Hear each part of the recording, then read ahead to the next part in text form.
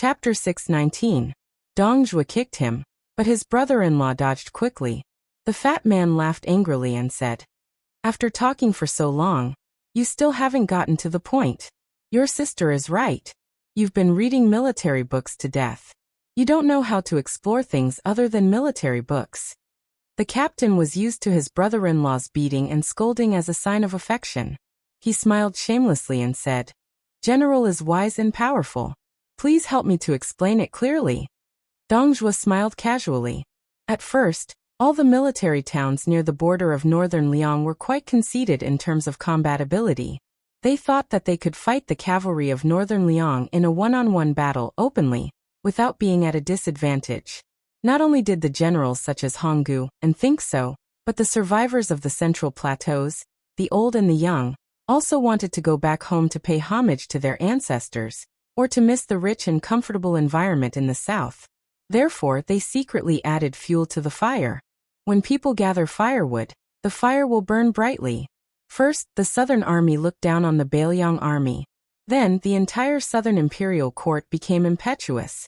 It was inevitable that it affected the northern imperial court and Her Majesty's mentality. More or less, Her Majesty hurriedly attacked Bailiang because she felt that she could conquer Bailiang in one fell swoop. The captain hesitated for a moment and said, "Then let's fight. Since the Bailiang army can cause chaos in Longyao province with only the Longxiang army, we can obviously fight to the death. Our southern imperial court is so arrogant. If we really fight, we will definitely be at a disadvantage. Why did the Bailiang send troops at this time? Could it be that I was right? Is the king of Bailiang really muddle-headed? Now that this battle has started, Longyao province is almost powerless to fight back. The Empress is so proud of the Suiwu fortress network that she created for the courier route has been smashed into a sieve. In the end, when the battle really started, we realized that we have encountered the ancestor of the courier route system, the king of Bailiang. There is no way we can play. In this way, our northern Mang will be even more cautious in the way we deploy our troops. If we spend a few more years to truly calm our hearts and not play any fancy tricks, instead earnestly building practical beacon and fire relay routes, wouldn't the northern Liang army have no hope of advancing north and withdraw south in peace?" Dong Zhuo slowly spat out 2 words, "Time." The lieutenant was stunned for a moment and asked in confusion, "What?" Dong Zhuo stroked the body of the green spring spear on the side of the saddle and said softly, "Su Shao, this old and mighty king of Bailiang Mountain, is waiting for the Bailiang heir apparent to have enough strength to pass away and take over the Bailiang army. However, in order to ensure that the young heir would not be at a disadvantage in the battle with Chen Jibao, Su Shao would have to exert himself for nothing. No matter what he did, it would be wrong. Secondly, Chen Jibao has a great innate advantage accumulated in the spring and autumn war. Thus, Su Shao has to slowly freeze Chen Jibao in these few years to buy time for his eldest son. If Beimang went south too quickly, even if he hurriedly helped the heir onto the throne, the Bailiang army would still lean toward Chen Jibao. In the end, probably only the great snow dragon riders, Longxiang and Wei Xiong would remain under the Su banner. Speaking of which, in order to beat Beimang, using his second son to lead the Longxiang army was the king of Bailiang's only choice. Not only could he pave the way for his 2 sons, he could also justify himself on the mountain behind Chen Jibao. This time, he sent troops to Beimang and didn't use your direct subordinates to fill the hole. In the end, Su Zhao's table manners are very good. There is no reason for the Bailiang army to criticize him. Dong Zhuo muttered to himself, "If it were me, I would do the same. Even if the entire Longxiang army was wiped out, I wouldn't feel any heartache. Being a general and being a commander, feeling heartache is not the same. Besides, the Longxiang army still has 2,000 soldiers left. After the war, when they are reorganized, they can casually pull out 8,000 strong cavalry. The strength of the Longxiang army won't be reduced by too much. Even if I use my butt to step on it, I know that these 8,000 soldiers are definitely some or a few of the people who will remain neutral when the king of Bailiang changes. They are the old elite soldiers in their hands. In this way, it is equivalent to the new king of Bailiang and Chen Jibao secretly changing sides. This kind of style is an open scheme that can't be read in military books." The lieutenant was stunned and muttered, That butcher has planned so far ahead. Dongzhuo said with a smile. Otherwise, do you think that Bailiang and Beimeng and Liang are the three pillars of the tripartite balance? I heard that the Tidehark Pavilion in Bailiang Palace has a strategist called Li Yishan. Previously, he was underestimated by the important people of the two dynasties as only knowing how to govern. They said that in terms of leading troops and planning, he cannot even compare to Zhao Chongling, the military strategist who died many years ago. In my view, this is all Li Yishan's concealment. This scholar is both strange and useful. He is someone worthy of my Dongzhuo's respect. Most of the credit for the 300,000 cavalry of the Bailiang army being able to maintain their strength for more than a decade and remain strong in a corner of the land is due to Li Yishan. If he dies, I am very curious who has the qualifications and ability to strategize for the new king of Bailiang. The lieutenant snickered and said, "Can't we have Zhu Li assassinate this person?" Dongzhuo slapped the Beimeng scabbard hard on his brother-in-law's helmet. "I just told you the importance of open schemes, and you are thinking of such crooked ideas. You are really a stone in the latrine, I can't teach you." The lieutenant said in grievance, "General, aren't you famous in Beimeng for your cunning?" For the first time, Dongzhuo did not say much. He mocked himself inside. "I am doing what I can." The lieutenant could not stand his brother-in-law's silence and asked curiously, "General, do you think that butcher's second son will die after being stabbed in the heart? That person has the title of heart stealer in Zhu Li." Fatty Dong thought of the sword of the chief assassin of Zhu Li and said regretfully, "The style of that sword is terrible, but it is not enough to kill Su Longxiang." On the battlefield at the mouth of the gourd, White Bear Yuan Zuozong looked at the sword in Su Longxiang's chest and was furious. He was one of the top 3 generals in the army of the Liang dynasty. He knew the fierceness of this sword and could not pull it out. The sword was stabbed in the heart at first, but because of Su Longxiang's qi, it slid to the left side of his chest and stabbed in. Not only did the tip of the sword penetrate his chest, but when the sword left his hand, it was like a rootless willow branch that could be casually used as a shade. The sword aura grew luxuriantly in the black-clothed youth's body and continued to flourish. Even with Su Longxiang's physique, the blood in his chest only showed signs of stopping. Although Yuan Zuozong was furious, he was good at maintaining his composure. He gently gritted his teeth and remembered this assassin, the chief assassin of Zhu Li, who was known as the Heart Stealer. Su Longxiang asked the second question. "Do I have to go north to find my brother?" Yuan Zuozong felt sad and shook his head with a smile. "My foster father said he could go home when he reached the mouth of the gourd. His Royal Highness will soon return to Bailiang." Su Longxiang said, "Then I'll wait here." Yuan Zuozong said, "No need. My foster father told me that His Highness would not pass by here." Yuan Zuozong thought he could not persuade the young prince who was born with closed apertures. He did not expect that the young man in black only thought for a moment and nodded. Yuan Zuozong looked at the bloody battlefield, and for the first time looked forward to the return of the eldest son of the general. Only then did he remember that Su Fengnian had actually gone out to travel 3 times. On the post-house road in Bailiang, willows rustled.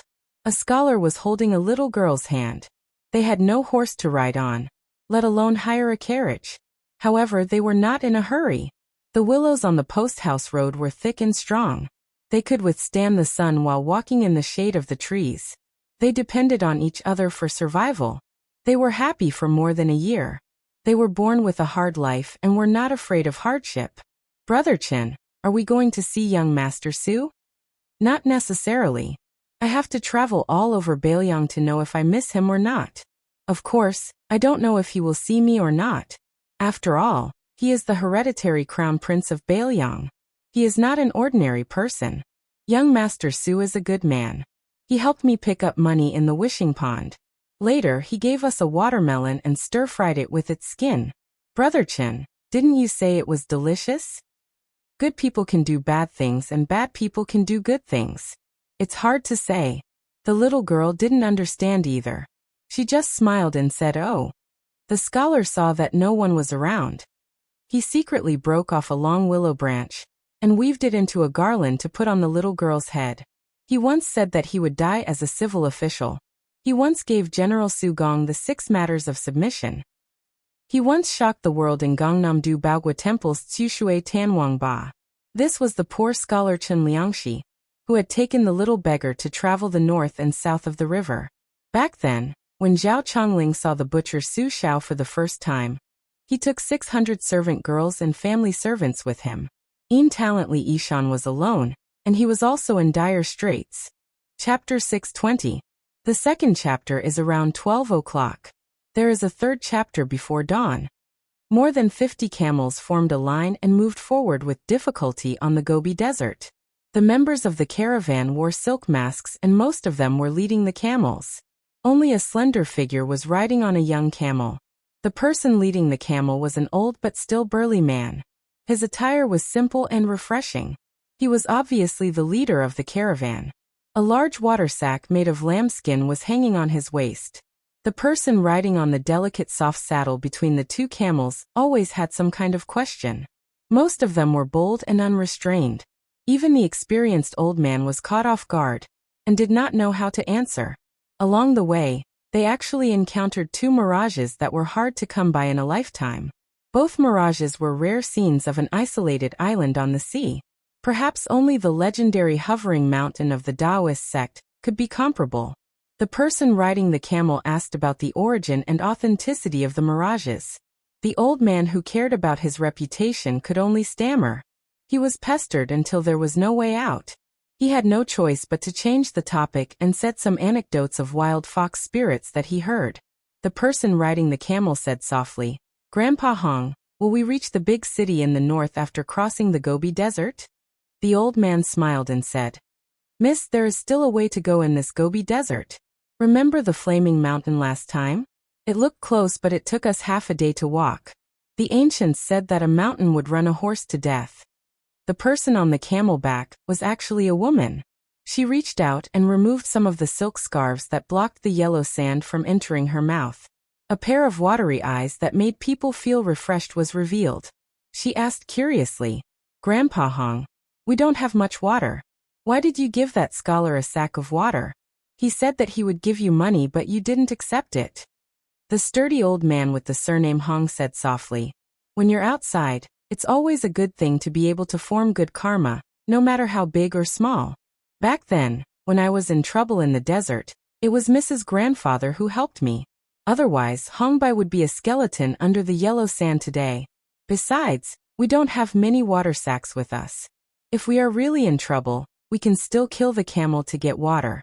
At most, we will have one less camel's goods. Money is dead after all. It can't be compared to living people." The woman nodded and smiled. The old man praised sincerely, "Miss has a bodhisattva's heart since young. Good people will be rewarded. In the future, she will definitely be able to find a good match for her." This time, the woman who had snuck into the camel caravan asked again, "Grandpa Hong, I've read those novels about scholars and beauties that were printed in Jiangnan. Young ladies from noble families all fall in love with down-and-out scholars at first sight. I've never seen any woman go looking for a husband of equal social status. Why is that?" The old man felt a headache coming on. After holding it in for a long time, he said, "Young miss, you see, most of those scholars will also pass the imperial examination, return home in glory, and then grow old together with women. Young miss, when you read this kind of forbidden book, you can't only see the absurdity of the noble young ladies. Those young ladies have good taste. Tens of thousands of scholars go to the capital to take the imperial examination, like carps jumping over the dragon's gate, but only a few can jump over the dragon's gate, yet they have taken a fancy to them. The young miss in this manual has even more sinister taste than us businessmen, who have been doing business for half of our lives. If the young miss unfortunately makes an error in judgment and gets on the wrong sedan chair to marry the wrong man, the author won't be happy to write the book." The young woman suddenly understood. She smiled with some shame and said, "In the past, when I stole forbidden books from my brothers, I only cared about watching them being intimate under the moonlight. I blushed and then forgot about it. I really didn't understand this principle. Fortunately, Grandpa Hong explained it clearly." The old man laughed and said, "If a scholar and a beautiful woman can't reunite, then what kind of scholar and beautiful woman are they? Young miss, when you get married in the future, you have to live well. If you are bullied, Grandpa Hong will fight to be kicked out of the house by the old master to teach him a lesson. She shook her head and said, I don't want to get married. Father, mother, and brother treat me so well, that's enough. If in the future my husband has 3 wives and 4 concubines and indulges in debauchery, I will cry to death. Between Liangmang, other than the tea-horse road on the surface, there were also a few silk roads under the surface. Under the guise of all kinds of trade, most of the silk roads were bought by border merchants from Gangnam-do of the Liang dynasty, and the old western Shu to sell to the nobles of the Beimang imperial court. The empress, who ruled the country strictly, was still somewhat humane and turned a blind eye to it. She did not ban those few silk roads. As long as there was a connection, it was a business with little capital and huge profits. However, it was a long journey of thousands of miles, and the money earned was hard-earned money. In the early days, many of the Silk Road merchants had died on the road. It was only in these years that Liang and Beimang were peaceful and the war stopped that the Silk Road ushered in its heyday. Because most of the silk was carried by camels, Gangnam-do had a lot of names like Camel Bridge and White Camel Bridge. This camel caravan belonged to a branch of the Tantai family of the Southern Dynasty. Tantai was a big surname, and a big family naturally had the spirit of a big family. However, to support the style, one had to rely on all kinds of ways to make money. The eldest branch of the Tantai family had always considered themselves as a scholarly family. A gentleman would stay away from the kitchen, and their 2 sleeves were very clean. Not to mention dealing with prostitution. The dirty and tiring work fell on the branch of the Tantai family. The Tantai family had many branches and leaves, and the old master had many children and grandchildren. He might not even remember half of their names and faces. The branch that Hongbai belonged to was just a small branch. Otherwise, the young lady would not have dared to sneak into the camel caravan. This spoiled girl was called Tantai Changle. She yearned for the old western Shu of the Tantai family. Coincidentally, the caravan had thousands of mu of Shu mulberry trees in the old western Shu. When she entered Shu, it was the beautiful scenery of Sangro and the surrounding suburbs. She almost did not want to go home. After passing the border of Liangmang and going north along the Silk Road, it became more and more desolate and difficult to travel. Fortunately, she could bear the hardship and always found joy in the hardship, which made Hongbai's burden much less. This Miss Tantai who grew up in the Vermilion Gate building always had inexplicable questions. This time, Hongbai almost emptied his stomach of ink when he went south to the old Shu and north to the palace. In less than half a day, he would pass through the Gobi Desert and reach the edge of the imperial tent. When he returned home, the young lady probably would not have the time to ask why. At this time, Hongbai was telling her about the origin of the Silk Road to Beiliang. He talked about the official robes of the Liang dynasty, and then the robes of the titled madams. When he talked about this, the old man who had experienced many hardships also had a deep feeling. The official robes of the Southern Dynasty evolved from the Central Plains during the spring and autumn period. For example, the madam's robes at the celebration court meeting were the 4th rank of the secondary class. It was true that a woman's status depended on her husband. Of course, there were also many women who obtained wealth because of their sons, especially those concubines in the imperial palace during the spring and autumn period. She tilted her head and asked, "But my father is a military general, why is my mother's robe a bird's robe?" Hongbai smiled and said, "Miss, this is particular. A woman's elegance is beautiful, she worships literature and does not worship martial arts. However, there really is a woman's official robe in the world.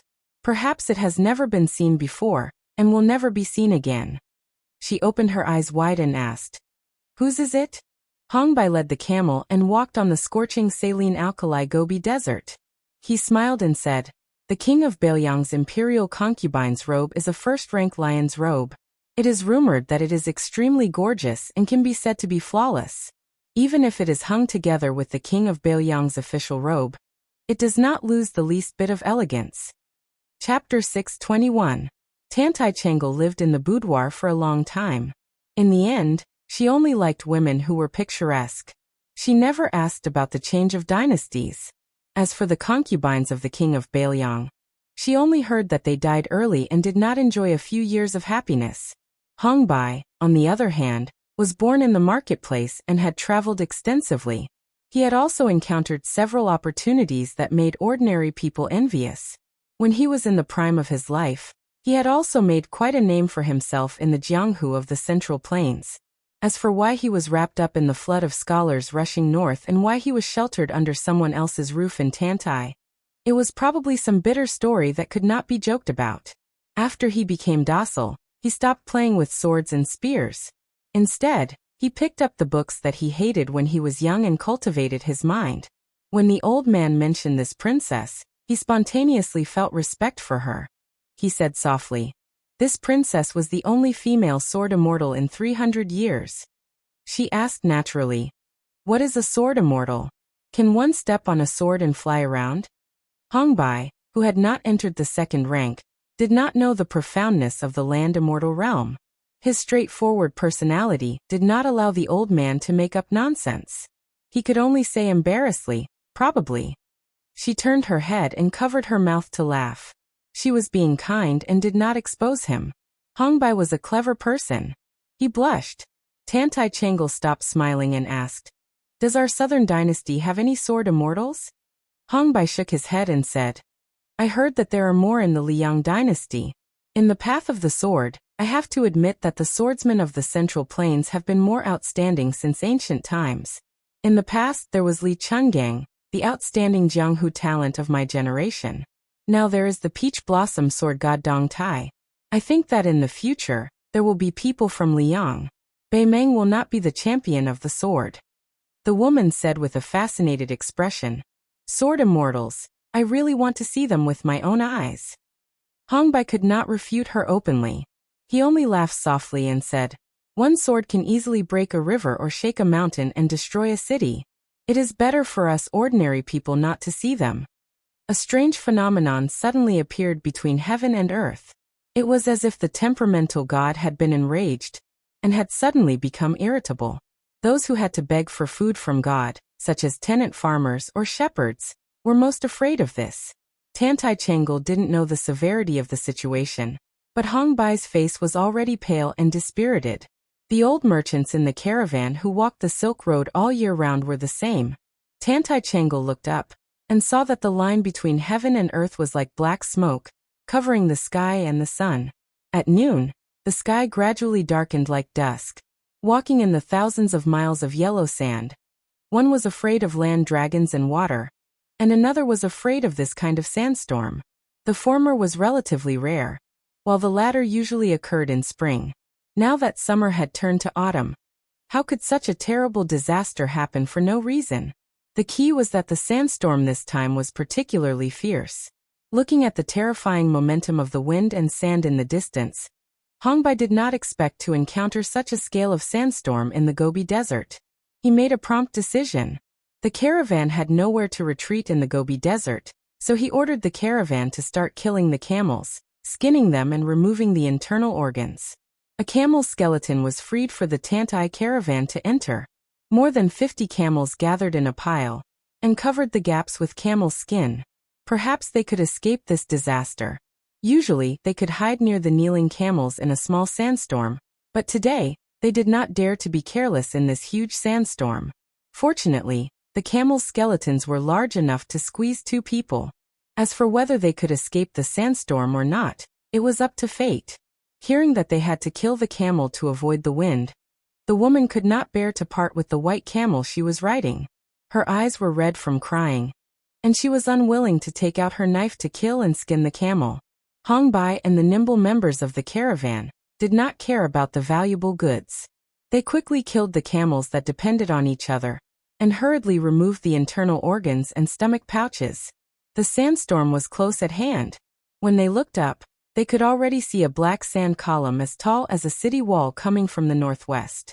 It rolled up countless sand and stones, and the whistling sound was like thunder. Looking back, he saw that the mist was still looking at the white camel. The old man was so anxious that his eyes turned red.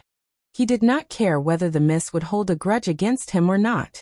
He raised his knife and wanted to kill the camel for her.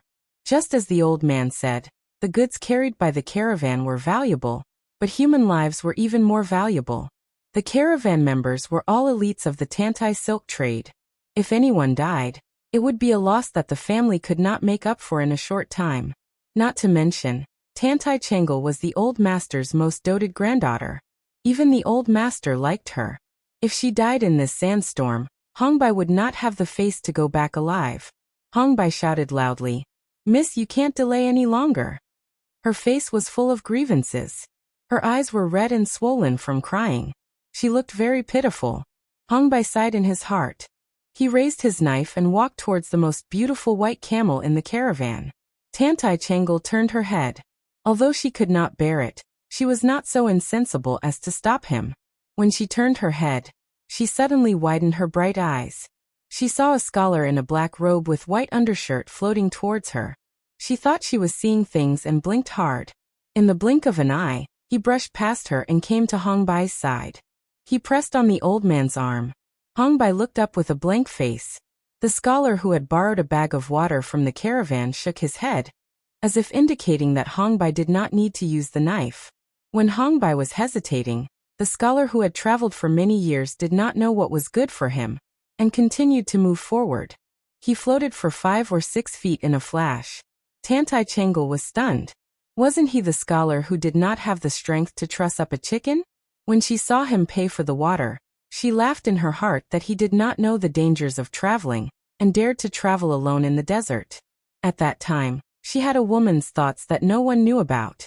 She only thought that such a handsome scholar like him should stay in a dilapidated ancient temple in the wilderness to study at night. Perhaps there would even be a fox immortal who would recommend herself to sleep with him. Fortunately, her face was covered with a silk scarf at that time, so no one saw her cheeks blushing. The scholar moved forward alone. He was only about 3 miles away from the black wall. A sword was unsheathed from the book chest. A red robe appeared out of nowhere, and appeared next to the scholar. It was Su Fengnian. Other than the spring and autumn sword floating in the air half a mile away, the scholar also took out 12 flying swords, which spun rapidly around him and the red-robed otherworldly item. A large circular sword formation appeared out of thin air. The sword formation was made of black silk. The 12 flying swords were forged from time to time. Naturally, half of them were Yin swords. However, the Morning Dew golden thread, and the other swords were Yang swords. If he wanted to form the formation as he wished, he had to borrow the otherworldly item's strength. The merchant only heard one word from the scholar. It was like a Taoist immortal speaking the truth, like a Buddhist chanting, "Rise." Wherever the torrent reached, it was blocked by the sword formation. Only the front part of the sword formation was forced to rise. It was as if there was a black rainbow hanging in the air above everyone's head. It drew an arc in the air, and then fell a few miles behind everyone. The Tantai camel caravan was completely in the middle of this strange phenomenon. Hongbai was shocked beyond words. He could actually see with his own eyes that a swordsman could use human strength to fight against the heavens. After the time it takes to burn a stick of incense, the black rainbow and the sand moved back together. The place where everyone was at returned to normal. The scholar carrying the book was nowhere to be seen. The merchant caravan who had survived the disaster looked at each other in dismay. The woman looked forward in a daze. In Hongbai's eyes, he vaguely remembered that in the Jianghu 50 years ago, there were also many women who looked at the sword-wielding green robe in a daze. When the sword was unsheathed, there was no injustice in the world. Hongbai sighed softly. He's really likely Chungang. Chapter 622. 2 chapters are already 8,000 words. The next chapter is before 4 a.m. At dusk, Su Fengnian finally arrived at the source of the weak water at the border of Aquarius State. It was a verdant oasis, like a green pearl embedded in a yellow sand disk. It was a delightful sight. Su Fengnian washed his face by the green river at the edge of the oasis. The otherworldly item in the red robe was playing in the water like a koi. Before leaving Beiliang, he was informed that this place was heavily guarded. Not only was there a troop of 600 imperial cavalry stationed here, there were also many catchers and butterfly catchers under Shadow Prime Minister Li Mibi. They interweaved into a large spider web, led by a top assassin swordsman. They were not only to protect the old man, but also to monitor him closely. Whether it was the route he took to enjoy the scenery or the dishes he ate, everything had to be reported to his master Li Mibi. In addition to the old man's own forces, the two sides confronted each other and cooperated to resist the endless revenge assassination. However, in Su Fengnian's opinion, it was inconsistent with the information he received. The hidden forces were sparse, and the troop of 600 men stationed 10 miles away had been reduced to only 200. Su Fengnian washed his face with cold water and immediately felt relieved. No matter how stubborn the old man was in the eyes of Bei Meng, he had completely given up for 5 or 6 years and lived behind the scenes. His reputation was naturally not as feared as before.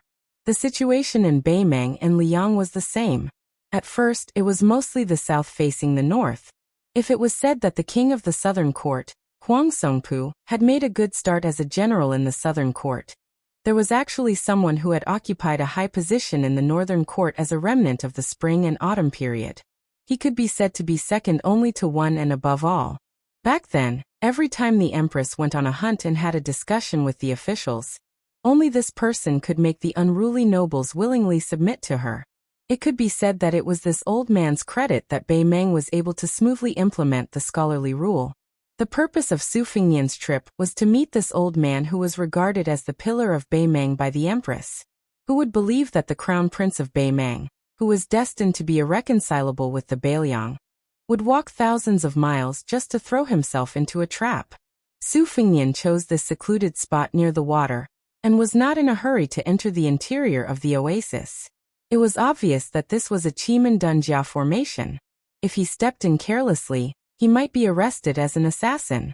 Su Fengnian waited until dusk, but the otherworldly item in the red robe was still indifferent, as if it had nothing to worry about. Su Fengnian held his breath like an old monk in meditation. He remembered the camel-riding woman he met in the Gobi Desert half a year ago. He did not need to look at her face to know that she was a dragon lady. Otherwise, with Su Fengnian's current cultivation, he would not have shown himself to borrow water. As for the help he gave later, he did not think too much about it. It was nothing more than the kindness of the water, and he would repay it with a gushing spring.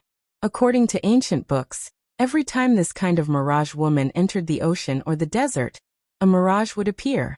The only difference was that she was a sea serpent or a sand serpent. The sea serpent belonged to the flood dragon, and its breath could form a building. It was different from Gonggong Dan's innate divine strength, and it was also different from Phoenix concubine Xiang, who was the mother of the world. Since ancient times, the Mirage Woman had been regarded as the key to finding the immortal mountain by the emperors who were seeking immortality. However, this illusion could not appear for no reason. After all, it had to have something to rely on. In previous dynasties, when the emperors sent necromancers out to sea to find the immortal mountain, there must be a dragon lady in the team. However, it was not known whether the dragon lady would become the key to becoming the emperor in the future. Su Fengnian was indifferent to it. It was not something that he, a prince whose position was in danger, could decide. How many people in the world could be as straightforward as the old man in the sheepskin fur coat when he was young? Most of the martial artists in Jianghu believed in the principle of observing more and doing less after suffering losses. One was Su Xiao, who was famous in Jianghu, and the other was the Empress of Bei Meng, who was his lackey. They easily made all the Jianghu people in the two Jianghu helpless. Su Fengnian suddenly opened his eyes and looked at the small path by the water. At the end of the path, there was an old man and a young boy coming together. The young boy had rosy lips and white teeth. He came riding a bamboo horse, looking naive and cute. He used a bamboo pole as his hip to dismount the horse and called out softly. The child was wearing a wide-sleeved Taoist robe. He looked natural, making people forget the vulgarity when they saw him. The old man beside the child had white hair and a beard. He was tall and had a scholar's head and a green robe. He had a natural air of elegance. The old man held the young boy's bamboo horse in one hand and two scriptures in the other. When he saw Su Fengnian, who did not hide his whereabouts, he did not seem surprised. He let go of the young boy's hand and waved at Su Fengnian with a smile, as if they were old friends who had not seen each other for a long time. Su Fengnian did not hide because he guessed the old man's identity. The former most powerful minister in Bei Meng's royal court, Su Huainan, was born in Liaodong. After careful consideration, he was actually a distant relative who was one generation older than Su Xiao. However, this kind of relationship was so distant that it could be ignored. Su Huainan had already arrived in Beimang before the scholars fled to the north. He became the chief strategist and meritorious official of the Murong clan's empress who usurped the throne. He was very knowledgeable and devoted all his life's learning to the Beimang court. When Liang first settled down, it attacked Beimang with great momentum. It was he who urged the empress, who had yet to sit firmly on the dragon throne, to go south and personally lead the troops. That was how the world was divided into the north and the south today. Liang's second expedition to the north was also because he, who had already retired from his post, came out of his thatched cottage and formulated a strategy that allowed the upstart Tuoba to defeat Liang's three fronts. He had been living in seclusion by the Ruoshui all these years. Nominally, he was a double-faced spy who sold military intelligence to both his left and right hands, which angered the empress. He had no choice but to resign from his post and leave the royal court. In reality, he was fully deserving of his title as a meritorious elder. Su Huainan's attitude towards the Murong clan differed greatly from the empress's, and was disheartened. The so-called spy case that shocked the imperial court was just a way for both sides to take a step back. Looking at this old man who had once climbed to the top step by step, and then slowly walked down the stairs, Su Fingnian couldn't help but have mixed feelings. The person in front of him was a powerful official, who could be compared with Su Xiao in terms of fame and achievements. Su Fingnian respectfully bowed with his hands folded in front. The old man, who was in high spirits, walked closer and helped the Su family's descendant who had risked his life to stand up. After scrutinizing him for a while, he smiled with gratification and said, "This old man never thought that it would be you who would come to visit me. I even thought that it might be Su Xiao who came to visit me personally. This is really a big surprise. You're indeed a member of the Su family. I've said it a long time ago, souls without courage and insight wouldn't dare to enter the womb of the Su family's daughter-in-law." Chapter 623. Su Fingnian smiled bitterly. Su Huainan touched the head of the young boy beside him, and looked at the rippling river. He said softly, "Don't worry, there is a big movement at the border of Liangmang. I took away a very important Zhu Wang swordsman because I guessed that you would come, so I took the opportunity to transfer away most of the imperial cavalry. This place looks the most dangerous, but it is also the safest." During the Qingming festival, he killed Tao Qianji in the city of Lingcheng.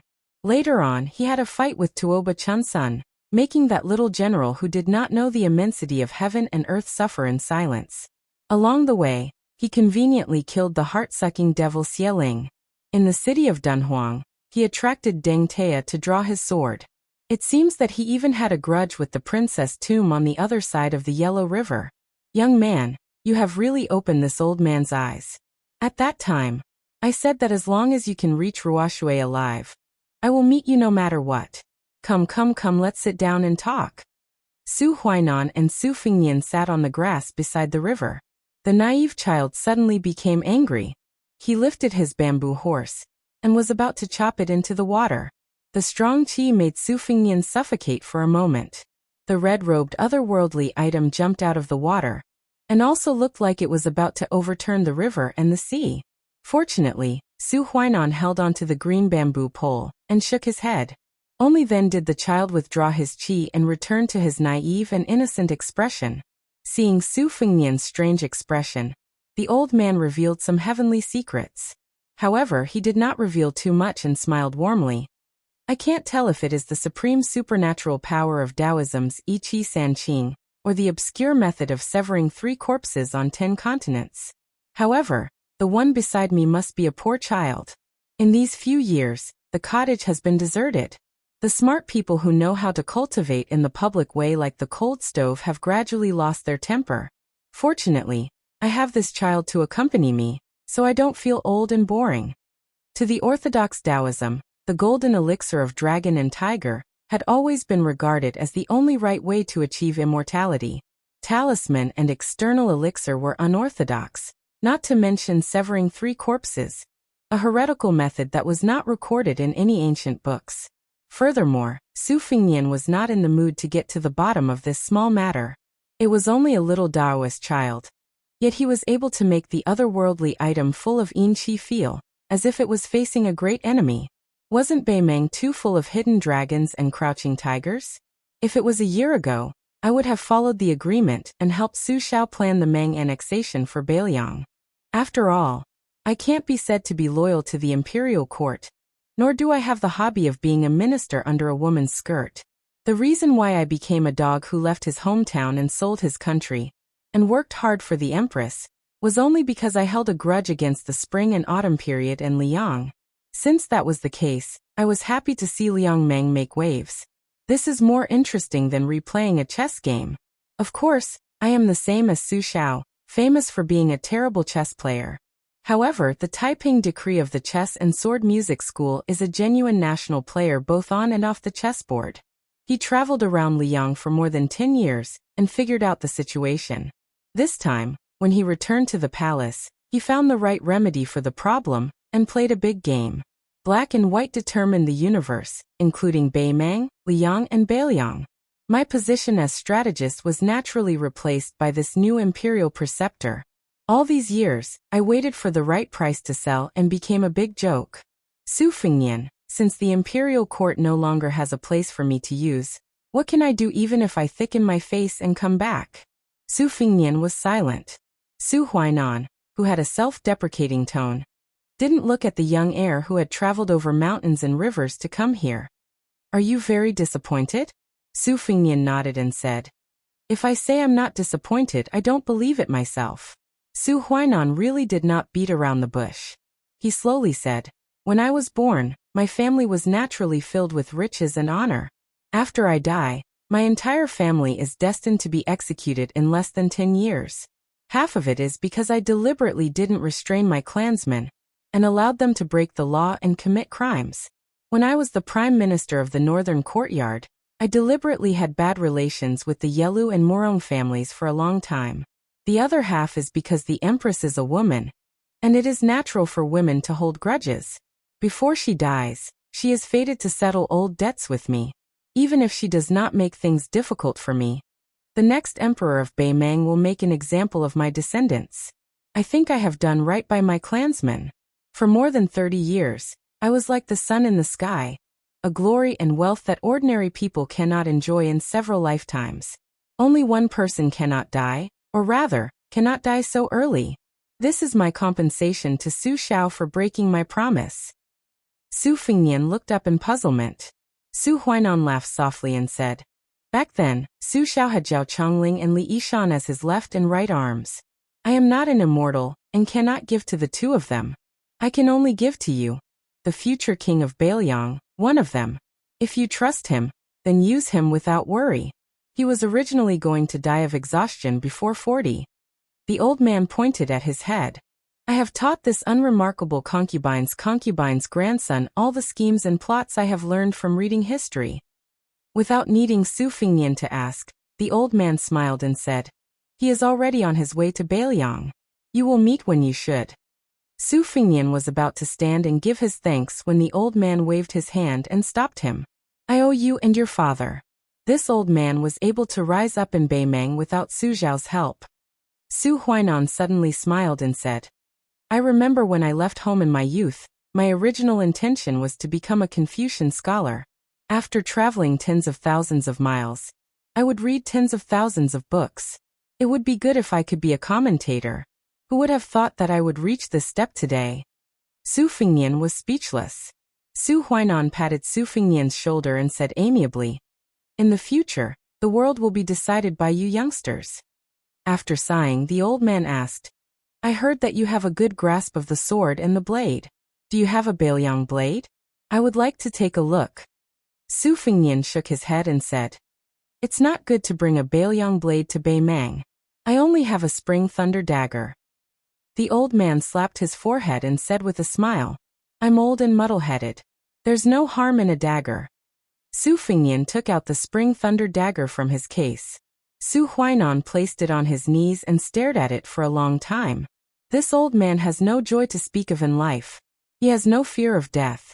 The reason why he is patient and not dying is because he wants to give that grandson of his a future, and also because he has one less reason to die in peace. Since this old man owes Su Xiao, he can no longer owe you.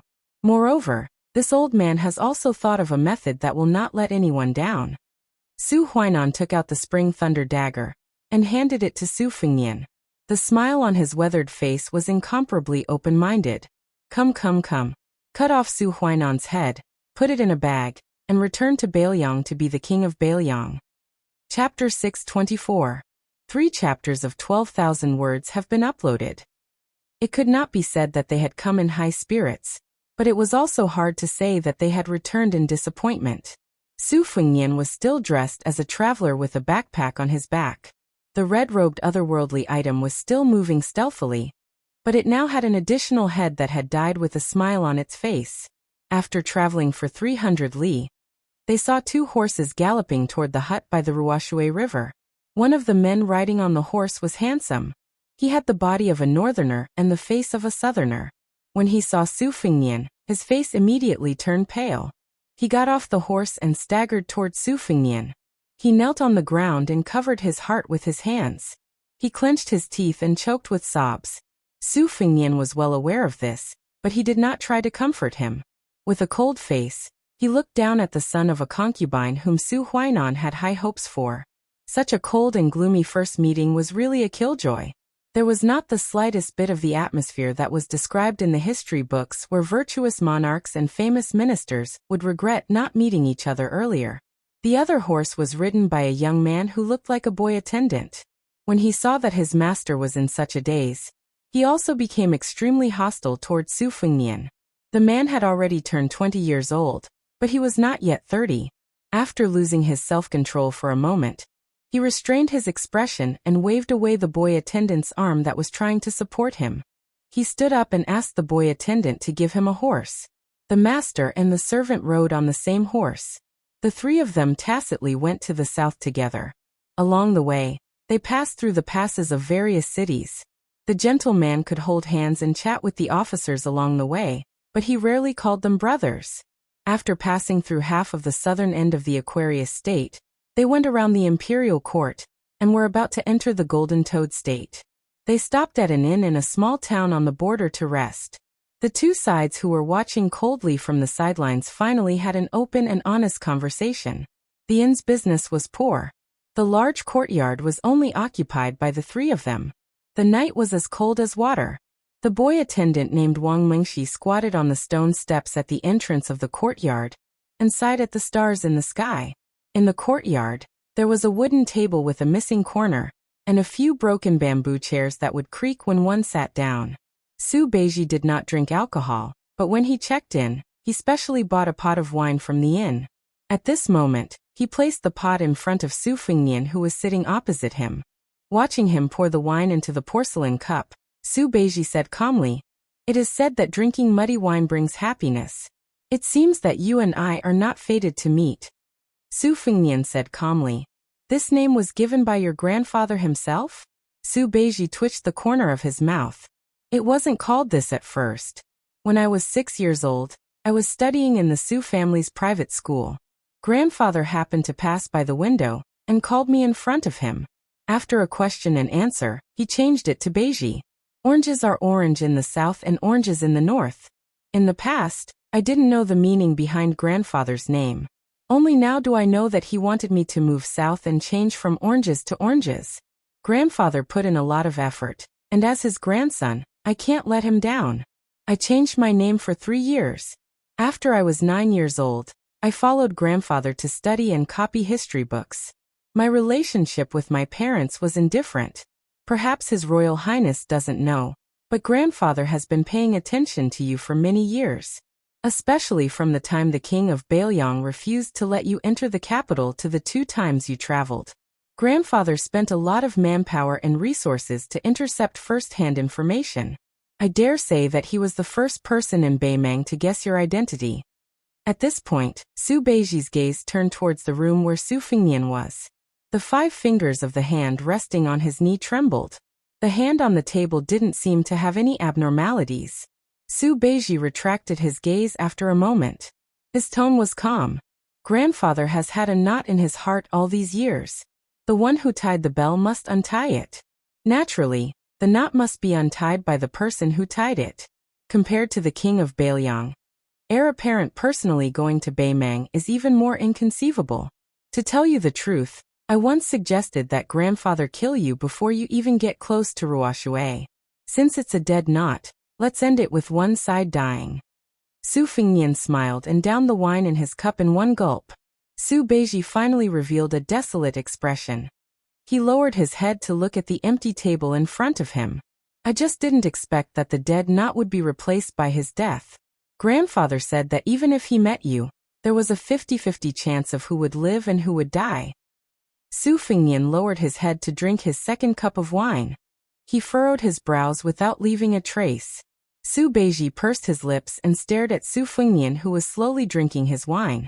He went straight to the point, almost interrogating him. Since you don't want to be the emperor, why did you come to Beimang? Why did you come to see my grandfather who didn't care about worldly affairs for many years? Which vassal king's legitimate eldest son is as crazy as you? So what if you handed over Beiliang's military power to Qin Jibao? Su Fengnian glanced at him. He picked up an empty cup, poured a cup of wine, and slowly pushed it to the table. Su Beiji shook his head and didn't raise his cup. His expression paused, and there was a faint sob in his voice. He muttered to himself, "Yes, I don't drink, so I don't know the taste of wine." Su Fengnian then said, "This is my second trip back to Beiliang. Before I came to Beimang, Su Xiao told me frankly the night before I left. The first time I went out with an old servant, a fat man called Chu Lushan sneaked behind me and secretly contacted no less than 50 former subordinates of Beiliang. Whether Beiliang's 300,000 iron cavalry rebelled or not was up to Su Xiao. He was born in a chaotic world, but he did not become a dog in a chaotic world." Su Xiao laughed and said that a dog in a hurry knew how to jump over a wall. He was a terrible chess player. If he was really dragged by the emperor to play chess, if he lost on the chessboard, at most, he would flip over the chessboard and see who would be more hostile. The second time I openly traveled Jianghu, I only saw the tip of the iceberg of Beiliang's hidden power. Afterwards, Su Xiao said that Qin Jibao couldn't afford this. When the 6 kingdoms of spring and autumn were conquered, Su Xiao was conferred the title of King of Beiliang. Qin Jibao could have gone to Nanjiang and established his own family. He could have led nearly 80,000 soldiers of Beiliang to the south and divided the land and territory, becoming the second king of Liang with a different surname. Since he rejected the current emperor of Zhao, he couldn't blame his stingy adoptive father for giving him a chance. In Beiliang, each family has its own rules and the country has its own laws. Su Beiji was silent and deep in thought. After a long time he murmured, "Qi is born from the broken." Su Fengnian changed the topic to a more leisurely one. He smiled and asked, "Can you tell me the identity of the young Taoist child? If I don't ask clearly, I'll feel uncomfortable." Su Beiji glanced at Su Fengnian, who was spinning the empty wine cup in his hand, and said frankly, "I don't know the secret behind it. I only know that 10 years ago, the young Taoist child came to the Su family. 10 years later, he still looks like a child." Su Fengnian clicked his tongue and said, "Doesn't that confirm that mysterious saying?" The two of them said the same word at the same time. Immortality. After they blurted out this word, the two of them had different expressions. Su Fengnian hid his hostility, while Su Beiji was full of curiosity. Su Beiji had followed his grandfather to cultivate in the public service since he was a child. He was good at reading people's expressions. When he saw the clues revealed by Su Fengnian, he paid attention but didn't ask. He didn't expect Su Fengnian to tell him the truth. "I have a grudge with an old bastard who hid in Mount Longhu and achieved immortality. If you really go to Beiliang and are willing to lower yourself to help him, you can just wait and watch." Su Beiji didn't continue the conversation. Su Fengnian stood up and said, "We're about to enter Golden Toad State. I'm afraid that with your grandfather's ability to infiltrate, it won't be as easy to travel there as it is in Aquarius State. Let's all rest early." Su Beiji wanted to say something but stopped. He didn't say anything until Su Fengnian turned around. When Su Fengnian walked a few steps away, he couldn't help but speak. His voice was hoarse. "Take my grandfather's head back to Beiliang. Only then can this trip be considered worthwhile." Su Fengnian, who had a scholarly face, stopped and turned to look at the scholar who was much more knowledgeable than him. Su Beiji clenched his fists and placed them on his lap. He didn't look at Su Fengnian. I also know that my grandfather wants to help you increase your prestige in the army. After all, taking the head of the former king of the northern courtyard is more difficult than leading an army to destroy 100,000 Beimang soldiers. I just want to take a look. Just one look. Su Fengnian asked, Su Beiji, don't you hate me? The extremely elegant and calm man smiled sadly. How dare I hate you? Do you want my grandfather to die with regrets? Chapter 625. Oh, Su Fengnian replied and turned around to leave. He said softly, it's hard for you to see your grandfather. I buried him by the Ruoshui River. Su Beiji was stunned. In the dead of the night, the servant boy who had warmed up the steps with his buttocks was bored to death. When he heard the noise, he turned his head with a face full of disbelief.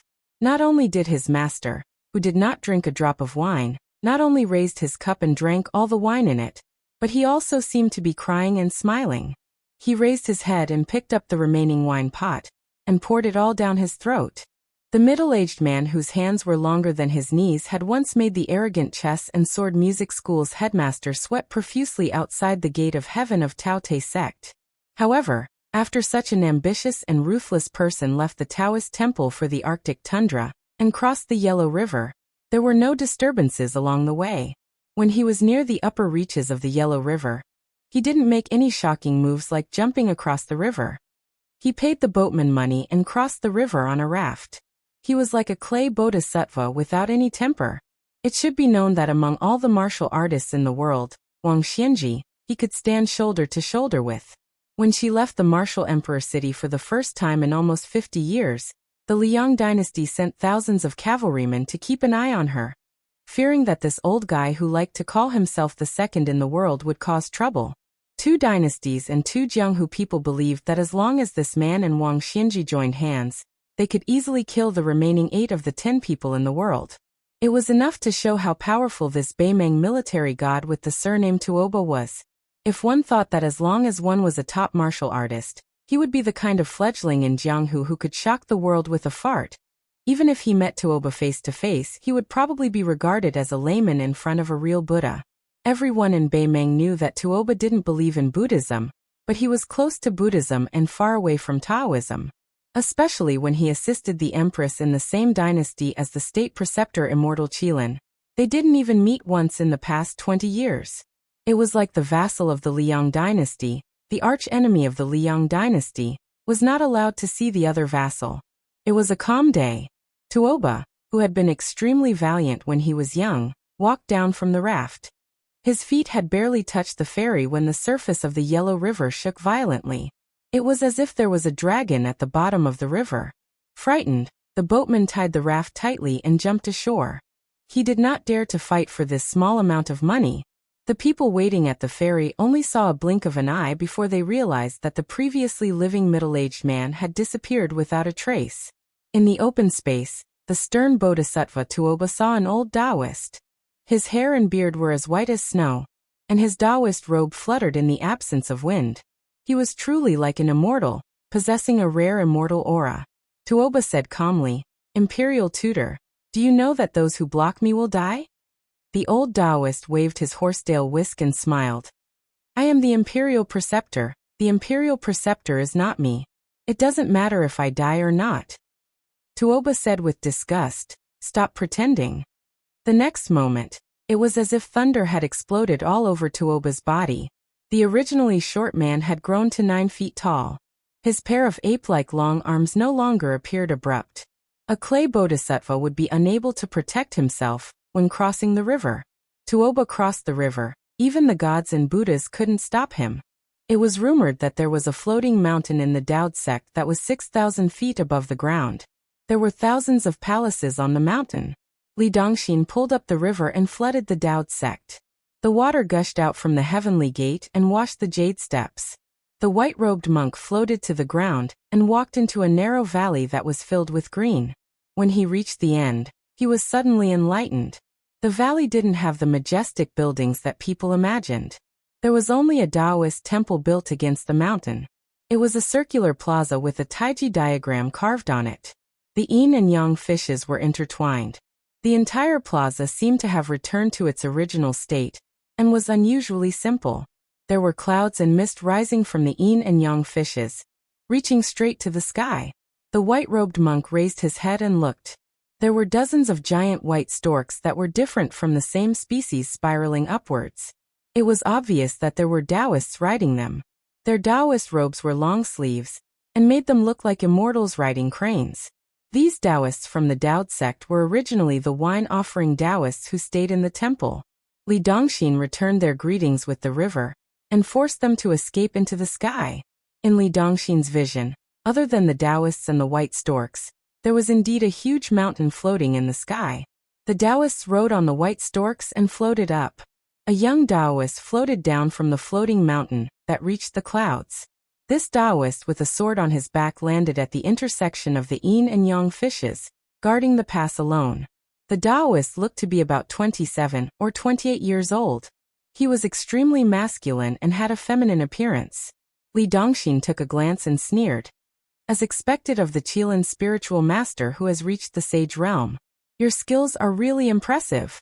You even figured out the secret technique of the I Chi turning 3 pure ones. Why? Do you want me to pluck out the 9 worms and cut off the 3 corpses? But what about the remaining 2 fake immortals? Aren't they going out to welcome the guests together? That was too petty of him. Now that the 3 sects have each produced a sage, let's not talk about my master. Even the Confucian sage Chao Chongqing is a distinguished person who dares to treat the palace as a toilet. You, the Beimeng imperial advisor who hides your strength, is nothing compared to him. The seemingly young Taoist smiled warmly and said, Li Dongxin, who has no zen to speak of, also wants to be angry? I won't argue with you. I'll just stand here and wait. The Dragon Tree monk has cultivated the unmovable zen through the Diamond Sutra. Since you insist on being fearful, I will not move today and let you do as you please. Li Dongxin simply responded with a no. He did not say anything else and stretched out his arms towards the direction of the hovering mountain. His white kasaya suddenly stuck to his tall and sturdy body. Then his feet sank and the ground was above his knees. The white-robed monk pulled down the entire hovering mountain. It suddenly pressed down on the young Taoist's head. Li Dongxin entered the heavenly gate alone, and left the heavenly gate alone. He swept past nearly 1,000 steps and squatted on the ground to carry his master who was covered in gold. The few disciples of the Taoist sect's imperial advisor did not dare to stop him. The old monk was already on the verge of death. The old monk smiled and asked, You won the fight? The white-robed monk nodded. Disciple, is there a saying at the foot of the mountain that deep love does not live long? I don't know if it was right or wrong for me to agree to marry you back then. This is not a principle that a monk should say. Principles are not separated from the secular world. If it is reasonable, then it is reasonable. The Dharma is not necessarily the sentences in the Buddhist scriptures, and the sentences in the Buddhist scriptures are not necessarily the Dharma. East and west, north and south. Especially your daughter, she is very reasonable. If I could understand, I would willingly give her candied fruits. If I did not understand then, I would not give it to her in a hurry. Sometimes I slowly thought it through and remembered to give her some food. My daughter even threw a tantrum and did not want it. Master, can you stop talking? You should go back to the temple and tell my daughter about these things. It's too late. Li Dongxin's figure once again flashed across the yellow river's surface like a white rainbow. It is difficult to understand the Dharma. There are many eminent monks in our 2 Zen temples who know more than your master. Many of them can even deal with the imperial court and the authorities. They are all carefree people. Master is really squatting in the latrine pit and not taking a shit. Sigh, I have been worried all these years. Fortunately, monks have shaved off 3,000 strands of worry. They are of the same generation as you. But they are less human than you. Since they have not become Buddhas, they are still human. You can't say that. It will hurt our friendship. Master, I am praising you. I know. I am just afraid that you will say it in front of others. You and I will not be able to get away with it. Master, it is rare for you to be so muddle-headed. Both North and South learned from you. Actually, to be honest, I am not afraid of annihilating Buddhism. I am not afraid of how many temples and scriptures are burned. or how many monks are chased away. What I am afraid of is that the Buddha's heart and Dharma will not last forever. Every Zen is still at Hinayana. Whether or not Hinayana can enter Mahayana in the future, I will not be able to see it. Master, I do not wish to see that day. As the master of North and South's master, I do not wish to see that day either. However, I can only say this to you. After saying this, the monk of the dragon tree, who was covered in dried gold, chanted Amitabha once before becoming silent. The white-robed monk, Li Dongxin, stopped. He tore off a section of his kasaya and tied it around his master. He closed his eyes and put his palms together before heading up to the 9 heavens. On this day, hundreds of Taoists and close to 10,000 devotees of the Tao Virtue sect looked up at the boundless Buddha's light. They all heard the chanting of the Diamond Sutra descending from the sky. On this day, thousands of devotees became devout Buddhists. Chapter 626. A rare guest visited the small village of Jingtu Mountain. As the owner, a man in white stood at the entrance of the village. When he saw the hunchbacked old man coming down from the carriage, he showed a rare smile of understanding. He quickly walked forward and respectfully called out, "Foster father." The old man nodded and looked around. He clicked his tongue and said, "I just found out that there is such a beautiful place on the border of Bailiang." If the old man's eldest son was here, he would definitely refute him by saying, "What beautiful scenery? There isn't even half a stream. What kind of pretense is that?" In the eyes of outsiders, such a pair of tepid adopted father and son really couldn't be associated with the title of the Prince of Northern Liang and the little butcher. Those old people in the streets and alleys always mistakenly thought that once these two kings of hell met, they would always eat human flesh and drink human blood, shouting that they would kill tens of thousands of people the next day and so on. However, at this time, Su Xiao only asked about whether the supply of meat and vegetables in the manor was troublesome or not, and how to avoid the heat in the hot summer. Chen Jibao also smiled and answered one by one. This was the first time Su Xiao set foot in the small village. The servants in the village were used to living a short, stable, and comfortable life under the protection of Chen Jibao. Few people recognized Su Xiao's identity. Fortunately, Su Xiao was not the kind of person who liked to play with his identity. He did not care about the poor eyesight of the servants in the village. If it were a snobbish person like Li Gongda, the head of the new Bailiang Taoism, he would definitely want to cut out the eyes of the servants and feed them to the dogs. However, Chen Jibao was indifferent, and did not even deliberately say a word.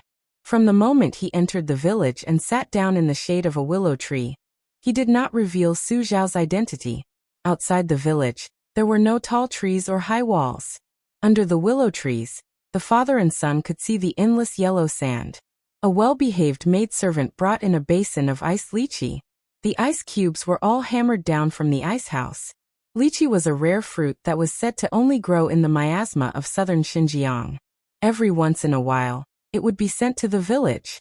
However, Chen Jibao rarely tasted it, so he distributed it to the servants. Imperceptibly, the young girls in the village had raised their small mouths to be extremely crafty. Their vision and speech were also arrogant. Occasionally, they would go out to the village to play, take a stroll in the spring, or enjoy the lanterns. Not to mention the daughters of small families in the nearby provinces and counties. Even the daughters of noble families would feel ashamed of their inferiority when they bumped into these maidservants, who were supposed to have a lowly status. It was not as if the old steward of the village had never mentioned to the general that he had to worry about the trifles of the village. However, his good-natured master dismissed it with a laugh every time, so the matter was left unsettled. When the old steward privately chatted with the young men and girls in the village, he would never forget to remind them that their general was extremely strict in his management of the army. They had good fortune. If they had gone to the Bailiang army, they would have been skinned alive a long time ago. They had never seen the general angry, especially the young girls, who would always laugh and say that they were willing to be beaten to death by the general. The old steward, who had retired from the Bailiang army, felt helpless, but at the same time, he was gratified and happy. After lecturing them with a stern face, he turned around and smiled brightly, thinking that it was the great fortune of the servants. Su Xiao picked up a lychee, peeled it, and put it in his mouth. he asked the delicate servant girl who was unwilling to leave immediately. Young girl, how old are you? The servant girl had been peeking at the general with all her might, but she was startled by the old man's question. The village rarely had guests, and she could not guess the identity of this old man. She could not guess whether he was a current general in the Bailiang army or a provincial official. She only felt that he looked amiable and amiable. Besides, no matter how high the official's hat was, he would not dare to behave atrociously in the village under the general's name. She did not have any stage fright, and quickly smiled and said, "In response to uncle's question, after the new year, I will be 16. Su Xiao swallowed the lychee and did not spit out the seed. He laughed loudly and said, "Then do you have a sweetheart? If you do, have your General Chun be the matchmaker." The beautiful girl with an oval face was shy. She deliberately put on some light rouge and face powder and said shyly, "No." Chen Jibao was obviously in a very good mood. For the first time he joked, "Lucy, if you have a sweetheart, I will be the matchmaker for you." The young servant girl, whose heart was in the general's hands, did not know how to hide her emotions. She thought that the general was going to drive her out of the village, and her eyes suddenly became wet. She did not dare to show it in front of the guests, so she just looked like she was about to cry. Su Xiao felt that his young girl was lively, and laughed loudly. Chen Jibao shook his head and smiled. The servant girl named Lu Ci did not know how to react to the two's laughter, but she was not embarrassed. Her eyebrows relaxed, and a smile reappeared. After Su Xiao laughed, he seemed to want to test her. He picked up a plump lychee and asked, "Lu Ci, do you know what this is?" The 16-year-old girl Lu Xiangyi, who was standing under the willow tree, smiled and replied, "Lychees." Su Xiao nodded. "I heard that a lychee without a branch changes color one day, loses its fragrance 2 days, and loses its flavor 3 days later. After 4 or 5 days, it will lose its color, fragrance, and smell. After half a year, it will be even more disgusting. It is not even comparable to the watermelons that cost a few coins a caddy in Bailiang. Lizzie, this is a good name. It is ironed well. Only a scholar can think of such a good name." The servant girl, who was afraid that the guests would look down on the village, quickly retorted, "Uncle, our lychees are very fresh." Chen Jibao did not say a word. He waved his hand, and the servant girl did not dare to act rashly. She obediently retreated, but there was still some childish indignation on her face. Chen Jibao waited for her to leave before he slowly said, "Back in the day, foster father single-handedly built the Southern Courier Road. Apart from the transportation of red sandalwood, yellow flower, and other tributes, such as lychees and exotic delicacies, it is still considered smooth and unimpeded.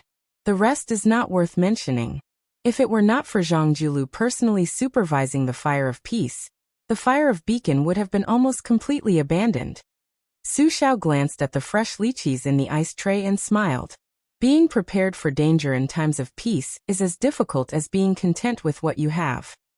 Chen Jibao suddenly said, "Foster father, this year on New Year's Eve, do you want to come to this little village with His Royal Highness for a New Year's Eve dinner? I will personally cook a few dishes that I specialize in."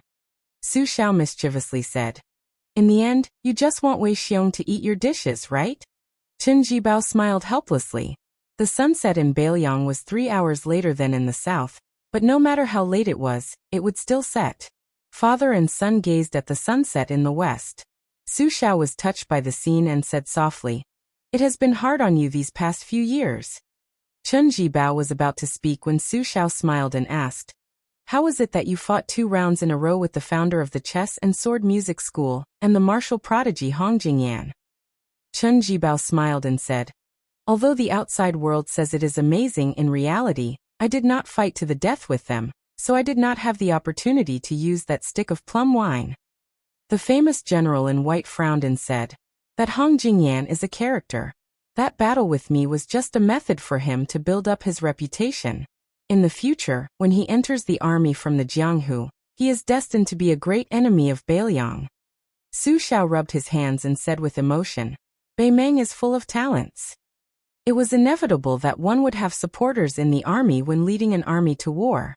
However, Chen Jibao had never heard of any cliques in Bailiang's political circle. Whether it was Li Gongda, An old glutton in the officialdom who took advantage of every opportunity, or Yin Jieshi, the governor of Bailiang who had a high reputation but later betrayed Bailiang, or even many scholars and refined scholars, Chen Jibao ignored them all. When he left the army and came to the quiet and secluded village, he closed the door and refused to see anyone, let alone take the initiative to make friends with anyone. It could be said that not a single flaw could be found in Chen Jibao, the adopted son of a butcher. In private, he was even more indifferent and had no desires. Such a person with a perfect personality was worthy of heartfelt admiration, but also made some people feel even more fearful. Chen Jibao looked at the sky and whispered, "Foster father, the weather is cold." Su Xiao nodded and stood up. He shook his head and said, "I'm really old." Chen Jibao had welcomed Su Xiao at the entrance of the village, and even walked him out of the village. When Su Xiao sat in the carriage, the man in white still stood there, and did not leave for a long time. After General Gu Jiantang took charge of the border, the entire army at the border suddenly became solemn. However, there were wild rumors in the border army that the general, who was known for his meticulous management of the army, had taken in a sloppy person as his adopted son. In the Liang dynasty, Gu Jiantang, who had destroyed 2 countries, had a military merit that was second only to the infamous king of Bailiang. Furthermore, General Gu's reputation did not lose out to any famous scholar. He treated his soldiers like his own children and treated them with respect. He used the army like a god. Inside and outside of the court, there were many good things to say about him. Even Gu Jiantang's many wives and concubines, who were as beautiful as fairies, became a fairy tale. His eldest son, Gu Donghai, and his second son, Gu Xishan, both joined the army at a young age, and did not bring disgrace to the great General Gu's reputation. Their military exploits were outstanding, and their achievements far surpassed those of their peers. What was not easy was that they drew a clear line with the capital's playboys. They did not interact with each other, and never once drank wine together. Compared to the king of Bailiang, this general only had a disadvantage in terms of age. In the future, his advantage would also be age. How could he let a slut surnamed Yuan into his family? This puzzled many people. Yuan Tingshan, who was used to being a stray dog and a rat crossing the street, believed more than anyone else that he would have a meteoric rise. Therefore, even though he had become the half-adopted son of Gu Jiantang, the head of the world's machete men, he only felt that it was natural and had no awareness that he should be extremely lucky. He had almost lost his life in the Baogua Temple in Gangnam-do. Under the sword chi of the young martial granduncle, he fled to the northern region in one breath. Although he still had some lingering fear when he thought about it, he often woke up from nightmares and was so scared that he was covered in cold sweat as if he had fallen into a water tank. He held the knife that was used as a pillow and was about to kill someone. However, this fear not only did not make this low-ranking foreign minister of Mount Hui discouraged, but he also became more and more desperate to practice martial arts. After receiving the secret manuals from the old immortals in Longhu Mountain, his realm skyrocketed. It was not an exaggeration to say that he had traveled 1,000 miles a day. Chapter 627. He recklessly went to challenge Gu Jiantang to a duel. After killing 80 people, he was captured by the hundreds of elite soldiers under the Grand General's command. However, it was a blessing in disguise. Gu Jiantang agreed to spar with him on the training field. The Grand General was barehanded, while Yuan Tingshan used his saber. In the end, the Grand General was holding the saber with only 2 fingers. Yuan Tingshan exerted all of his strength, but was still unable to pull the saber out from between his fingers. He was even kicked in the stomach by Gu Jiantang. He was treated like a dog that only knew how to bark and not bite, and was thrown out of the camp. Unexpectedly, after 10 days, Yuan Tingshan, who had been on the verge of death, once again charged into the camp. This time, Gu Jiantang did not personally make a move. He only let his second son, Gu Xishan, and Yuan Tingshan both fight barehanded. As a result, Gu Xishan was almost strangled to death by Yuan Tingshan, who did not know how to control his strength. Gu Donghai took off his saber, and picked up 2 ordinary standard sabers from the weapon rack, before walking into the training field. He kept one for himself and threw the other to Yuan Tingshan. The 2 of them fought fiercely for more than 100 rounds. One of Yuan Tingshan's arms was almost chopped off. He grinned and said that he admitted defeat. After the battle, he did not forget to shake his arm and take away the military saber that was very good for him. A month later, Yuan Tingshan began to charge into the camp for the third time. This time, he received the nickname of Mangy Dog. This time, Yuan Tingshan slashed Gu Donghai's body more than 10 times. Fortunately, he did not kill him this time. He only caused the Grand General's eldest son to be seriously injured but not fatal. Yuan Tingshan, who was possessed by the devil, pointed the tip of his saber at the Grand General sitting on the high platform and shouted, "Old man Gu, if you have the ability, chop me to death today. Otherwise, sooner or later, I will replace you." From then on, the mangy dog that was not chopped to death by the Grand General became a well-known mad dog at the border. Later on, this vicious and unkillable young mad dog caught the eye of the Grand General's youngest daughter for no reason. It was obvious that Yuan Tingshan was not only an adopted son, but also half a son-in-law of the Gu family. Currently, Yuan Tingshan didn't have any real military power. He was only a secondary class 6th rank official. In the past year, he had relied on the banner of the great general to recruit over 100 stragglers from the Jianghu. For the past half a year, he had been provoking the sects at the border. He had a domineering attitude of, "Those who submit to me will prosper, and those who resist me will perish." Great General Gu didn't pay any attention to this. Almost all the second and third class sects at the border had been harassed by Yuan Tingshan. Among them, several unyielding and rigid sects were directly slaughtered by Yuan Tingshan. Occasionally he would leave behind some women and children. Mad Dog Yuan Tingshan killed people without batting an eyelid. He didn't do anything despicable like kidnapping women and occupying women.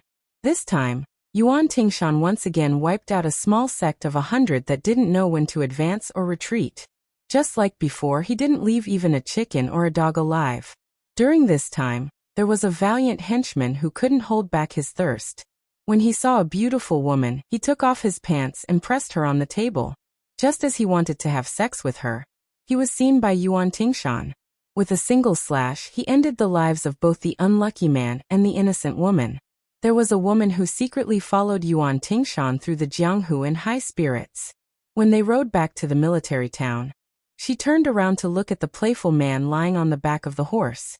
She asked softly, "You should have just killed that pervert. Why did you kill that woman as well?" Yuan Tingshan said coldly, "The woman's chastity is gone. Living is just a torture." The woman said softly, "Maybe she's actually willing to live?" Yuan Tingshan said unhappily, "That's none of my business." The woman still wanted to say something, but Yuan Tingshan said impatiently, "Don't nag me. You haven't even married into my family, and you already think you're my wife." The woman who was born in the dynasty was being reprimanded by a man who was just a brute not long ago. She actually didn't get angry and only stuck out her tongue. Yuan Tingshan was unsettled. He sat up straight and said with a smile, "Oh right, where did you talk about the soldier training records written by your father?" Gu Beihu, who was the youngest daughter of General Gu Jiantang, became interested and said, "We're about to talk about the 19 matters of marching." Yuan Tingshan rolled his eyes and said, "Marching? I know that too. Isn't the essence of it all about speed? Look at my subordinates. They ride fast, attack fast, kill fast, and steal even faster. Of course, when they see that the situation is not right, they're the fastest to escape." Gu Beihu, who was famous in the capital for being unruly and difficult to please, was abnormally docile and obedient in front of Yuan Tingshan. She covered her mouth and laughed, then said seriously, "Marching isn't that simple. Not only is my father familiar with the books of the military, he also studied the vagrant bandits of the spring and autumn period, who were good at marching. My father told me that although these bandits weren't part of the general trend, their specialty was in the word flow. They were good at marching, and each camp had thousands or tens of thousands of troops. They also had the old and the weak in the middle and the elite in the outside. When they moved, they had scouts scouting from afar. When they stopped, they had horses and supplies. Furthermore, my father greatly admired Lu Xingxiang's 1,000 cavalry entering Luzhou on a snowy night, as well as Chu Lushan's lone army entering Shu. He often compared these victories to maps and records. Let's not talk about other things. just the maps and records alone. Generally, in the military, maps and records are handled by a subordinate of the Ministry of War. Before a battle, they would go to the bureau to ask for them. However, in the military, before every border, there would always be a detailed map on his desk. During the Spring and Autumn War, my father personally destroyed 2 countries. When he entered the imperial palace, the first thing he took was not those beautiful concubines or gold treasures, but the map of the country. From this, he could tell how many cities there were in a country, and how much taxes there were. She imitated the tone of a general, and smiled like an old man. All the details of a country are in my hands. Gu Beihu spoke with great interest, but Yuan Tingshan listened until he was drowsy. She had originally wanted to talk about the 19 matters of marching in detail, but seeing that the man who was full of admiration had no desire to listen, she could only resentfully give up. Yuan Tingshan suddenly said, "Hey, it's a flat land." Gu Beihu glared at Yuan Tingshan, who spoke without thinking, and then quickly lowered her head to look at her flat chest. She felt wronged. She did not expect Yuan Tingshan to say something like the sun rising from the west. "I've thought about it. Your chest is a bit small, but you're still a good wife. As long as you're not jealous, marrying you as a mistress in the future is actually not bad." Gu Beihu's spirits were instantly high. Unfortunately, Yuan Tingshan poured a bucket of cold water on her head. "I'll say the ugly words first. In the future, I'll definitely take a beauty as a concubine. If a man doesn't lack money, it's not right to have 3 wives and 4 concubines. It's really not right. I've lived in vain." Gu Beihu whispered, "Don't even think about it. If you dare take a slut home, I'll beat 1 to death. If 2 come, I'll poison a pair. If 3 come, I'll go back to my parents' home and tell my father." Yuan Tingshan held his belly and laughed. Gu Beihu saw that he was happy, so she was also happy. Her mother seemed to have said that this was a woman's love. Yuan Tingshan lowered his head, and reached out to touch the plain scabbard of the standard saber. He raised his head and said, "My parents died in the turmoil of war, and I don't even know where they are buried. I only have 1 master in my entire life. Although his martial arts were sloppy, he treated me well. A master for a day is a father for life. At least I know where the old man's grave is. If you want to marry me, you can go to the grave with me and kowtow a few times. That old man was addicted to wine, so when you go there, bring some good wine." Gu Beihu, do you think that the dignified daughter of a great general is degrading herself by doing this kind of thing? The woman bit her lips and shook her head. Yuan Tingshan grinned. He squeezed the horse's belly and approached her. His calloused hand rubbed her black hair. Governor Li Gongda, who was originally the second in command of a province, had become the second in command of the entire northern Liang Path in name. As an official, he had already reached a high level of not showing his emotions on his face. However, after he sent a letter home to a second-rank official, he was already grinning from ear to ear. He caught all the servants in the mansion, and rewarded them with silver. The steward who carried the silver behind him had thin arms and legs to begin with, so his arms were almost broken from exhaustion. Master Li's ability to scrape the land was second to none in the Liang dynasty. Giving out money? It was rare. The administrator wandered slowly in the garden of the mansion. The stout old man, who usually complained that he was tired after walking a few more steps, had probably walked dozens of miles today, but he was still in high spirits. Without turning his head, he smiled at the steward and said, "Lin Wang, this time I've gained face. My precious son is so promising." Not to mention that he became a crossbowman, 1 in 10,000. This time he went to northern Mang and killed countless northern barbarians. This kind of military merit can't be found even in the whole of northern Liang, let alone in Feng province. What do you think of my son Hanlin? Is he a dragon among men? The old steward named Lin Wang didn't dare to say no. He thought that his master had said this dozens of times, but he still had to flatter him with a righteous tone. Yes, yes, yes. Master, you're right. If the young master is not a dragon among men, no one in Bailiang can be worthy of this title.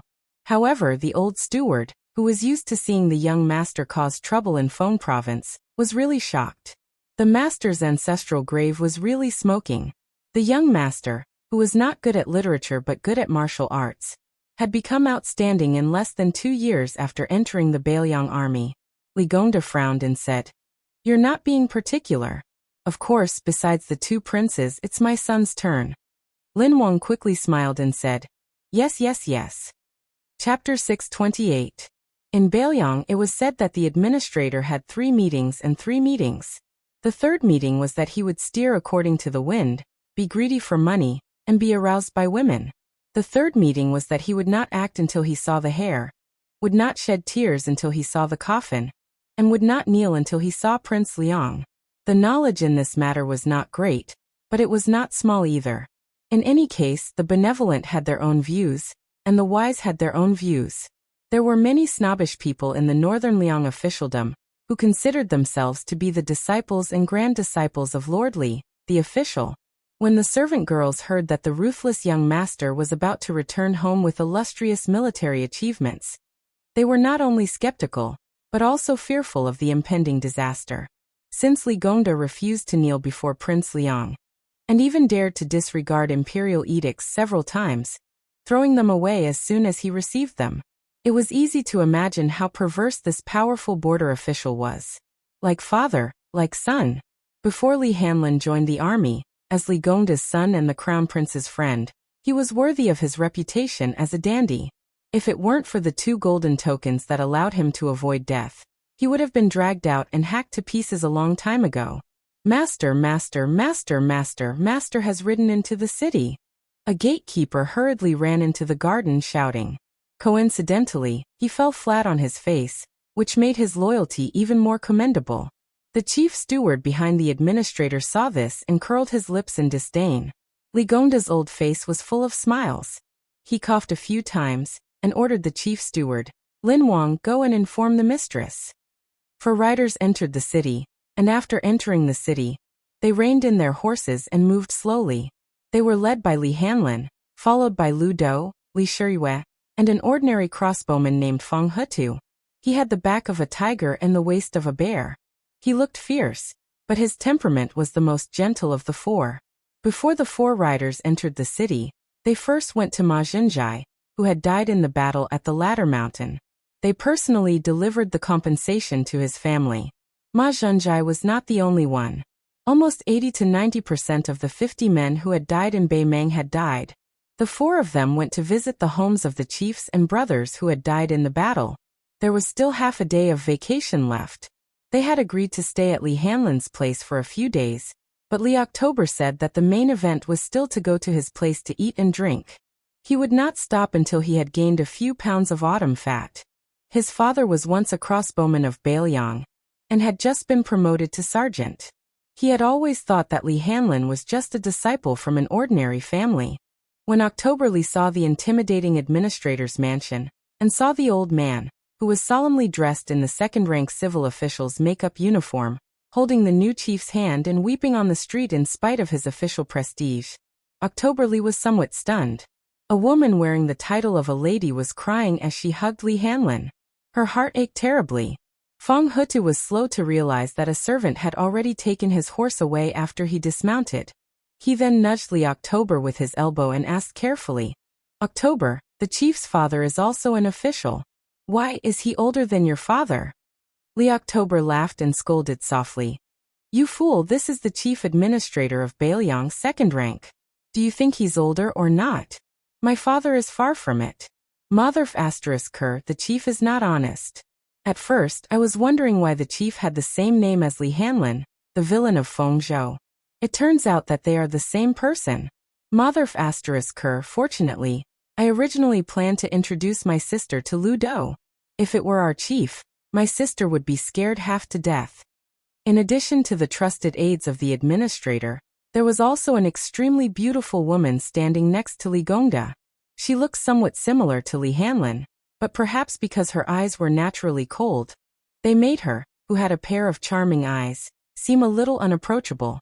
When she saw her younger brother, who had always made her worry since he was a child, no matter how cold her temperament was, she quietly cried and pinched Li Hanlin hard with her eyes red.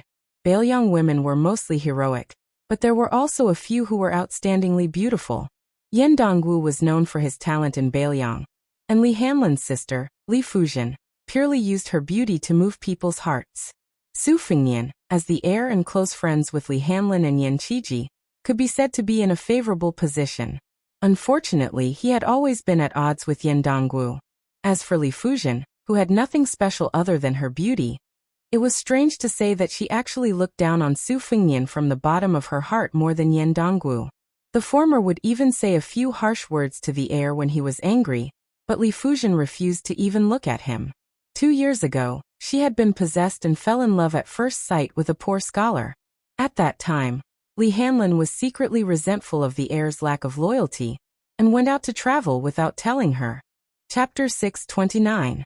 Li Hanlin originally wanted to secretly kill that bastard who dared to steal his sister from the heir, but he could not do anything about his sister being stubborn and refusing to eat. She said that if he died, she would die. She wanted to be a pair of lovebirds. After much persuasion, he finally persuaded her. Li Hanlin did not dare to kill that fellow and secretly made things difficult for him. God knew that the more the scholar was defeated, the braver he became. Even Li Gongda, who was still the provincial governor of Feng province at the time, had a whole new level of respect for him.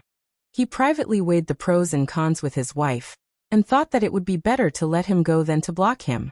It was better to treat him like raising a dog to guard the door outside. After a few operations, he first raised the scholar's family rank, and then had him become a minor official. When Li Gongda became the administrator, his chickens and dogs rose to the heavens. The scholar also went from being a minor official to an official. Officials and officials. The difference of one word was like the difference between heaven and earth. Li Gongda, who was still the provincial governor of Feng province at the time, had a whole new level of respect for him. He privately weighed the pros and cons with his wife, and thought that it would be better to let him go than to block him. He thought of it as raising a dog to guard the door outside. After a few operations, he first raised the scholar's family rank, and then had him become a minor official. When Li Gongda became the administrator, his chickens and dogs rose to the heavens. The scholar also went from being a minor official to an official. Officials and officials. The difference of one word was like heaven and earth. Later on, when Su Fengnian returned from his travels, he left Liangzhou on his white horse. Since then, he no longer had any contact with this woman, who did not like men's appearance and only liked talent and learning. She was happy that she did not see. Her heart did not feel troubled. She wished that the heir would never return to the Li mansion for the rest of his life. The crossbowman who had gone through fire and water with him strode into the mansion. Li October and the other two did not flinch. Li Gongda, who had long cultivated a pair of discerning eyes, was very good at reading people. Seeing them, not only was he not angry, he was very gratified. In the end, the military could train people. These brothers that his son had made friends with would be the backbone of Bailiang in the future. Li Hanlin greeted the elders of the mansion. After bathing and changing his clothes, he ate fiercely with Lu Do and the other two. When his wife saw that her son, who liked to pick fat and thin, did not leave a single grain of rice behind and finished 3 big bowls of white rice, she felt a wave of sadness. She sat next to her son and looked at him carefully. No matter how much she looked, she could not get enough of him. She muttered to herself, "You've become tanned and have lost a lot of weight. You have to stay for a few more days. If the army urges you, your father won't dare to plead with the king of Bailiang. Mother will go." Except for the mute Lu Do, Li Hanlin put many dishes into Li October and Feng Huta's chopsticks. He made a funny face and joked, "Mother, military law is like a mountain. Don't blindly join in the fun. A loving mother makes a useless son. Do you know that?" His wife glared at him and said, "How can a loving mother give birth to a useless son? Who dares to call my son a useless son? Mother will slap him in the face." The administrator stroked his beard and laughed. That's reasonable, that's reasonable." After the sumptuous banquet, Li Gongda and his wife were tactful. Although they had 1,000 things to say in their hearts, they still restrained themselves from disturbing the young people. In a pavilion with a raised eave, Feng Hutu was led to turn here and there under the guidance of others. When he came back, he clicked his tongue in wonder and said, "Chief Biao, even the outhouse in your house is spacious and luxurious. You have to find me a big bed to sleep on so that I can tell the villagers when I go home." Look at you. Li October picked up a grape and threw it at him. Fong Huda smiled and held it in his mouth. Li October threw it again, but it was like walking a dog. Fong Huda didn't care and played with it happily. Lu Do cursed with a calm voice. You two idiots. Li Fujian sat quietly and virtuously to the side, watching with her mouth agape. Of course, she didn't know that in Beimang, Fong Hutu had blocked a sharp knife that was comparable to Beiliang's knife. In a moment of desperation, Li October had used her hand to deflect several arrows for Fong Hutu. One of the arrows had pierced his palm. Li Fujian did not know what kind of price the crossbowmen had paid as the vanguard scouts traveled north and uprooted the beacons one after another. Li Hanlin suddenly turned to look at Li Fujian and asked, Sister, do you still like that poor scholar? Li Fujian's expression was somewhat unnatural. Li Hanlin didn't want to embarrass his sister and smiled sincerely. Sister, as long as you don't regret it. Li Fujian, who felt very unfamiliar, didn't know how to respond. Li Hanlin looked out of the pavilion. I didn't have the right to say anything before, but now it's a bit better. That scholar is very scheming. 2 years ago, I thought so, and now it's even more so. After all, I'm a bad person myself, and I'm always very good at judging bad people. But since you insist on liking him, I can't do anything more. But if you miss out on Brother Feng's sister, you'll regret it for the rest of your life. Li Fujian slowly lowered her head. 2 slender fingers twirled the corner of her skirt and asked, because he might become king of Beiliang? Li Hanlin suddenly laughed and said, pretend I didn't say anything. Li Fujian looked at her brother who was going to arm wrestle with Fong Hutu and felt very lost. She said goodbye and left the pavilion. Li Gongda came to a place far away from the pavilion and stood very far away. Lu Do kicked Li Hanlin, who was busy competing with Fong Hutu. Li Hanlin jogged to his father and said with a laugh, Father, what's the matter? Could it be that his mother is controlling him too tightly? And he wants money from me, her son, to drink wine with his colleagues? How much do you want? Don't even think about a few thousand taels. I don't even have 100 taels left in my pocket. Father, how are you going to spend it? Li Gongda cursed the brat and slowly walked away. Li Hanlin hesitated for a moment and waved his hand at Lu Do and the other 2. He ran to catch up and put his arm around his father's shoulder. He walked with this old man who had been scolded countless times in Beiliang, but was still the most indomitable and heroic man in Li Hanlin's heart. However, he made a gesture of raising his head and raising his cup to drink wine. He smiled, unable to change his nature, and said with a smile, Father, I've earned some money. It's not much, but I have to show my filial piety to you. How about the 2 of us go drink a few caddies of green ants? On this day, in an elegant little restaurant not far from the Li family's mansion in the city, the administrator and his son, who was a crossbowman and the chief of the crossbowmen, spent only a few dozen taels of silver, including wine and meat. In those years, this son often stole thousands of taels of silver from places that the old man deliberately hid. He spent a lot of money in Liangzhou or Lingzhou, but Li Gongda didn't feel any heartache. Even earlier, in order to get a bigger official's hat, he used chests and chests of gold and silver. Li Gongda didn't feel any heartache. On this day he only spent a few dozen taels of silver, but the old man's heart was already pained. Chapter 630.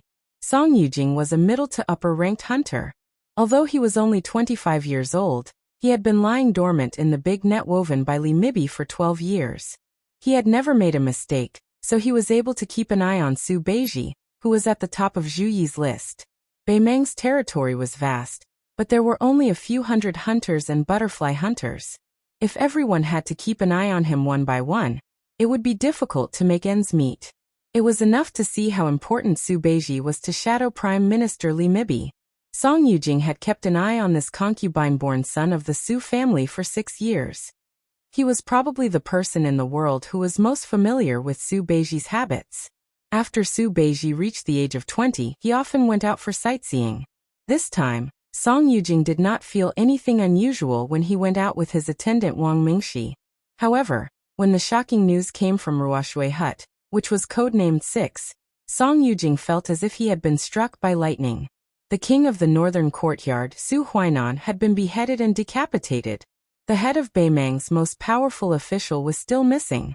His master, Li Mibi, who had been an official with Su Huainan for many years, had personally rushed to the source of Ruoshui and was staying in the hut. Song Yujing, as the core person who controlled the secrets of the Beimeng dynasty, knew very well that Li Mibi had a good relationship with the king of the northern courtyard, who was a friend of a gentleman. Therefore, in name, he seemed to be closely monitoring the hut, but he only sent out Zhu Yi's top assassin, Yujing, rather than other people who were good at finding clues. Yujing was good at killing people, and naturally was also good at killing people of the same trade. In reality, he was there to protect Su Huainan from being hit when he was down by the imperial clan. His cavalry force was also under the command of Su Huainan's former subordinates. It could be said that Su Huainan's life was quite comfortable after his retirement. With Li Mibi personally watching over him, there was no one else in the palace who could take Su Huainan's life. Song Yujing had always thought that the only person in the world who could take Su Huainan's life was the empress, but Zhu Yi had always been the knife in her sleeve to eliminate dissidents. If it wasn't Zhu Yi, then who could it be? Song Yujing couldn't figure it out no matter how hard he racked his brains, and he didn't dare to think too deeply about it. Along with the enormous secret, there were also several men and women who were not inferior to him in their evaluations. There were 3 men and 2 women. Song Yujing was temporarily granted a talisman to mobilize all of the spider web forces in the Aquarius and Golden Toad prefectures. In addition, he also had the military authority of 1,200 cavalry. Song Yujing did not have the excitement of holding great power in his hands. He only trembled with fear. Su Huainan's death would affect the whole situation. The collapse of this Beimeng's mainstay was destined to stir up the imperial court. In the past, the Su family had always been supported by Su Huainan. Most of the descendants were not presentable. Only Su Beiji, who had not revealed himself to this day, was the key figure who had the hope of supporting the family. Whether to capture or invite, the master had not clearly stated in the letter. Song Yujing himself had to grasp the severity of his strength. However, Song Yujing soon felt that this mission was tricky. Other than the page boy Wang Mingxi, Su Beiji and that scholar with an unfamiliar face had unexpectedly disappeared into thin air. Song Yujing immediately cast a large net to catch the fish. Most of the men were sent to the southern part of Golden Toad Prefecture to search for or intercept them. If the page boy had not continued south instead of turning north, Song Yujing would have been able to save himself a lot of trouble and worry. He only left one person to catch the butterfly girl to follow the page boy. The page boy, who had become a chess piece, went from Aquarius Prefecture to the frontier fortress of Golden Toad Prefecture. He then walked horizontally for several hundred li. In the end, he actually went north. After a short pause, he continued south. After walking for a full 10 days, he brought out an inexplicably large circle. During this period, Song Yujing followed the page boy's strange movements and did not dare to lower his guard. He repeatedly established and overturned his own conjectures and changed his orders several times. Not only him, but almost all of the men were exhausted. Occasionally, they met each other, but there was no complaint on their faces. Song Yujing also knew that these fellows who ate people without spitting out the bones would inevitably have countless unspoken criticisms. Among them, there was no lack of people who proposed to kill the page boy directly. Song Yujing ridiculed them in his heart, and did not accept the proposal. Before the truth surfaced, Song Yujing did not wish to be on bad terms with Su Beiji. A centipede dies but never falls down. Even if the big tree that was the Su family fell, it would not be something that could happen in 1 or 2 years. Especially after Su Huainan's sudden death, Her Majesty, whose relationship with Su Huainan was shrouded in mystery, would not have a bone in her throat. Perhaps she would even reward and comfort the group of vermin in the Su family. Song Yujing would never have expected that Su Beiji had been following the page boy from a distance. The route was roughly the same, but they both maintained a day's worth of walking. Su Beiji put on the curly-bearded man's mask from Su Fingnian's hand. Su Fingnian also changed his mask. He no longer carried the book box on his back. Instead, he changed his traveling bag and let Su Beiji, who looked like a servant, carry it on his back. The two of them were eating in a small tavern in the Golden Toad Prefecture that day. When Su Beiji first heard that Su Beiji wanted to use the page boy as bait, although he did not refuse, he already looked down on him. However, Along the way, Su Beiji saw him communicating with a red-robed demon, using strange hand gestures several times in the wilderness. Only then did Su Beiji thoroughly reevaluate this future king of Beiliang, who dared to go alone to Beimang. Chapter 631. The two of them sat by the window of the tavern, seemingly leisurely chatting about military secrets. Su Beiji had recently become addicted to drinking. Whenever he had the chance, he would drink a few cups. As for alcohol, whether it was good or bad, he did not abstain from it. However, every time Su Fingnian saw him drink, he looked like he was squatting in a latrine pit, unable to poop. Just looking at him made him uncomfortable. Su Beiji drank until he felt his stomach burning. He could not help but snort. Only then did he slowly say, "Guess how much money did the thatched cottage spend to find out that you killed the devil Xieling?" Su Fingnian laughed. "At least 100 taels of gold?" Su Beiji shook his head. Not a single copper coin was spent. The news was spread by a Yelu disciple in the capital at the brothel. It was quickly brought to the thatched cottage. Su Beiji asked again, "Guess how much money did the thatched cottage spend to confirm that you had stayed in Dunhuang for a period of time?" Su Fingnian thought for a moment. "I'll guess a few 100 taels of gold." Su Beiji laughed. "Too little. About 900 taels of gold." Su Fingnian clicked his tongue. They are really willing to spend a lot of money. Su Beiji was obviously not used to drinking, but he was bold when he drank. He drank it all in one gulp and gently tapped the cup on the greasy table. He looked out the window. Because of the skin on his face, he looked like a rough man, but his eyes were as gentle as a woman's. Fortunately, only Su Fingnian was facing him. This scholar, who did not know when he would be able to amaze the world with a single brilliant feat, sighed with emotion. Wanting to find a spy who is proficient in disguise is tantamount to finding a needle in a haystack. Grandfather and I burned the midnight oil several times to calculate your route. During those days, the old man was full of energy. This kind of hide-and-seek game was like the southern glutinous rice dumplings he ate when he was young. It was quite chewy. You may not know this, but Li Mixi wasn't the only one who created the Zhuyan that was modeled after Liang's Xiaogou. Grandfather once helped to create the framework. Half of the credit went to Li Mixi for being able to become the Empress's most trusted minister, be known as the Shadow Prime Minister, and be the 9th Commandant of Festivals. Both of them are rare scholars in the Central Plains. When he said this, Su Beiji paused for a moment and looked at Su Fingnian. When it comes to raising soldiers, Empress Morong is undoubtedly the best in the world. Zhao Clan's son isn't bad either. He's the king of Beiliang. Su Fingnian cut him off with a laugh. Him? What's more, during the Spring and Autumn War, it was a contest between the military cavalry and the literati. After toppling the noble families and rich clans, the scholars had no home to return to, no tree to rely on. Naturally, they would bear a grudge against Su Xiao, so there's no need to mention serving this butcher. Su Beiji shook his head and said, "There are two kinds of raising soldiers, raising noble scholars and raising poor scholars. You have to know that the term scholar originally only applied to nomadic scholars. For example, those school of vertical and horizontal scholars who left their names in the annals of history because of their unhindered maneuvering, or the school of thought's lobbyists. Later on, the scholars gathered and formed powerful clans, and only then did they begin to live like princes. Now that the edifice has collapsed, most of them have to work for the rice and millet. What's more, the rise of the poor scholar class in the imperial court is irresistible. There are many things that the king of Beiliang can't do, but you can. The scholars of the world were originally your tide listening pavilion's millions of koi fish.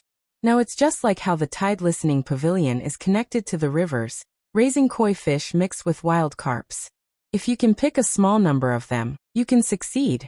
Since ancient times, strategists have sought the protection of a wise ruler, nothing more than wanting to ride the dragon's momentum and soar to the top. Su Fingnian laughed and said, "If you tell Su Xiao this kind of great principle, he'll doze off in front of you." Su Beiji dismissed it with a laugh. In Ruoshui Hut, a skinny old man dressed in luxurious Sichuan brocade rushed over from the capital's strategic location overnight. He had been sitting by the water's edge the whole time. Next to him was the beheaded Su Huainan. The old man personally checked the wound and the surroundings of the hut. He waved his hand and had his subordinates leave, leaving only a young maidservant carrying a lantern without a wick. It seemed that he didn't want anyone else to disturb him and his deceased friend. In the night, the old man stretched out his withered bamboo-like arm and stroked his frosty white sideburns with his fingers. He muttered to himself, "When we were young, we came to the chaotic Beimeng together. You said that you wanted to become a famous minister who could wear sword shoes and enter the imperial court unimpeded. You even laughed at me for being narrow-minded, saying that I wasn't someone who could accomplish great things, and that all I had to do was play tricks behind your back. Look, what's the situation now? I can still travel at night in brocade clothes. Even when the 8 prefects and the 12 great generals see me, they only dare to curse me behind my back and say that I'll die a horrible death without descendants. You, on the other hand, don't even have a single descendant who has the guts to attend your funeral. You thought highly of Su Beiji and taught him everything you learned. Because of our friendship, I've been hesitant to kill him. Old man Su, why don't you send me a dream? I'll let him go then. I thought that I would risk half my life to make sure that you die after her. You, how could you just leave like that? You even left so sullenly. What do you want? Repay a debt? Return it to whom? A dead person is like a lamp that goes out. I won't get to the bottom of it, so that you won't scold me down there. In this way, I'll be relieved. Don't worry. Let's not talk about Su Beiji. When the time comes, the Su family has more than 200 lives. I'll leave 1 or 2 for you." The old man, who was muttering to himself, sighed. After a long silence, he raised his arm. The blind, deaf, and mute maidservant carrying the lantern immediately bent down and placed the lightless lantern in front of the powerful old man. She then handed over a pair of delicate scissors. There were dozens of butterflies in the cage. The old man took one out. His hands trembled like an old woman doing embroidery under a lamp. He cut the butterfly in half from the middle. After you die, the prefect of peace will be the biggest butterfly in the cage. Chapter 632. Normally, Su Beiji would not be able to utter a fart after being beaten with a stick. Only after he drank, especially when he was drunk, would he be unable to control his tongue. He could say anything, and he would dare to say anything. Probably because he had too much knowledge in his stomach. Every time he would not be able to speak to his heart's content or to his heart's content, he would have already fallen asleep. The Ruren mountain range ran through the east and west of the Golden Toad Prefecture. The southern foothills faced each other, the irrigation canals crisscrossed. After autumn, one's field of vision would be filled with green and yellow colors, almost no different from the southern farming region of the Liang dynasty. To the north of the Ruren Prefecture was a vast grassland. The Ruren mountain range was precipitous, forming a natural barrier. Other than those pathways formed by gaps and canyons, there was no way to travel from north to south. Beimeng had set up 5 towns in the Ruren Prefecture. They built barriers along the canyons and set up guards. The 5 towns were respectively Laohuai, Roxian, Jilu and Gaoke Wuchuan. At this moment, Su Fingnian and Su Beiji were walking on the white path of the Centipede Valley, which was under the jurisdiction of the Roxian army camp. The Roxian path was divided into 2 main and auxiliary paths. The main path was at the bottom of the valley, wide and convenient for warhorses to gallop. The auxiliary path was built through the mountain, dark and damp. The reputation of the military town of Rochuan was overshadowed by a mountain peak, and the merchants of Centipede Path were sparse. Other than the fact that the auxiliary path was difficult to traverse like a centipede, the main reason was because they were afraid of the local tyrant, Raccoon Diwu. This man with a very strange name was the mountain master of Mount Bubang. In private, he was also known as the co-ruler of the Ruren Mountains. This was because other than the military town of Rochuan that was under his direct control, the commanding generals of the 2 towns of Laohuai and Wuchuan were also from Mount Bubang. As one of the top sects of the Beimeng dynasty, Mount Bubang was undoubtedly the most closely associated with the imperial court. Everyone there was a soldier. When Raccoon Diwu's daughter was married to Dong Zhuo, who was the most likely candidate to become the 13th great general of the southern dynasty, Mount Bubang was pushed to the forefront of the storm. Immediately, there were people who jumped out from the tent to question whether Raccoon Diwu had the ambition of a wolf and was unwilling to submit to the imperial court. Fortunately, the empress, as usual, trusted this martial artist of the Jianghu who had helped her when she was in trouble. During the wedding of Raccoon Diwu's daughter, she even sent someone to deliver an exceptional congratulatory gift and an imperial edict to adopt her as a foster daughter. The rank of the appointed madam was even higher than that of Dong Zhuo's official rank. Unknowingly, this caused Dong Zhuo to become the laughingstock of both the northern and southern dynasties of Beimang.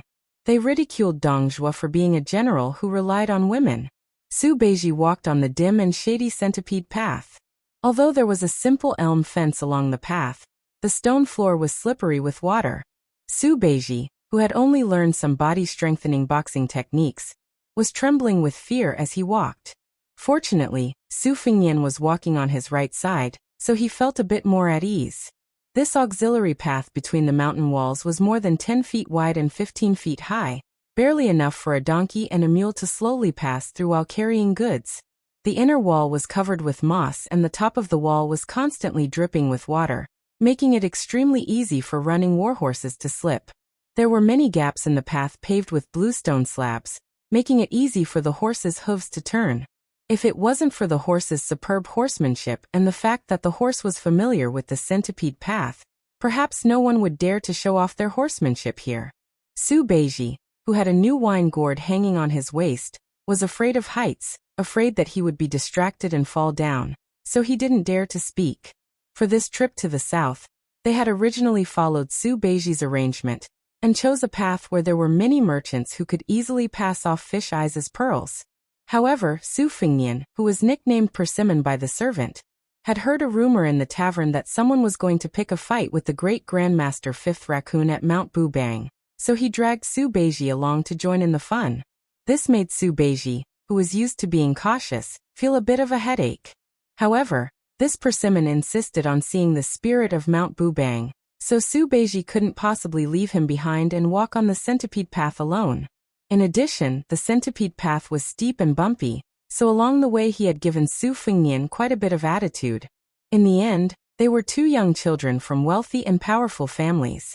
Su Beiji was far from seeing him as a wise master who was worthy of his devotion, and Su Fengnian also didn't think that he needed to put on airs in front of Su Beiji. Recruiting talents? My Shifuli Ishan alone is equivalent to several Su Beijis? In comparison, Su Fengnian was more willing to accept that blind chess player from the 10th Bureau of Yongzi Alley, or that poor scholar who cherished books as much as his life from the Baogua Temple in Jiangnan. However, Su Fengnian didn't deny that Su Beiji was still somewhat immature compared to Su Huainan, an old ginger who had been floating in the imperial court for a long time.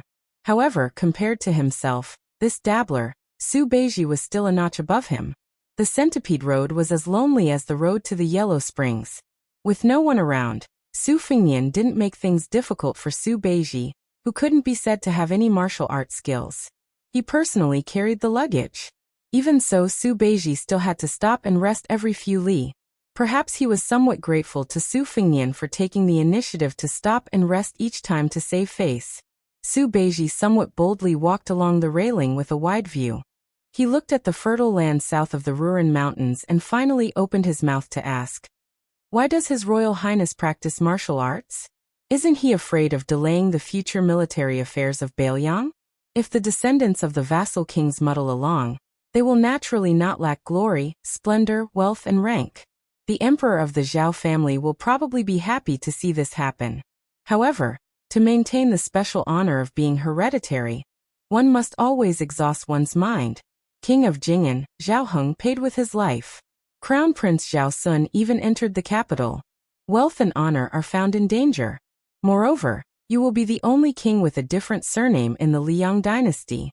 I think in this world, only the king of Bailiang and His Royal Highness can feel the weight of this burden. I originally thought that you would be the one who looked down on the boorish men of Jianghu the most. After all, the king of Bailiang personally destroyed most of the vitality of Liang Lake. Bailiang Palace has countless hidden dragons and crouching tigers. Why would His Royal Highness need to personally practice martial arts? With the lure of fame and fortune, with one command, there will always be countless experts working for you." When Su Beiji wasn't drinking, most of his words were spoken in such an emphatic tone, always with a hint of questioning. Chapter 633. Su Fengnian was preoccupied with his own thoughts, so he simply ignored this successor of Su Huainan, who had already lost his family and had yet to live under someone else's roof. Su Beiji, who was ignored, was not angry.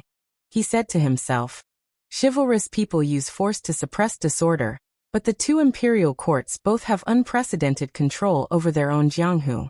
Beimeng's jianghu has directly become the imperial court's servants, while Liang's jianghu also has their own watchdogs. The internal strife is fierce.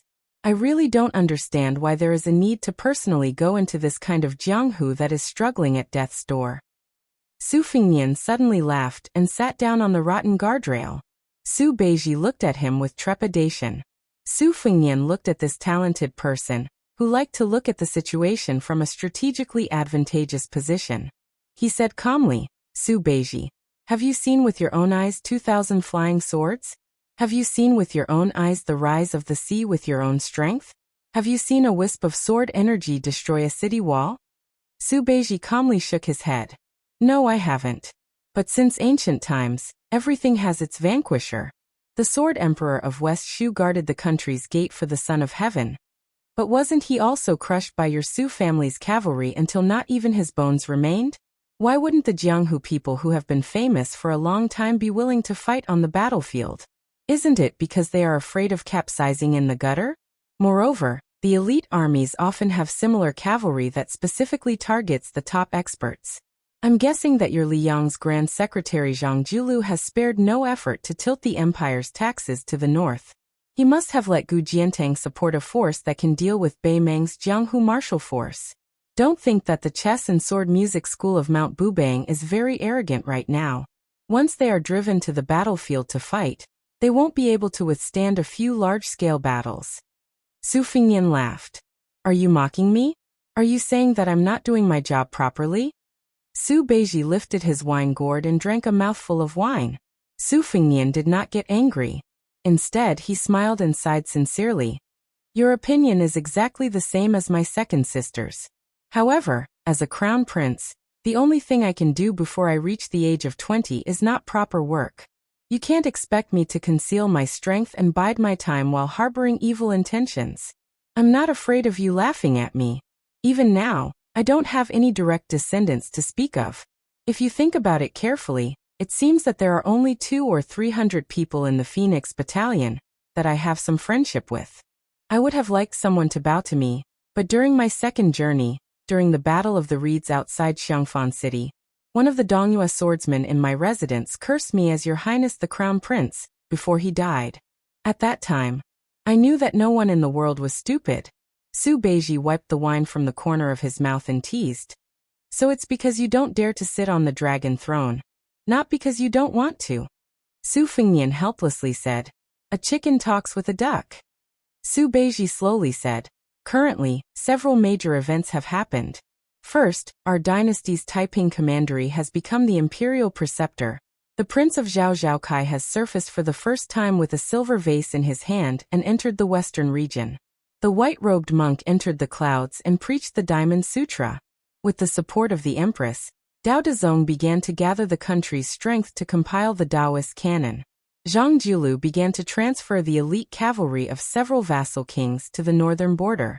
Among them, the king of Yanqi and the king of Jing'an, Zhao Sun, spared no effort. The king of Guangling, Zhao Yi, who shares the same father and mother as the Son of Heaven, was summoned by his elder brother to the capital and reprimanded him to his face. Liang began to circulate the Huhu Sutra, giving rise to the idea of slandering Buddha. It is said that in all the major provinces and counties in the world, only one temple will survive. Even the 2 Zen temples may not be spared. Su Fengnian laughed and said, I'm more curious about your Beimeng swordsman's sword aura approaching that of Huang Qing. Also, Qi Xianxia took ancestor Lu's sword to the south to practice swordsmanship. As for Zhao Luding of the Wu family's sword tomb, I heard that he took his sword mates to the remains of the Wu family's 9 swords breaking 10,000 horsemen, and took away 3 of his ancestors' ancient swords. His realm increased greatly. This time it was Su Beiji's turn to say helplessly, playing the lute to a cow. Su Fengnian jumped down from the guardrail and said softly, the old monk is unexpectedly dead. Su Beiji was puzzled. The dragon tree monk who presides over the two Zen temples? Su Fingyan nodded and said no more. One of them was talking to a chicken and a duck, the other was playing the lute to a cow. It would be boring to continue talking, so they continued on their way. The centipede path under their feet was winding and there were no sights or scenic spots to show, so it was just as boring. When they reached a fork in the road leading up and down the mountain, they saw Su Fingyan walking up the mountain without hesitation. Su Beiji frowned and asked, "Are you really going to Mount Bubang?" Su Fingyan laughed and said, "Of course. I want to see the charm of a Beimeng woman." Unexpectedly, she was defeated and almost lost an arm, yet she still dares to challenge the Mount Bubang's mountain master. If she's beautiful, she can take back the Bailiang. When the time comes, don't fight with me. Su Beiji obviously knew that the last sentence was a joke. He didn't think highly of this persimmon, but he didn't dare to look down on him either. If he acted recklessly, Su Fingyan wouldn't be able to live to this day even if he had 10 lives. Although they had been together for more than 10 years, Su Beiji had never asked about Su Fingyan's level of martial arts. When they were halfway up the mountain, they were stopped by the Mount Bubang's checkpoint. Only then did Su Fingyan realize that travelers had to stop here. Not everyone could go up the mountain to watch the battle. Seeing the curly-bearded man beside him smiling without saying anything, Su Fingyan had no choice but to obediently descend the mountain. As Su Beiji expected, Su Fingyan wasn't so crazy as to want to break through the southern wall. There were 2 routes down the mountain. The 2 of them took a secluded path, purposely avoiding the many martial artists from Beimeng who were similarly shut out. At a suitable place for viewing the scenery, there was an elegant pavilion that imitated the architectural style of Jiangnan's water villages. There were no armored guards patrolling outside the pavilion, only a few well-built servants in luxurious clothing. Their qi was profound and their divine splendor was reserved. From what Su Fingyan could see, one of them had entered the second pin. The others were also near the Dragon's Gate's threshold. In the pavilion there were 2 women, one big and one small, with their backs to them. The young woman was sitting cross-legged, leaning against a pillar with her eyes closed. On her back was a weapon wrapped in a long cloth bag. The little girl was lying on a bench with her hands propped on her cheeks. Inside the pavilion, there were 2 pairs of embroidered shoes, big and small, one green and one red. The little girl was softly singing a small folk song, her voice crisp. The teacher in the private school was asking if she knew who was shouting "Ji ji ji ji ji" on the tree. The little moon quietly climbed over the hill. Who was in the pond woke up the starlight. Who was at the village entrance ringing the bell? Ding dong ding dong ding dong ding dong. Su Fingyan stood where he was, unwilling to leave. Su Beiji saw that the group of unruly retainers were already paying attention to them, eyeing them covetously. He tugged on Su Fingyan's sleeve. The next moment, Su Beiji knew something was wrong, but then he only felt that it was absurd. Su Fingyan swept into the pavilion, his back facing Su Beiji and the unprepared retainers from Mount Bubang, and gently helped the green-clothed woman put on the green embroidered shoes. Chapter 634. The girl who had finished singing the ballad was lying on the bench. When she turned her head and saw the man barging into the pavilion, she was startled at first, but then her little face lit up like the light after the rain. She was incomparably happy. Su Fingyan helped the green-clothed girl put on the green embroidered shoes, then turned his head to the little girl, and raised his index finger to his lips, making a shushing gesture. The child immediately covered her mouth with both hands, fearing that she would spill the beans. Then, as if she felt that this action was too abrupt, she straightened her clothes and sat up in a rather ladylike manner. Unfortunately, she discovered that she was barefooted, and the pair of peacock satin brocade shoes were still lying on the ground. She blushed slightly. The young man who looked like a scholar easily barged into the pavilion. First of all, the little girl in the pavilion was an important guest of Mount Bubang. She was the sweetheart of Mount Bubang's son-in-law, Fatty Dong. When he went down the mountain, he said that if the little girl was hungry, he would take a gong and drum from his father-in-law, the 5th raccoon dog's courtyard, to every house. Then there was the green-clothed woman who came up the mountain to challenge Mount Bubang. Even though she was defeated, it was honorable. The martial artists of Beimeng respected martial arts deeply, and they respected all strong martial artists. Even though she was a young woman of unknown origin, they did not view her as an enemy. Everyone in Mount Bubang treated her as half a guest. Lastly, they were shocked by the strength of the unfamiliar man. These three factors added up, and these were all guests of Mount Bubang. The Mount Bubang's retainer feared them to the extreme. When they barged into the pavilion, a level 2 guest used 2 fingers to touch a small piece of sleeve. However, before this master could grasp it tightly, his hand was bounced away by a technique similar to that of Jianghu. His 2 fingers were still sore and tingling. The atmosphere inside and outside the pavilion was delicate. It was the little girl who broke the deadlock, calling them uncle and uncle.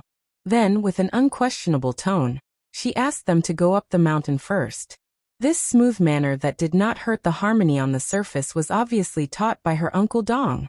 These days, Mount Bubang had gotten used to the little girl's maturity. In addition, she was spoiled to the point of being lawless by the Mount Bubang's son-in-law who led 60,000 soldiers. After some consideration, the retainers arranged by the 5th raccoon dog quietly left, but they did not go far. They waited outside the pavilion's view, and then one of them went to report the news to Mount Bubang. Su Beiji racked his brains, but he did not expect such a calm ending. However, he did not think too deeply about it. Outside the pavilion, he looked down at the beautiful scenery. His grandfather had once said that Jiangnan's graceful environment was something that Beimang could not compare to. The women there were truly made of water, unlike the women of Beimang who were mixed with sand. After the age of 30, they would often become unbearably rough. Su Fingyan sat side by side with the girl in green. He reached out to take off the long and narrow spear pouch, revealing the true appearance of the instant spear. He asked, "Why did you come to Beimang? Did you beg Su Xiao to come here?" She pressed her cheek against the cool pillar and said softly, "I don't want to lose to Sweet Potato." Su Fingyan laughed involuntarily, blindly competing. She was silent. Su Fingyan looked at her left arm. "Don't you know how to pick on soft persimmons? You came to Mount Bubang to find trouble with the 5th raccoon dog. Aren't you looking for trouble? I heard that he gave you a lot of face and personally fought." She nodded. Su Fingyan smiled. "Why don't I fight for you later? Your young master has gone through a lot of hardships, had one lucky encounter after another, and achieved great success in his martial arts. Not to mention the 5th raccoon dog, even Tuoba would dare to scold him." Before leaving Wutangen, she could not be said to be obedient to her young master. She shook her head and said softly, "I won't fight. I'll accompany young master back to Bailiang." There were only 2 first-class servant girls in the courtyard. She and Sweet Potato each had their own merits. The little girl, who had been left out in the corner, coughed a few times and secretly put on her embroidered shoes. She stared with wide eyes at the heartless man, who did not have the slightest emotion of meeting after a long separation. This made her, who was originally full of joy, feel even more disappointed. She could only kindly remind him that she was still standing there. Su Fingyan could understand why Dong Zhuo had arranged for her to stay in Mount Bubang, but he did not expect to meet her halfway. It was not surprising that she recognized her at a glance. She had the talent to be able to pierce through the heart with qi. Fortunately, she did not expose herself. Otherwise, if Mount Bubang knew about her, she would be exhausted from hunting and fleeing. The taller little girl was holding a small lacquer box in her hand. It was a qiqiao that Su Fingyan had bought for her in the market of Flying Fox City. However, the spiders stored in the box had long died. This ending could not be changed by careful breeding. The lacquer box was originally cheap, and the species of spiders used to qiqiao in weaving webs were also ordinary. Now there was only a sparse and broken web left in the box. When Dong Zhuo left the mountain, he wanted to secretly hide this qiqiao box, and give an excuse that the servants had lost it when cleaning the room. However, he could not endure his daughter's resentful eyes. He had to be thick-skinned and take it out from his sleeve, saying that Uncle Dong had searched the yard and found it with great difficulty. Su Fingyan looked at the little girl who had once been with him through thick and thin. All kinds of feelings welled up in his heart. It was as if a lifetime had passed since the two of them met again. The little girl, Tao Manwu, glanced at Su Beiji, who was carrying a heavy bag outside the pavilion. She remembered that this guy had threatened her with food to carry that big bag of money. She felt a little indignant for that boorish uncle of hers. Then she sighed in her heart. This stingy guy was so stingy that he even missed the porcelain pillow that Aunt Shi had given her. Wherever he went, he would never forget to order others to do manual labor. She had been worried that he would not have enough money to eat these days. Su Fingnian smiled and asked, "Have you forgotten the qi cultivation skills I taught you?" Tao Manwu immediately practiced the golden beam knocking, sky drum bathing, and so on step by step. There was not the slightest mistake. Su Fingnian took the small lacquer box from her hand and joked, "Why don't you throw this broken thing away? Your Uncle Dong is a mountain of gold and silver. It's not difficult for you to find a qiqiao that is bigger than you. I'll throw it away for you." Su Fingnian pretended to throw it out of the pavilion, but Tao Manwu jumped up with all her strength and clung to his arm tightly. Her whole body was hanging there in a funny way. Chapter 635. Bluebird's eyes were warm. She patted Tao Manwu's head tenderly. She didn't know why the little girl was so close to her. After she was seriously injured, Tao Manwu stuck to her side. She had been recuperating at the foot of Mount Tibbing these days. She more or less heard some gossip. She knew that her father was the mayor of Luqing at the border of Beimang. He was attacked for no reason. It was rumored that it was done by 2 sons of the royal family. However, the murderer's whereabouts were still unknown. Furthermore, the military general Tao Qianji was as close as a brother to Dong Zhuo. The little girl's mother also unfortunately died on the way to her funeral. Ever since Tao Manwu was born, he had been brought along by Dong Zhuo, the most powerful and influential person in the Southern Dynasty's military world. Some time ago, without any warning, Liangmang broke out into war. It was said that Dong Zhuo led his troops to Liguz Maolong to provide relief. Thus, Tao Manwu was left behind at Mount Tibbing, where he was somewhat related. The young master went to the north alone. Tao Qianji, who liked to kill Baoyang soldiers every day, died on the Qingming festival. The young master happened to be familiar with Tao Manwu. Bluebird stared at the young master with her eyes wide open. The little girl inadvertently glanced at the sister in green whom she had not known for long. Su Fingnian, who knew that she was gifted, did not stop her. The green bird found that the little girl's face was covered in tears after she let go of her hand and landed on the ground. The extremely complicated and contradictory look in her eyes was like a spider web in an expensive and ingenious box. It was so dense that there were no gaps. It should not appear in the eyes of an innocent and kind little girl. Tao Manwu only shed tears but did not cry out loud. In the end, she threw the small lacquered box on Su Fingnian and ran out of the pavilion. Bluebird looked at the young master blankly. Su Fingnian smiled bitterly. She has the ability to see through people's hearts. Bluebird, who knew that she had unintentionally made a big mistake, was full of regret. When she was about to speak, Su Fingnian waved his hand and put the spear back into the cloth bag.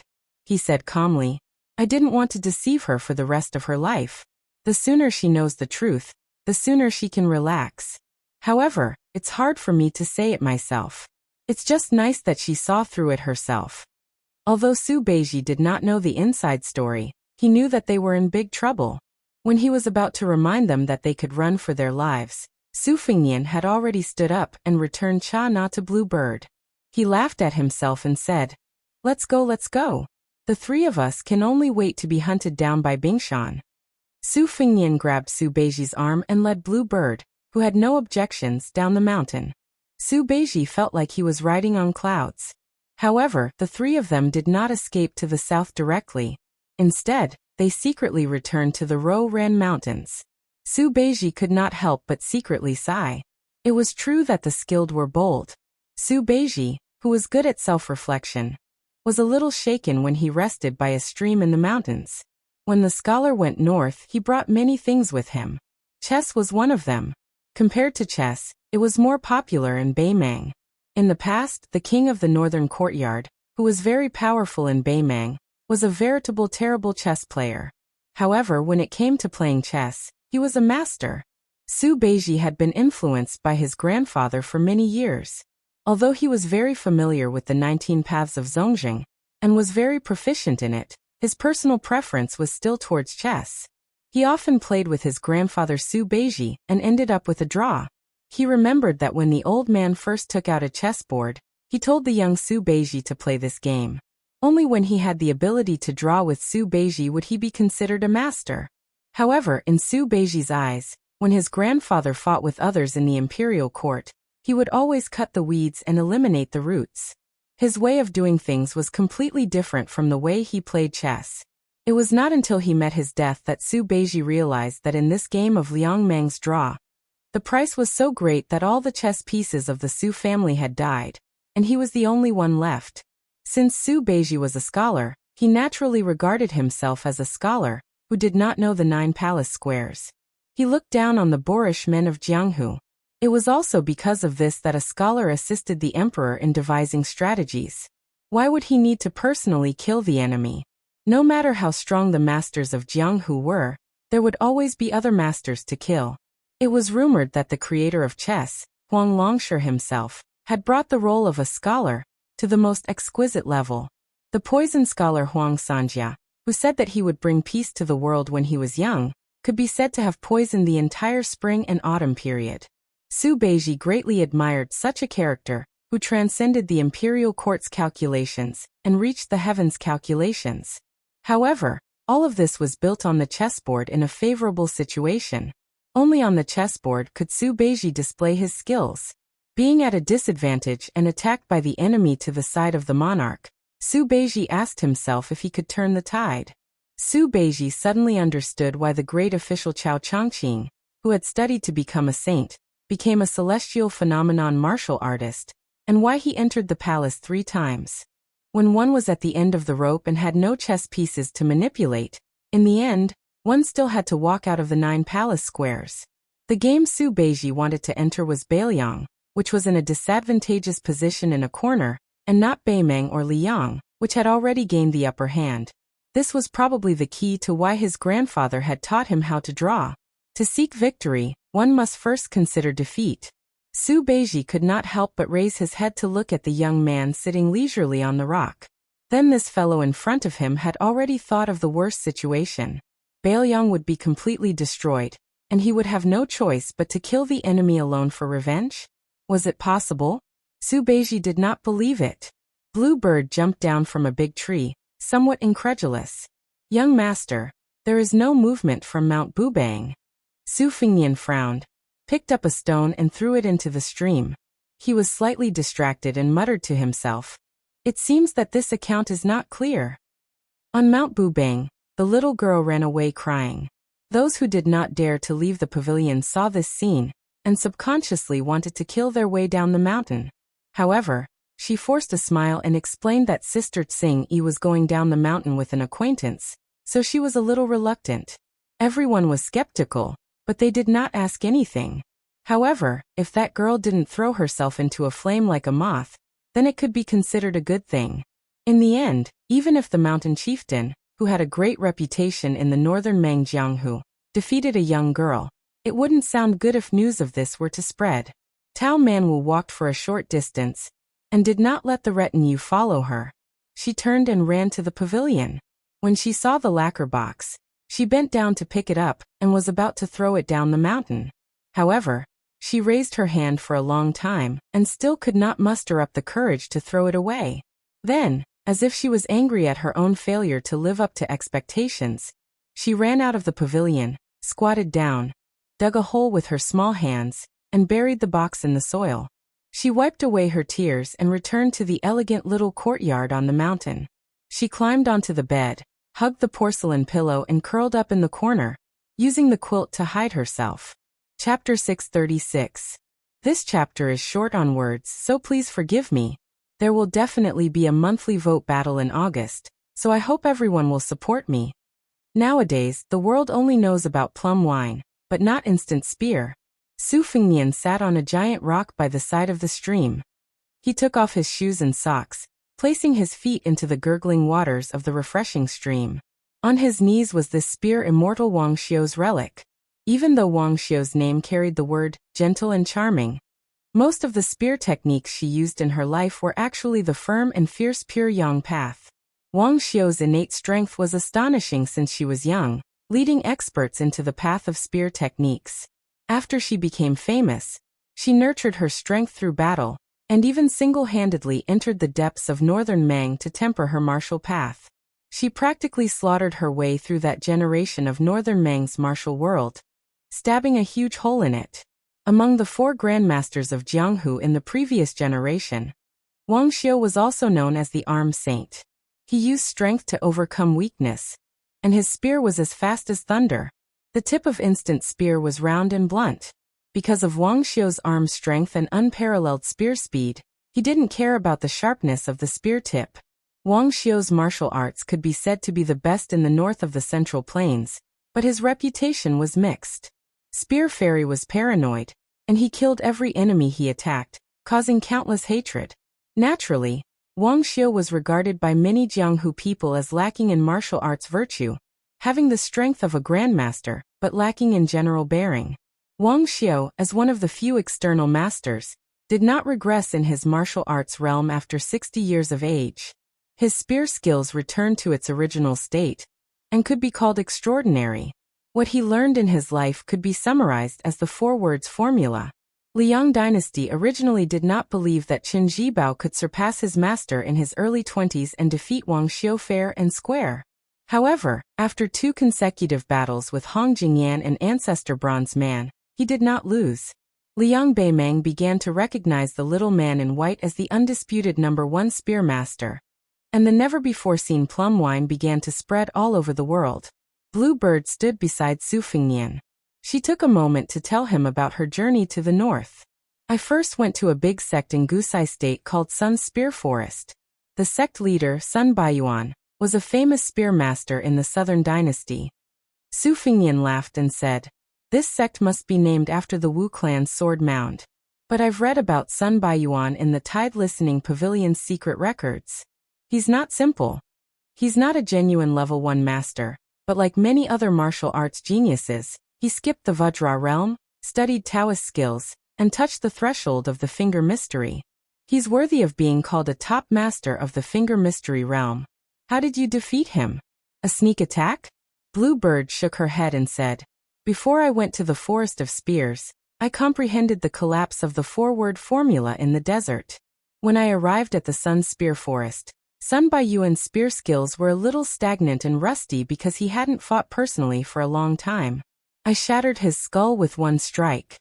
Su Fengnian was suddenly dumbfounded.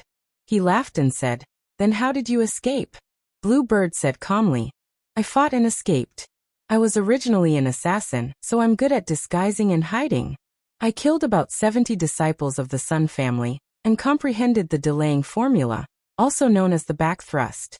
When I was being chased and trapped in a desperate situation, it was most suitable for me to counterattack." Su Fengnian bent his finger and flicked the dust-free ancient spear lightly, nodding. Blue Bird continued, "There was a captain in the prime of his life in the desolate nightmare military town in Gusai State. He had a strange surname, and I can't remember his name. I only know that his spear skills were among the top 3 in the Beimeng army. Everyone said that his biggest regret was that he didn't have the chance to fight with Qin Jibao. I snuck into the military town, and this person happened to be practicing his spear skills in the middle of the night. He was so soft that my collapse of the spear couldn't take advantage of him. After dozens of rounds, I stabbed him in the stomach." At this point, Blue Bird smiled and said, "Anyway, it wasn't his turn to kill Qin Jibao. This time, the chase was more difficult. The desolate nightmare military town sent out hundreds of horse fences. I escaped for a whole month. During this time, a few spider web members joined in. They didn't stop until I snuck into Longyao State." Su Fengnian looked at her cold smile and sighed softly. "This Beimeng general's surname is Hulu. He was the lover of a powerful royal family in the north. You killed him well. It was revenge for the empress who ordered the Jianghu of Beimeng to sneak into Beiliang in batches to carry out assassinations. You also let them know what it means to not reciprocate. You and the white-robed monks' return of the courtesy and virtue sect are different approaches to achieve the same result." She shook her head and said, "I only know some crude ways to kill people. How can I be compared to the white-robed monk who is almost a saint?" Since Su Beiji had nothing to do, he stood to the side and listened attentively. This scholar, who originally looked down upon the martial artists of Jianghu from the bottom of his heart, had long been intimidated by Qing Niao's straightforward narration. Hearing this sentence, he softly said, "Only by killing people can you save people. Miss, you don't have to belittle yourself." Bluebird didn't have a good temper to listen to people's casual praise. She shot a cold glance at Su Beiji, which made Su Beiji's scalp tingle. He hurriedly lowered his head and turned his head to look at the stream. Sure enough, everything had its vanquisher. Su Fingyan couldn't help but laugh. He smiled and introduced, "This is Su Beiji. His grandfather was once the king of Beimang's northern courtyard.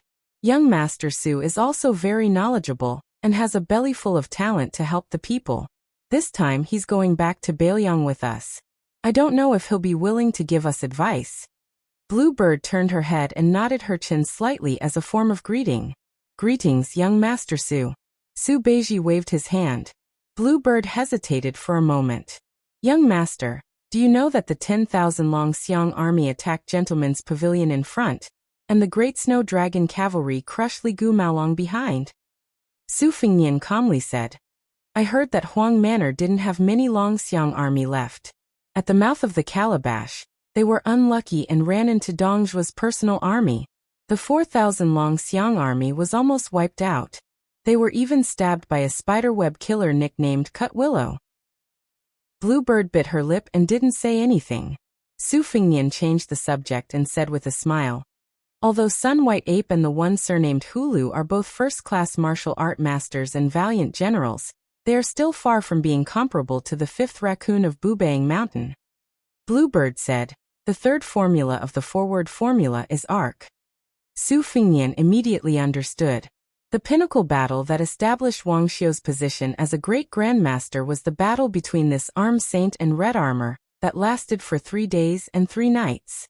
Wang Xiu's arc spear formed the momentum of a flowing river. He didn't give Red Armor, who was at the peak of his power, a chance to fight back. 3 arcs formed momentum, 9 arcs formed a small circle, 81 arcs formed a large circle, and so on. It was amazing. But the real perfection of the arc spear had to wait until Wang Xiu went to fight Li Chungang, who was also a great grandmaster. At that time, Li Chungang was invincible after drawing his sword, and before opening the gate of heaven. At that time, Li Chungang was high-spirited and vigorous. His sword will flourished and was recognized as unparalleled in the world. Before Wang Xianji became famous in one battle, Li Chungang gently pointed at her and forced a barefoot sword fairy from the southern sea back to her sect. Only Wang Xiu was barely able to make Li Chungang fight against him. He was even full of praise for Wang Xiu's arc spear. After the battle, the two drank and Li Chungang even gave some pointers. The arc spear formula was big and wide. It could only be used to its fullest when it met an opponent that it couldn't match. Therefore, there was a heroic saying, "If the arc spear doesn't arc, I will die." Su Fingyan didn't say anything to comfort her. He just moved and patted the stone. Bluebird hesitated for a moment and sat beside him. Su Beiji looked at the man and woman who were probably master and servant. He remembered the scene in the pavilion where he helped her put on her shoes. Su Fingyan said softly, "When the 5th raccoon comes, leave it to me." Bluebird held the instant spear tightly and nodded heavily. Chapter 637. The next chapter is 12 o'clock at night. Cleverness overcomes cleverness. Su Fingyan originally thought that he could use the otherworldly item to erase his traces and return to the Ruin Mountains. If the Bingbing Mountains sent out troops to pursue him, they would definitely be led by the nose by the red-robed nascent soul. Little did he know that the 5th raccoon would be waiting for him. The most dangerous place was the safest place. Safe my ass. When Su Fingyan stood up, the otherworldly item was already hanging upside down from a tree like a giant scarlet bat. Su Beiji also sensed that the situation was not good and tacitly threw his luggage to Su Fingyan. After doing so, Su Beiji saw more than 10 elite riders galloping downstream of the stream. The distance between the two sides was less than 20 feet, not enough for an inferior bow to shoot. The Ruin Mountains were rich in iron ore, and the 5 military towns were rich in heavy armor. They were very famous in the Beimeng royal court. Except for the valiant-looking man in the lead, who wore a casual purple robe and carried a broad saber in a black scabbard, which was different from the Mang saber. The rest of the retainers and their horses were all wearing heavy armor. There were no roads in the forest for the horses to choose from, but the sound of these riders galloping was negligible to Su Beiji. Su Fengnian stared at the black pigeon on the back of the man with the saber and frowned. Su Fengnian knew that the Ruren Mountains specialized in whistling pigeons. The pigeon in this guy's hand was a 6th-year slave from the Ruren Mountains. It was nicknamed Green Eyes Plus. Unlike most carrier pigeons, this kind of pigeon would only reach maturity after 3 years. 6 years was the best time to send a letter.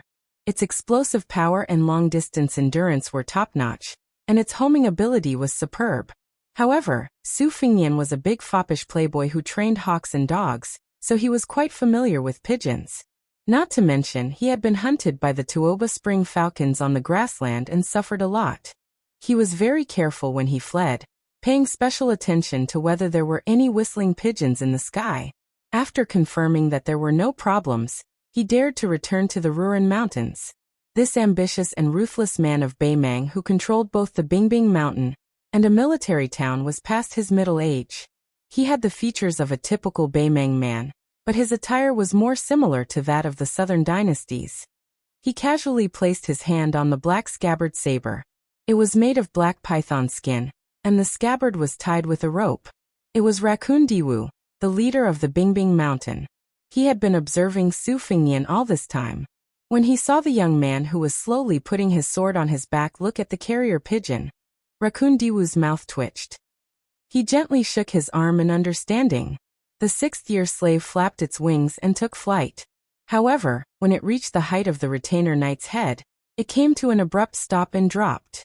It hovered 3 feet above the ground and instantly disappeared into the forest like an arrow. Su Fengnian smiled. He did not need Raccoon Diwu's explanation to understand the mystery. The 6th-year slave's specialty lay in its ability to fly at low altitudes. Raccoon Diwu, who was said to have once saved the Beimang Empress' life, asked the blue bird. His gaze remained on Su Fengnian. "I've already agreed to fight you again. Why did you leave without saying goodbye?" Su Fengnian replied on his behalf. "Since you can't beat me, then don't fight. Women kill and kill. It's a killjoy." In the face of such a scoundrel's words, Raccoon Diwu did not get angry. He only laughed softly and said, "Northern Liang Wangxiu's arc spear is a spear technique that fights for life after death. Where can you find such a good target like me? But then again, the reason why I didn't kill you the first time we fought was because I knew that Spear Fairy King Xiu had a daughter at a young age. It's a pity that this little girl had only used 40 to 50% of the essence of the arc spear. I wanted to fight again and see everything in one go before deciding her fate. After all, Bingbing Mountain is not a restaurant. You want to leave? It's not that easy. But now, compared to the arc spear, I'm more curious about which sect you came from in Bailiang. Using your Central Plains Jianghu lingo, why don't we spar?" Su Fengnian looked troubled. "You're the mountain master of Bingbing Mountain, and a famous Jianghu senior.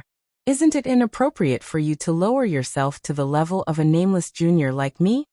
Raccoon Diwu let go of his scabbard and placed his hands on the horse's back. He tapped the back of his hand lightly with one finger and shook his head. "It's always the new generation that surpasses the old. If we were to calculate based on age and experience, everyone should be cowards. Wait till you're 100 years old before showing off." Su Fengnian laughed. Mountain Master's words are humorous. "It's a shame that we didn't meet earlier." Raccoon Diwu said helplessly, "You said that you don't want to fight with me. Then can you drive the 3 ancient swords back into the box? The sword chi is not small. If you're determined to fight with me, then let me know. Otherwise, when I make my move, you won't even know how you died." Su Fengnian shook his head and laughed. I'm not fighting.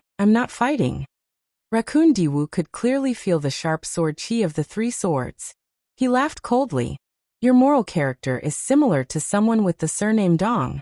You're the one I hate the most in my life. However, I only have one daughter to marry. She's treated as a death exemption token.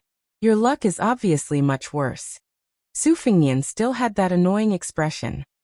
"It doesn't matter. Anyway, your body is still healthy. There's no need to rush to fight with me. Go back to the mountain and give birth to a beautiful daughter. I'll find her in 18 years. Bluebird wanted to laugh but did not. It was uncomfortable to hold it in. She gripped the end of her spear tightly. Indeed, it was more comfortable to kill people. Raccoon Diwu looked up to the sky and laughed. His eyes started to become extremely gloomy. You're really a monkey carved from the same mold. The fifth raccoon's mount suddenly knelt down on all fours. Its entire back was broken. A purple figure suddenly rose up and hovered in front of Su Fengnian's eyes in an instant. It slashed its saber at Su Fengnian's head. The name of the blade was Dragon Tendon. It was a reward given to meritorious officials after the Empress of Beimang ascended the throne. Raccoon Diwu was bestowed with this famous blade that symbolized the first martial artist in the imperial tent. Even the military god Tuoba, who had accumulated many military achievements, did not have such an honor. Su Fengnian did not dare to be careless. He climbed to the top of the building with the sword of spring and autumn held horizontally above his head. He originally wanted to use the 3 ancient swords that he had obtained from the Emperor Qin's mausoleum to attack Wei to rescue Zhao. However, before the 3 short swords that had been hidden for 800 years finally saw the light of day again flew to Raccoon Diwu's side. The dragon tendon in the mountain lord's hand pressed down on Su Fengnian's chi, causing the 3 flying swords to show a trace of stagnation. It was indeed unfortunate that he had met his master, whose swordsmanship was far from perfect. It was even more unfortunate that he had met such a superb opponent. The soil by the stream was not solid to begin with. With one strike of the blade, Su Fengnian, who was holding the sword of spring and autumn, sank a full foot into the ground. Raccoon Diwu's body spun in the air, and the dragon tendon brushed past the sword of spring and autumn by 3 inches. With that, Su Fengnian's entire body was sent flying to the side. The soil under Su Fengnian's feet rolled and splattered in all directions. After pulling his feet out of the ground, he flew into the air and stuck to a large tree. As he retreated in defeat, the 3 ancient swords of the Great Qin did not attack Raccoon Diwu in vain. With a flick of his finger, they were respectively nailed into 3 tree branches in the surroundings. Together with the sword of spring and autumn in his hand, they were finally able to cover the 4 directions of north, south, east, and west. Su Fengnian did not need to think about splitting his attention to control the swords. Against Raccoon Diwu, being distracted was tantamount to suicide. He only hoped that when one of his swords left his hand, he would be able to switch to another sword in time. The soft armor he wore would not be able to withstand the dragon tendon's blade strike. Even if he did not die on the spot, once he was heavily injured, he would be no different from dying. After the blade strike, Raccoon Diwu's aura suddenly condensed. He was indeed worthy of being a big shot of the Beimang Jianghu. Raccoon Diwu deliberately wanted to catch a mouse like a cat. He was not in a hurry to pursue and attack. Instead, he stood where he was and sneered. You do have some petty tricks. Don't just have some petty tricks. That would really disappoint me. The battle had truly begun. Life and death were on the line.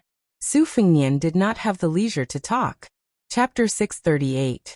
The only experts that Su Fengnian truly respected were the old man in the sheepskin fur coat and old Huang. They were not the kind of swordsmen who liked to lecture others when they had the upper hand. It was even more impossible for them to be stubborn when they were in a disadvantageous position.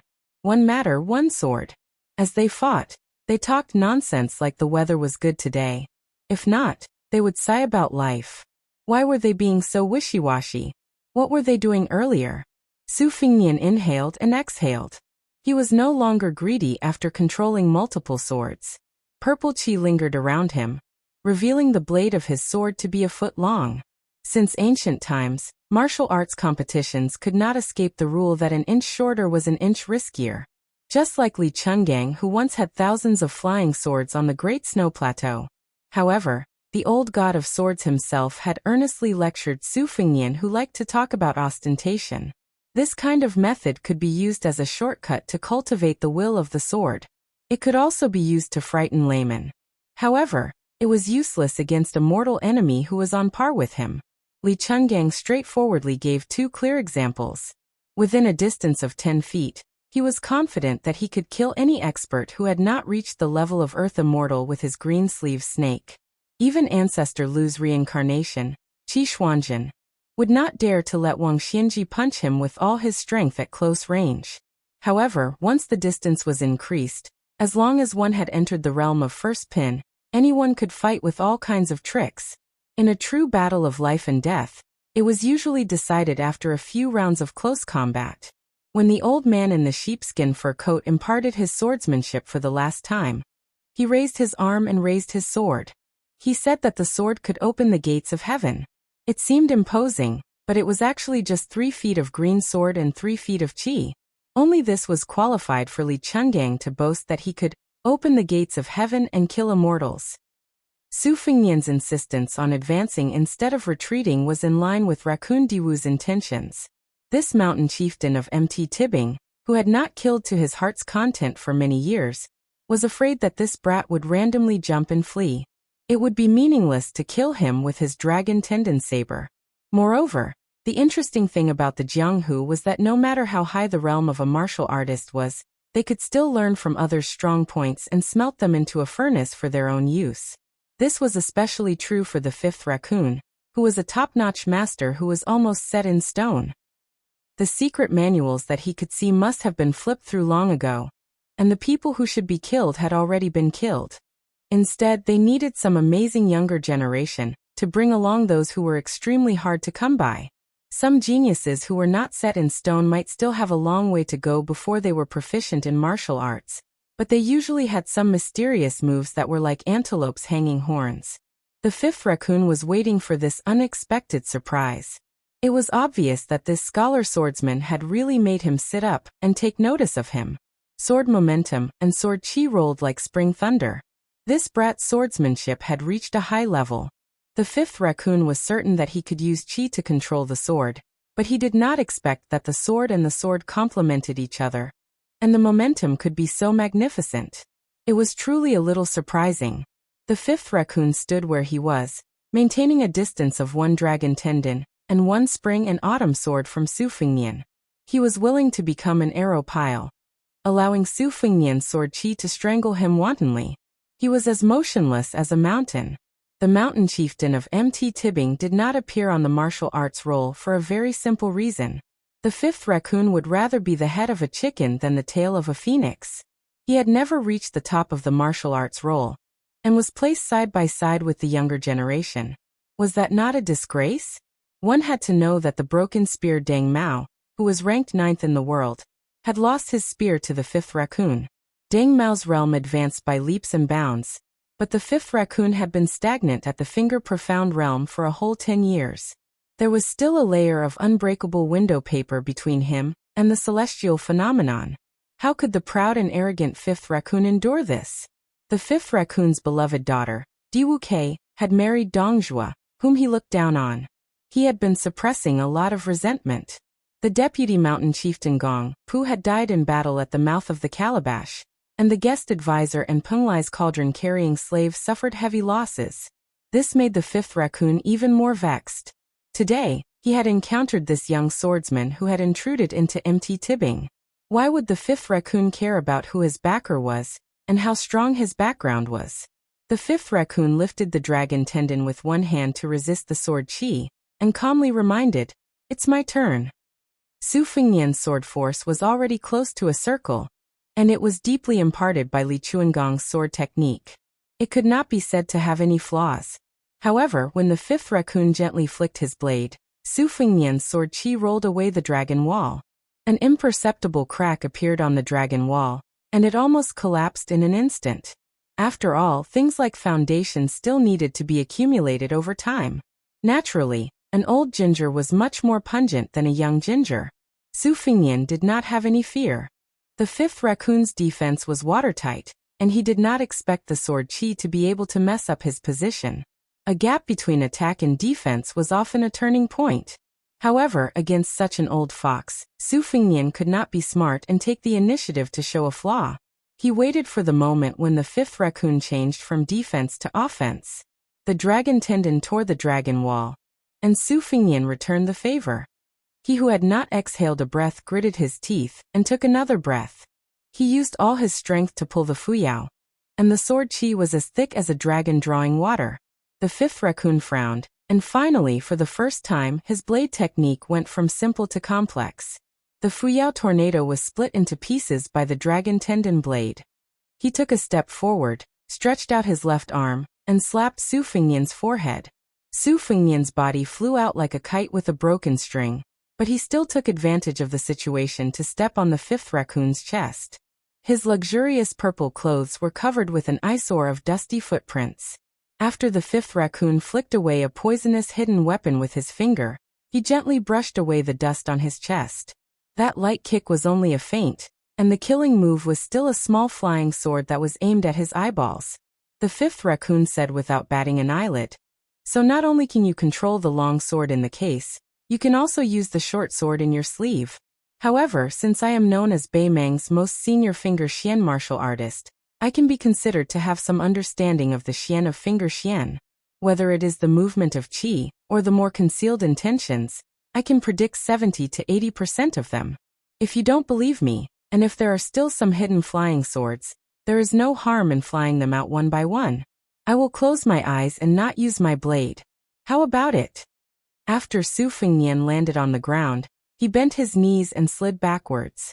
He slid from the side of the stream into the middle of the stream before stopping. After he stood up in the water, there was a bit of undisguised ridicule in his eyes. The fifth raccoon was well aware of this, and found it more and more interesting. This kid really was not a fledgling. Usually, those noblemen who came from prestigious sects and schools wanted to make a name for themselves in Jianghu after learning some skills. Suddenly, they met an opponent who was much stronger than them. This kind of psychological attack was extremely easy to succeed. Before the battle to the death, their momentum would be weakened by more than half, and after that, they would be at the mercy of their opponent. The fifth raccoon had seen too many of these kinds of newborn calves, and they all died prematurely at the hands of seniors who did not cherish talent. Therefore, the martial arts geniuses that the fifth raccoon cultivated on Mount Bubering were all abnormally cold-blooded. They were either thrown into the front line of the army to be polished, or sent to assassinate strong people who were a bit stronger than them. They were definitely not like the chess and sword music school, who protected their calves and blindly spoiled them under their wings. The fifth raccoon raised his blade and walked slowly. The dragon tendon blade's originally inconspicuous blade aura became more and more restrained. "I promise that if you can leave this stream, I will let you live." Once he started thinking about escaping, there really was no need to fight anymore. Su Fengnian spat out a mouthful of turbid air, and directly called out his name. "Fifth raccoon, you are a genuine finger profound realm expert. Time and again, you have to play mind games with a junior like me. Don't you find it annoying?" The fifth raccoon shook his head. "Comparing skills with others and taking people's lives with one move is something I did a long time ago. It's not easy to catch a fish like you in the net, so I really can't bear to kill you quickly." As he spoke, the fifth raccoon slashed out again. The range of his arm swinging out far exceeded the previous move, and the momentum was also far greater than the initial slash that broke the horse's back. The qi in Su Fengnian's body circulated, and his acupoints were like golden lotuses. He leaped out of the water and welcomed the slash.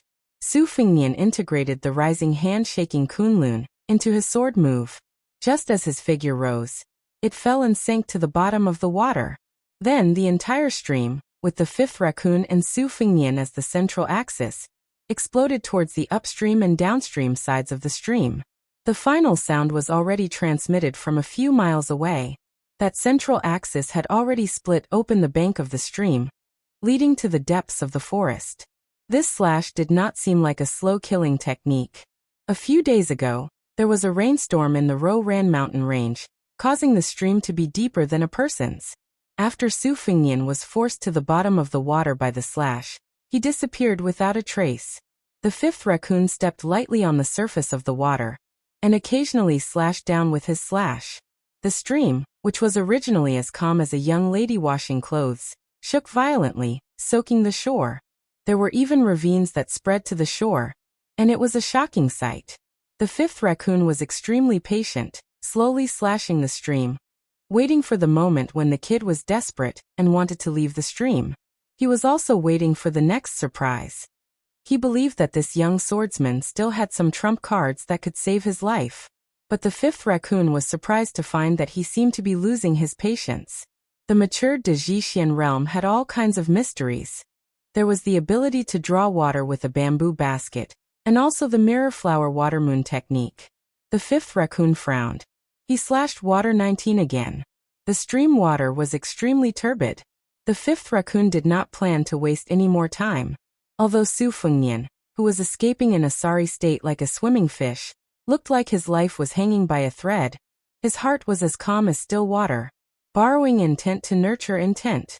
Closing the sheath to nurture intent was originally Li Chuangong's original creation that made thousands of swordsmen of the younger generation praise. Su Fengnian had to find another way. After practicing the sword, he used the sword intent to nurture the saber intent. Now there was an even more accurate saying, which was to use its intent to nurture one's own intent. Old man, you slashed the stream water, I nurture intent. Chapter 639. August has arrived. This is the first time I'm formally asking for monthly votes in Zongheng. The second volume, Going to Beimang Alone, will definitely come to a successful conclusion this month. In front of her, no one dared to claim to be from a family of spear arts. Wang Xiu's status in the world of spears was like Li Chuangong's status in the way of the sword. The dozen or so Ruren cavalrymen were confident in their superior horsemanship and the outstanding strength of their war horses. They raised their spears at the same time, but the distance between the two sides was extremely close. No matter how excellent the bloodlines and training of the war horses were, they could not charge forward explosively while carrying a heavy armored cavalryman. The two war horses trotted forward at the same time, taking the lead to charge towards the beautiful woman in green. These dozen or so cavalrymen were competitive cavalrymen who had followed their mountain chieftain for many years on the battlefield. They were extremely proficient in dealing with armored soldiers and people of the Jianghu. Two pitch-black metal spears came down from above. One thrust and the other swept. The left thrust towards Bluebird's forehead, while the right swept towards Bluebird's shoulder. Bluebird was once an assassin who would do anything to achieve her goals. After practicing the spear, her method of killing changed completely. It was in line with Wang Xiu's ferocious and demonic spear arts. Especially when Wang Xiu's instant spear was used by a woman like Bluebird. It was even more pleasing to the eye. The instant spear was thrust out. It was clearly a simple and straight thrust, but the spear's body actually bent in a strange arc. The scarlet spear's outer arc collided with the spear that was aimed at the cavalry's forehead. After the collision, the instant spear used the force of the impact to curve again. The tip of the spear instantly changed direction, causing the sweeping spear to be deflected. Then the instant spear stabbed straight, piercing through the war horse's head, and piercing the chest of the armored soldier on the horse's back. The spear's body bent in an arc, and the spearhead's momentum collapsed, causing the cavalryman's breastplate to explode. He was sent flying into the air, dead before he even landed on the ground. Wang Xiu's collapse word formula hurt people's flesh and blood, as well as their meridians and qi. The chief assassin of Spiderweb, One Willow, could let the sword's qi take root. This kind of insidious swordsmanship was actually comprehended from Wang Xiu's spear arts. Wang Xiu traveled the world with his spear arts. He never gave in when he met enemies, and he was even more ruthless. In the past 20 years in Beimang, there were countless martial artists who studied Wang Xiu's spear arts. Wang Xiu was like a flood dragon in the Yellow River. After his death, the younger generation explored the river and searched for treasures. Bluebird had seen Wang Xiu, a martial arts fanatic, practice the spear since she was young. She was close to him, and she had inherited her father's talent. Her understanding of the four-word formula was far from what outsiders like One Willow could imagine. At that time in Beiliang's martial arts world, the Wang family could always see a little girl in the inner courtyard. Regardless of whether it was cold or hot, she would practice the spear step by step and elbow by elbow. Her hands were full of calluses, and she would constantly pull out a wooden pole. The green bird trembled in the midst of the collision, and wrapped itself around an iron spear. The tip of the spear in its hand drew a majestic circle, and a knight's entire head was taken off. She kicked the abdomen of a warhorse that brushed past her, and the rider and horse were thrown 3 to 4 feet away. In the midst of the attack, she tiptoed and dodged the stabbing of the two spears. Her palm slid to the middle of instant, and the spear rotated in a big circle. The big circle had the same arc as Instant's spear, swinging in the air like a horse rope. After the momentum was accumulated to perfection, With instant as the center of the circle, within 20 steps, 3 riders, including their armor and warhorses, were cut off.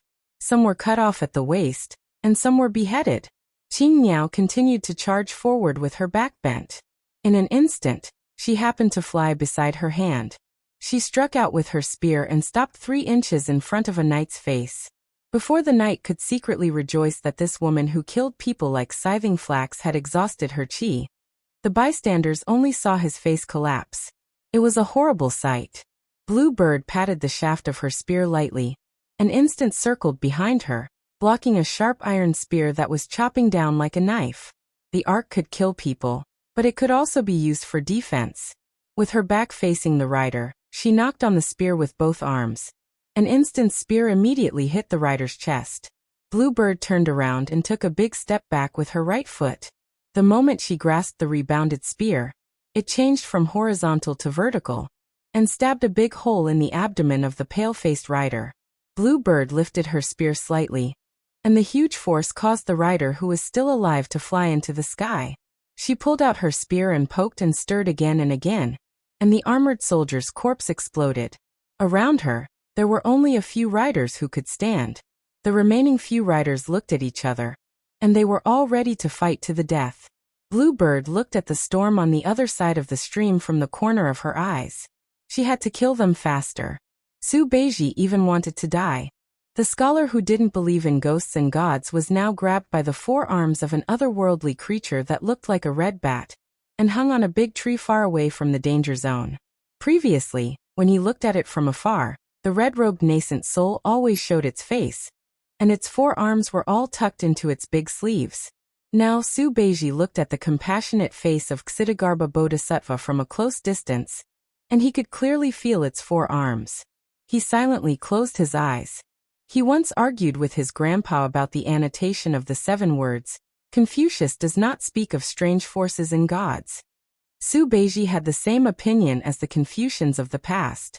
He translated strange forces and gods into strange forces and rebellions. Su Beiji thought that it should not be simply based on the Confucians' criticism of the school of Moism's worship of ghosts and gods. Strange forces and rebellions were not side by side, but separated. Strange was used as a verb, and gods referred to the mind. At this moment, Su Beiji felt that he had made a big mistake. He was chanting scriptures and mantras. Chapter 640. The otherworldly item didn't pay any attention to the scholar, who looked like he had fallen into an ice cellar. Its happy face looked into the distance as if it was hesitating whether to help or not. The otherworldly item with the green python armor under the wide sleeves of its vermilion robe threw away the burden in its hand, and threw Su Beiji to the ground. Its delicate body, which could be considered exquisite even if one didn't look at its 2 faces and 4 arms, slowly floated up until it was above the branch at the top. Its wide sleeves swayed, setting off the snow-white and eye-catching bare feet. Su Beiji coincidentally raised her head and saw this scene. She shuddered even more. Could it really be a ghost that had escaped from Fengdu? Yuanying twisted its neck stiffly. In its vision, there were many soldiers who had abandoned their horses and were advancing up the mountain like a swarm of locusts. The otherworldly item rubbed its belly and burped. Ordinary people burped when they were full, but it only burped when it was hungry. On the stream, Raccoon Diwu sneered. "Let's see how long you can hide." The mountain master of Mount Tibbing was truly enraged. He threw the dragon tendon behind him. When he crushed the horse's back, he pulled out his saber. The scabbard with the golden thread attached to it was left near the dead horse. It was stuck in the ground. With this throw, the dragon tendon returned to its scabbard. Raccoon Diwu wasn't famous for its knife skills. Since it had broken Deng Mao's spear with its bare hands, it was clear that something was wrong. After Raccoon Diwu abandoned its knife, it glanced at the undulating stream downstream, and sneered. It no longer floated above the stream, and dived into the water like Su Fengnian. Su Fengnian finally appeared.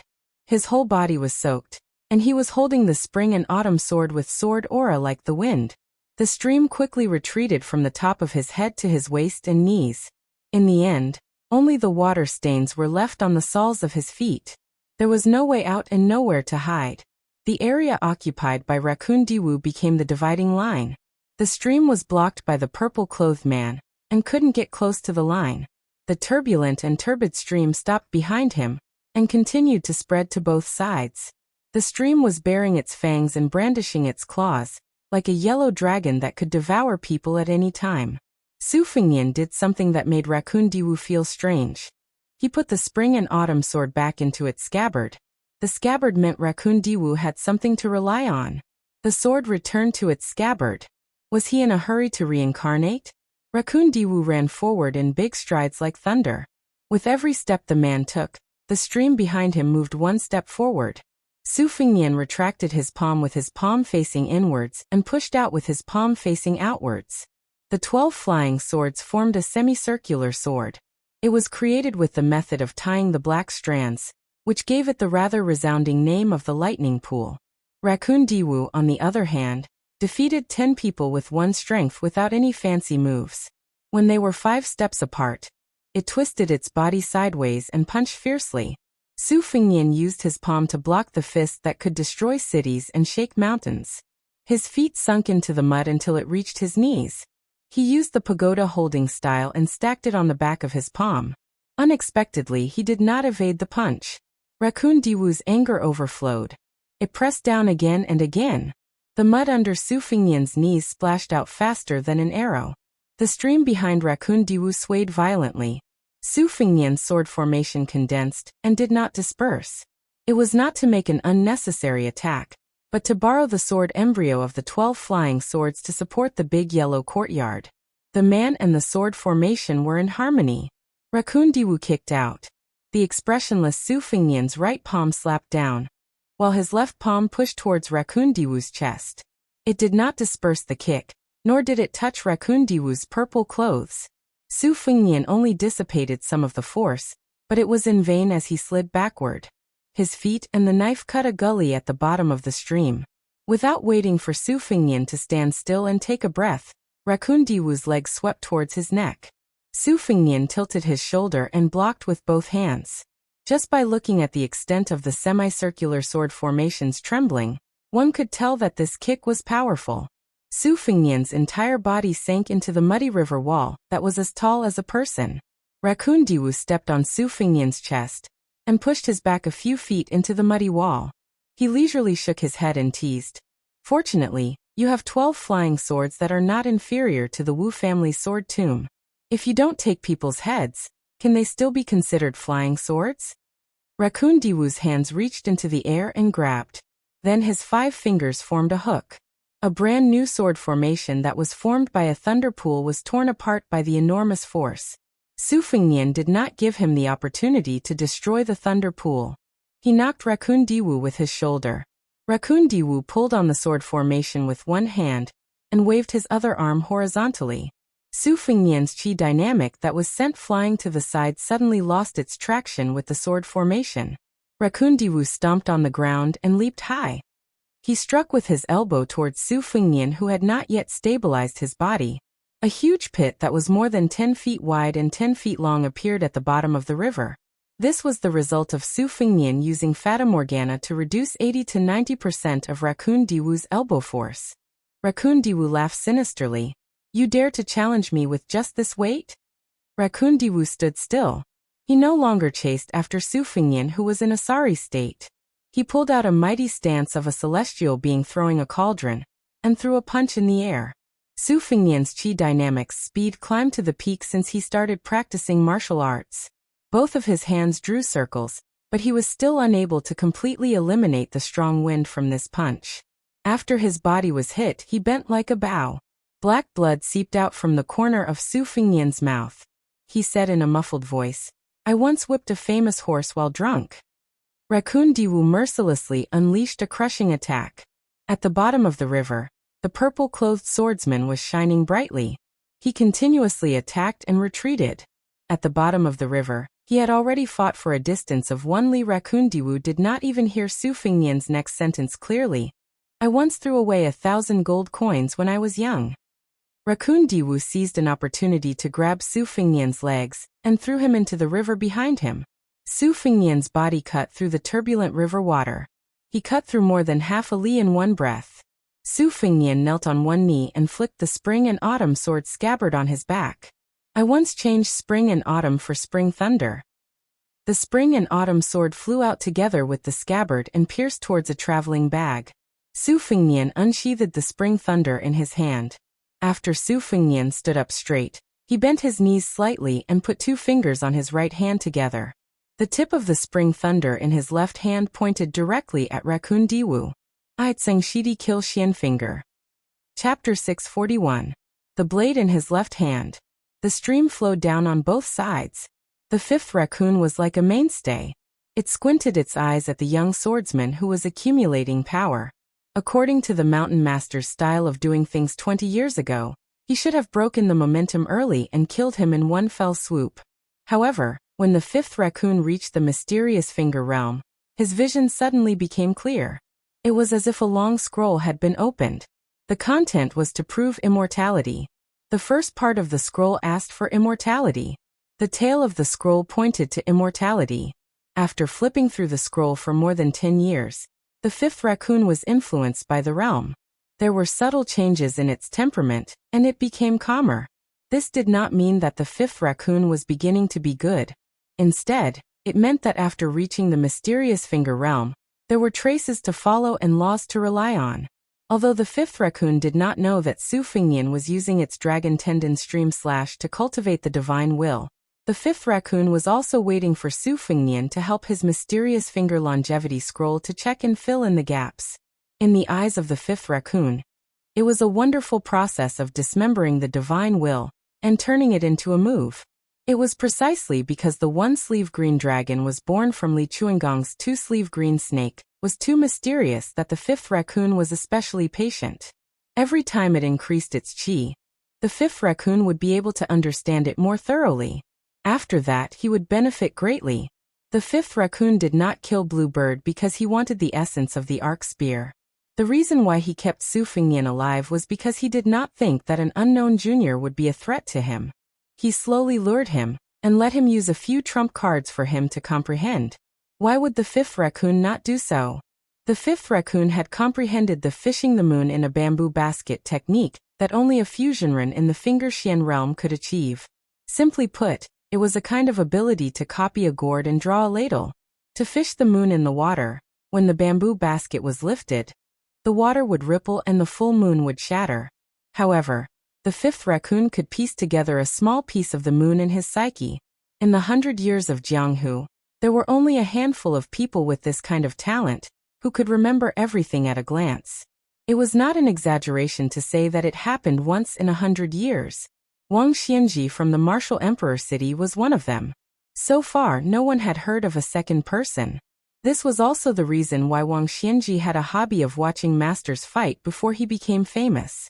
When a layman watched a fight between level 1 masters, besides the excitement, what could he see even if he opened his eyes wide? As for the 5th raccoon's Xian finger, it was the hard work of dripping water to penetrate a stone. Only after reading it 100 times would its meaning be revealed. In addition to its unique talent and various opportunities, only then would it be able to attain Xian finger. The saber momentum was like a flood that filled a lake. Fortunately, there was no one watching the battle. Otherwise, the 5th raccoon's next move would definitely stupefy everyone. The 5th raccoon imitated Su Fengnian and bent his knees slightly. He made a saber gesture and pointed it at Su Fengnian. However, the 5th raccoon quickly dispelled the idea of applying what he had just learned. It was not difficult to make it look similar, but it was unexpectedly difficult to make it resemble the spirit. This made the 5th raccoon somewhat puzzled. What kind of saber technique could make him, who was already at the Finger Xian realm, find it difficult to imitate? The 5th raccoon originally thought that a junior who had just entered the Vajra realm would be able to grasp 80% of the spirit easily. It seemed that it had underestimated this brat who cultivated both saber and sword. The moment the 5th raccoon sheathed his saber, the Spring Thunder Saber Sleeve Green Dragon suddenly swept in front of the mountain master of the weapon-raising mountain. It was unclear whether it was a saber technique or a sword intent. The 5th raccoon's eyes was filled with green chi that covered the sky and earth. It had the aura of surging 3,000 miles in one breath. The green dragon's head pounced towards the 5th raccoon. Its body was several hundred feet long. It rolled and charged, bringing with it the muddy yellow stream water. It was just like the green dragon drinking water. Wherever the green dragon went, the stream water would be sucked out of the stream. It either merged with the green dragon's body to make its scales, or was swept to the shore. This made the green dragon's situation astonishing. Not to mention the lethality, it was full of spirit. The fifth raccoon was secretly surprised and decided to get rid of this brat. This new talent of the Jiang who might be qualified to compete with him for the 10 precious chairs of the 10 people of the world in the future. Controlling a sword was different from controlling a sword that was as different as heaven and earth. However, a normal swordsman who could control a sword for several feet was considered a master. However, there were exceptions. The Wu family's sword tomb had an exaggerated saying of a child controlling a sword to pierce a butterfly.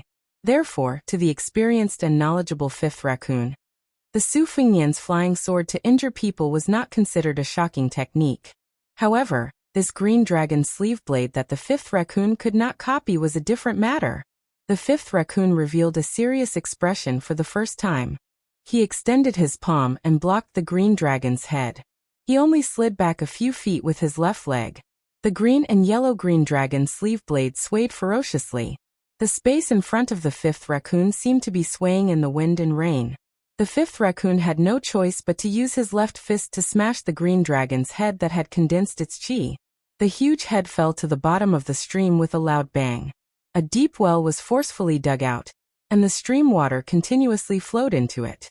The 3 feet green dragon sword and 3 feet chi. Every time it got closer, it would kill 30 feet. The real killing move was revealed after the fifth raccoon smashed the leaking chi. The spring thunderblade that had been pointed at the fifth raccoon was only 5 feet away. The wide purple robe shook violently. The hair on the fifth raccoon's temples fluttered backwards. His right hand bent 2 fingers and clamped the spring thunderblade's tip. Mysterious finger, mysterious finger. This was the supreme supernatural power of bending one's fingers to knock on longevity. The spring thunderblade in his left hand advanced. Chapter 642. This time, Raccoon Diwu was forced to retreat a few feet. During that time, he tapped the blade more than 100 times. With each tap, the sound of thunder could be heard from somewhere near the two of them. In the blink of an eye, there were 100 claps of thunder. Raccoon Diwu flicked his finger and tapped on the spring thunder every time. He tapped on the longevity and tapped on the gaps in Su Fengnian's chi circulation. As long as there was a trace, Raccoon Diwu would be able to seize the opportunity. Not only would he be unable to discard his blade, but he would also be able to break all of his meridians and shatter all of his acupoints. What made Raccoon Diwu shocked was that the young man in front of him was not only unconventional in the way of the sword, his blade was even more ferocious. The crucial point was that his chi circulation was abundant to an unimaginable degree. Raccoon Diwu, who was a late bloomer, admitted that at the young man's age, his chi circulation was not even half complete. With a flick of his finger, Raccoon Diwu was unable to grasp the slightest flaw. This made Raccoon Diwu furious. He glared and shouted. He no longer blocked the spring thunderblade head-on. Su Fengnian, who had his eyes closed all this time, twisted his wrist. The spring thunder spun in his left palm and slashed at Raccoon Diwu's waist. 1 life for 1 life. Su Fengnian dared to do it, but Raccoon Diwu was not willing to do it. Raccoon Diwu's body twisted like a loose coil. However, the punch that had lost most of its sharpness still smashed onto Su Fengnian's head. At the same time, Su Fengnian returned the punch. His body swayed like a bell on Mount Wudong. He did not fall and took the opportunity to step on Raccoon Diwu's chest again. This time, compared to the first time, it was much more ferocious. The purple-clothed mountain master, who had been strolling leisurely, was also kicked to the point that her body became unstable. Su Fengnian, who had his eyes closed, retreated a few steps. He did not suffer any serious injuries. This was all thanks to the golden lotus nurtured by the great yellow courtyard. 108 golden lotuses bloomed at once. 54 golden lotuses withered in an instant. 54 golden lotuses bloomed in an instant. Raccoon Diwu had the mentality of not sitting in the hall. He did not think that he would put himself in danger. Su Fengnian, on the other hand, was truly going all out from the very beginning. The reason why the longevity lotus could bloom again was because Su Fengnian had risked his life to nurture it. Spring lightning was no longer in his hand, but the next move did not require him to hold a sword. Su Fengnian gently pressed his hands down. The spring thunder behind the fifth raccoon floated up. The earth emitted killing intent, winding for 6,000 li.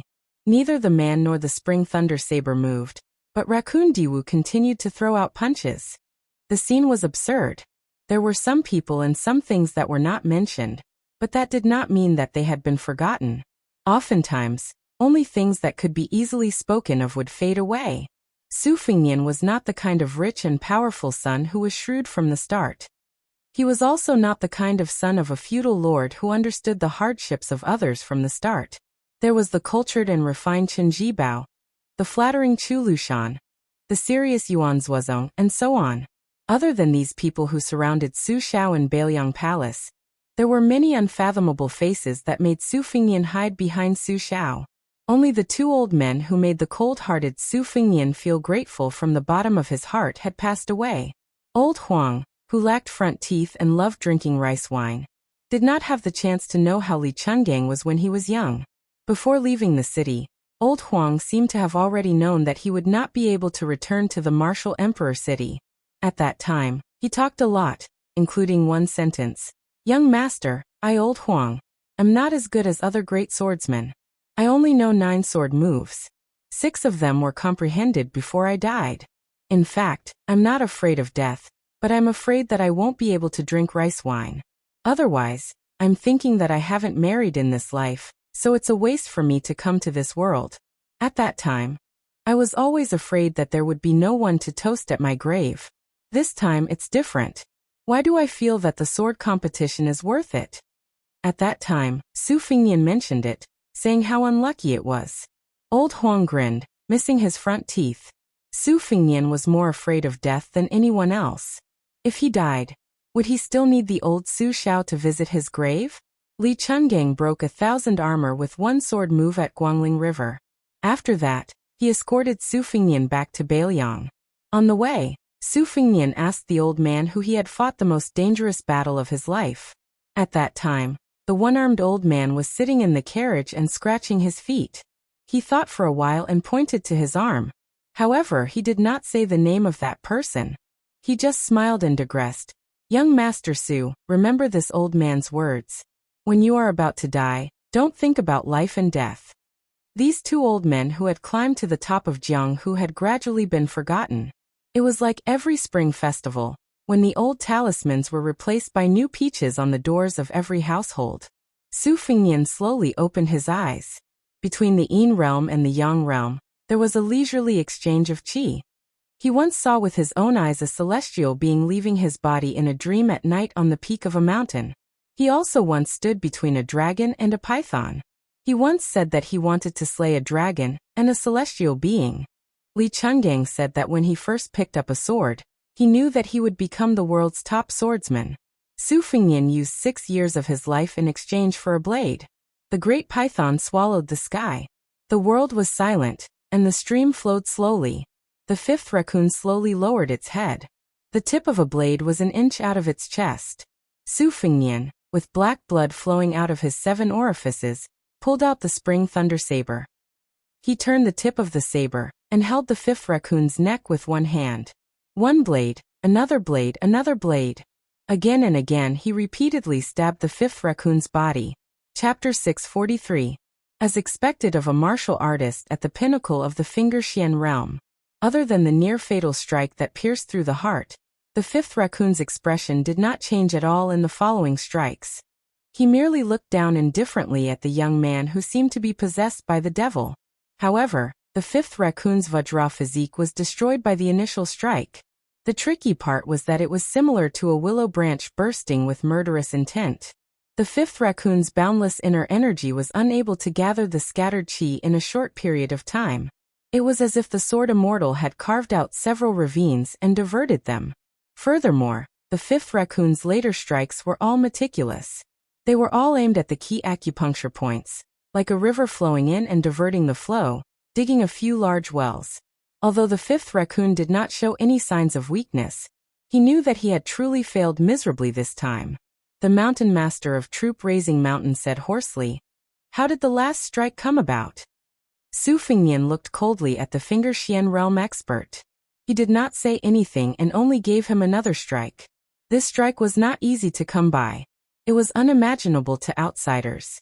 He borrowed Li Chuangong's 2 sleeves green snake and sword to open the gate of heaven, borrowed Old Huang's 9 swords, borrowed Dong Tai and the devil Luo Yang from the battle outside Dunhuang, borrowed Dragon Tree Monk's lion's roar in the canyon, and even borrowed dragon slaying in his dream on the mountaintop that night. Everything he had seen with his own eyes was integrated into that strike. When the Longhu celestial master Zhao Shituan visited Bailiang Palace for the first time, he had privately told Su Fingnian his fortune. However, he did not say anything outright. He only said that if His Royal Highness did not meet with a calamity, it would not be a problem for him to live for 60 years. Su Fingnian didn't really believe in these prophecies, but for someone who was most familiar with the pros and cons of going against the flow of the Great Yellow Court, Su Fingnian weighed this knife in his mind. He was afraid that he would lose about 6 years of his lifespan, which was originally 60 years. This made Su Fingnian, who never made a losing deal, think about it and give the fifth raccoon another knife. You and I both know very well that you can only leave the Ro-Ran mountain range alive if you do not kill me. That's because 800 armored soldiers have already ascended the mountain. Even if you are possessed by a sword immortal, you will not be able to slay the Ro-Ran garrison's constant stream of 6,000 cavalry. I'm afraid this is also the reason why you haven't taken my life yet. Su Fingnian grinned, and poked another vital acupuncture point on the purple-clothed man. The fifth raccoon, who was being held by the neck, was really powerful. Even in such a situation, he still looked like an expert who was sure to win. This kind of determination was really creepy. Blood dripped from the corner of the fifth raccoon's mouth. With a calm expression he said, "I can promise you that I will not take revenge today. Once you leave the Ro-Ran mountain range, I will send people to hunt you down." The fifth raccoon did not say any of those lofty words about letting bygones be bygones, nor did he boast about keeping his promises.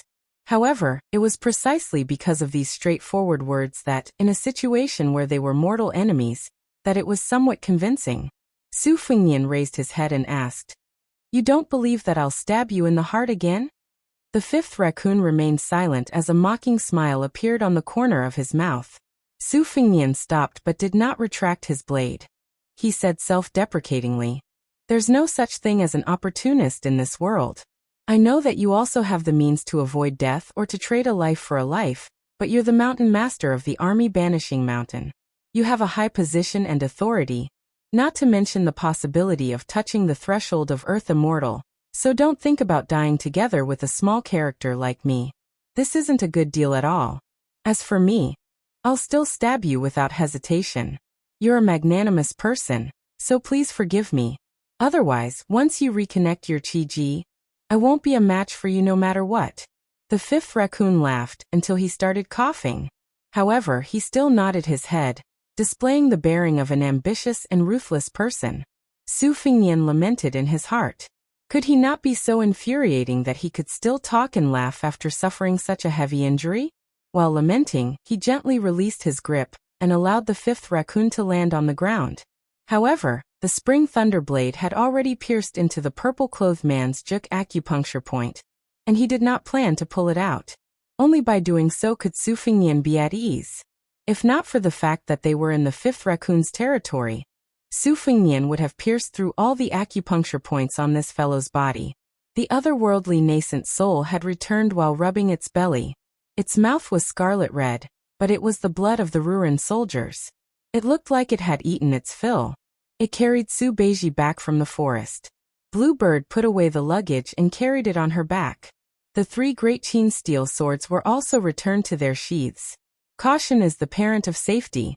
Su Fingnian put away the 9 flying swords in his sleeves. The 3 Taya Morning Dew golden strands of sword embryo were nailed into the fifth raccoon's 3 major acupuncture points. The Xuanji Dovetail Divine Watchtower. Together with the Spring Thunderblade, they completely suppressed the fifth raccoon's Qi. The mountain lord of the army carrying mountain smiled faintly. He did not resist and allowed this cautious young man to lay out his plan. The more composed the fifth raccoon, whose luxurious purple clothes were in tatters, was, the more cautious Su Fingyan became. Without needing Su Fingyan to say anything, the fifth raccoon waved his hand and signaled the soldiers surrounding them to retreat. The group descended the mountain and walked to the foot of the mountain.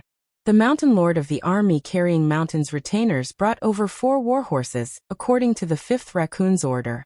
After confirming that they had not been tampered with, Su Fingyan and the fifth raccoon rode on the same horse. Then, they asked for 4 more war horses from the Ruran cavalry.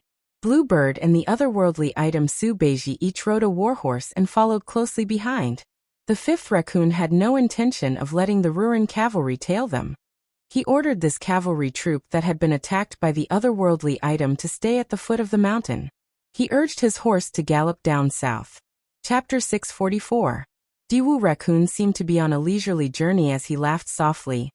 Wang Xiu got a daughter at an old age and took in Chen Jibao, a closed-door disciple. To be able to get Wang Xiu's daughter to work for you and your endless tricks. Even learning Li Chuangong's 2-sleeved green snake so skillfully, I can more or less guess your identity. In Bailiang, it's really hard to find a second person like you. You really are Run Tu's son Su Fingyan. Perhaps to express his sincerity, Diwu Raccoon didn't even reach out to wipe the blood off. Liang Meng and Li Yang have been spreading rumors about how you're a rotten person on the inside. It must have been hard to hide all these years, right? To be honest, although you and I are already irreconcilable, if I could have met you earlier, I would have rather married Kay, to you. The battle at the bottom of the stream opened my eyes. To me, the loss was a grievance, but it wasn't really a grievance. Su Fingyan's tone was flat. The ride was bumpy and you even had a knife in your body. Even if you're the big Xian finger, wouldn't it be better to speak less and suffer less? The burly purple robe said. This bit of suffering is nothing. I rarely ask the same question twice, but I'm really curious about that last knife of yours.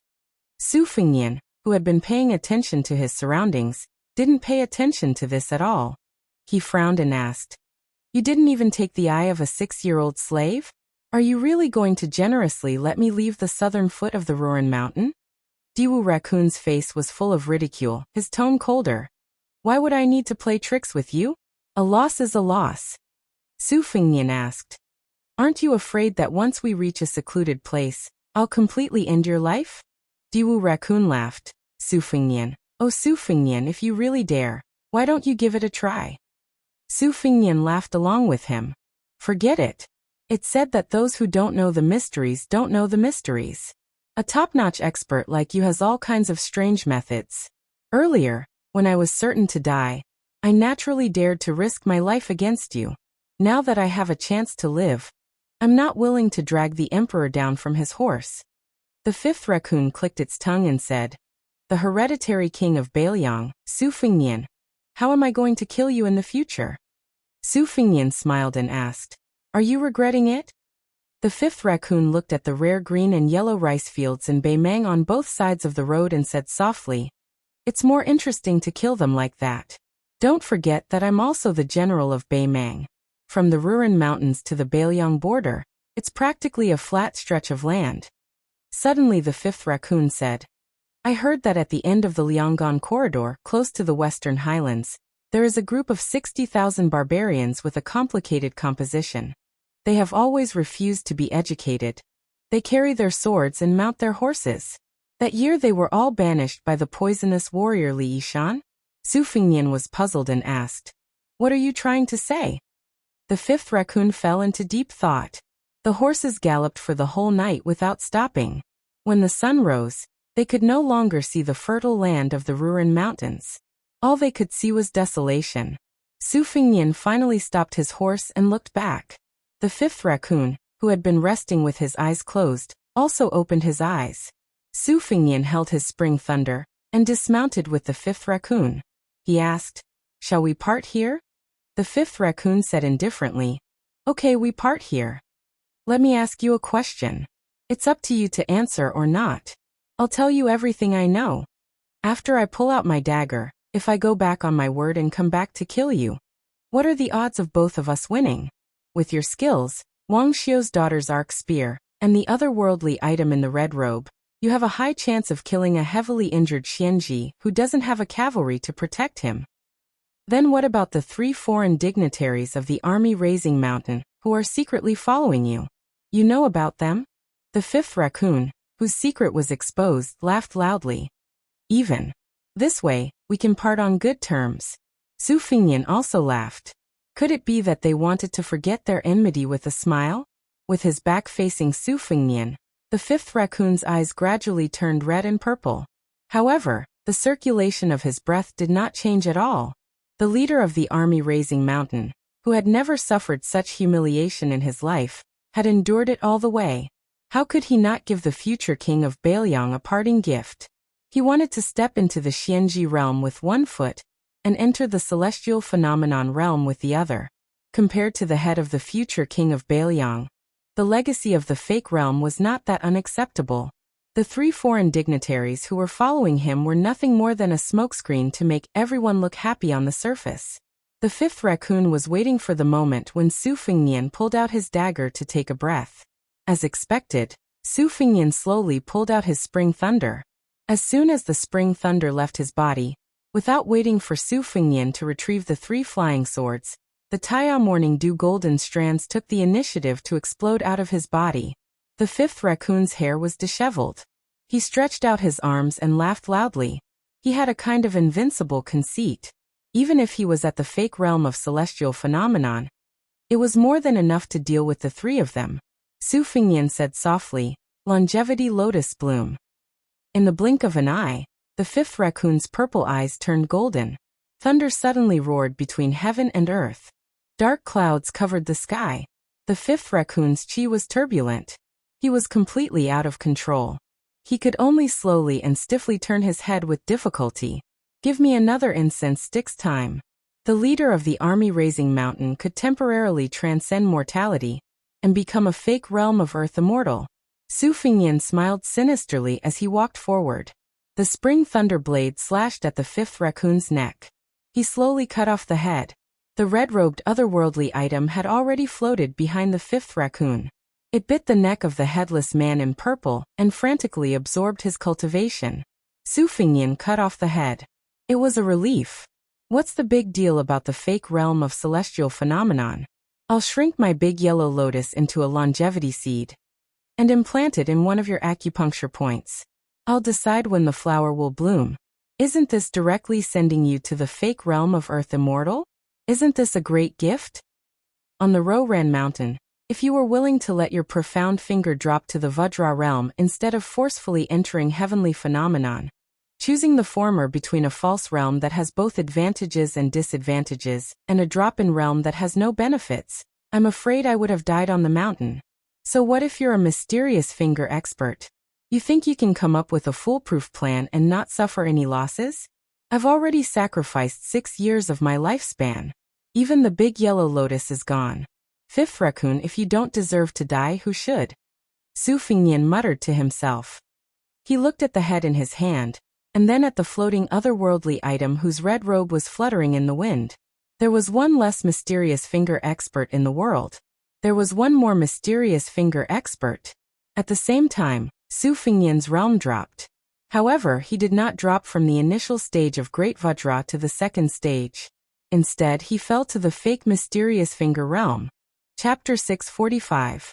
The otherworldly item, which had absorbed Raccoon Diwu's cultivation, suddenly received a great fortune. Its joyful face actually had some spiritual aura. It rolled up its sleeves and its body flew backward. Like a big red bat, the otherworldly item in the red robe flew toward the 3 foreign dignitaries of Troop Raising Mountain who were hiding in the distance. Su Beiji could only hear extremely tragic tearing sounds and howls of grief. Su Beiji witnessed this inexplicable deathmatch with his own eyes. It was as if he had fallen into the clouds. There were too many problems piled up one after another, making it hard for him to breathe. Su Beiji saw that Su Fingyan was on the verge of collapsing. Bluebird flew behind him. She didn't support him and only stood back to back. Her body slightly leaned forward so that Su Fingyan wouldn't fall to the ground. Su Beiji's heart was filled with sorrow. Where could he find such a pair of master and servant again? With his back against Bluebird, Su Fengnian stretched out his hand to wipe away the dirty blood that was as dark as thick ink on his face. He didn't try to circulate his qi to treat his injuries in vain. The big yellow courtyard was no longer there. As the primer for immortality was implanted into Raccoon Diwu's body, it was now empty. Just as he was about to say something, the spring thunder saber in his left hand gently fell to the ground. Before Su Fengnian fainted, he still couldn't tell Bluebird to be careful of that otherworldly item. He didn't know how much time had passed. Su Fengnian was half asleep and half awake. In a trance, he only felt that he was in a small pond filled with lotuses.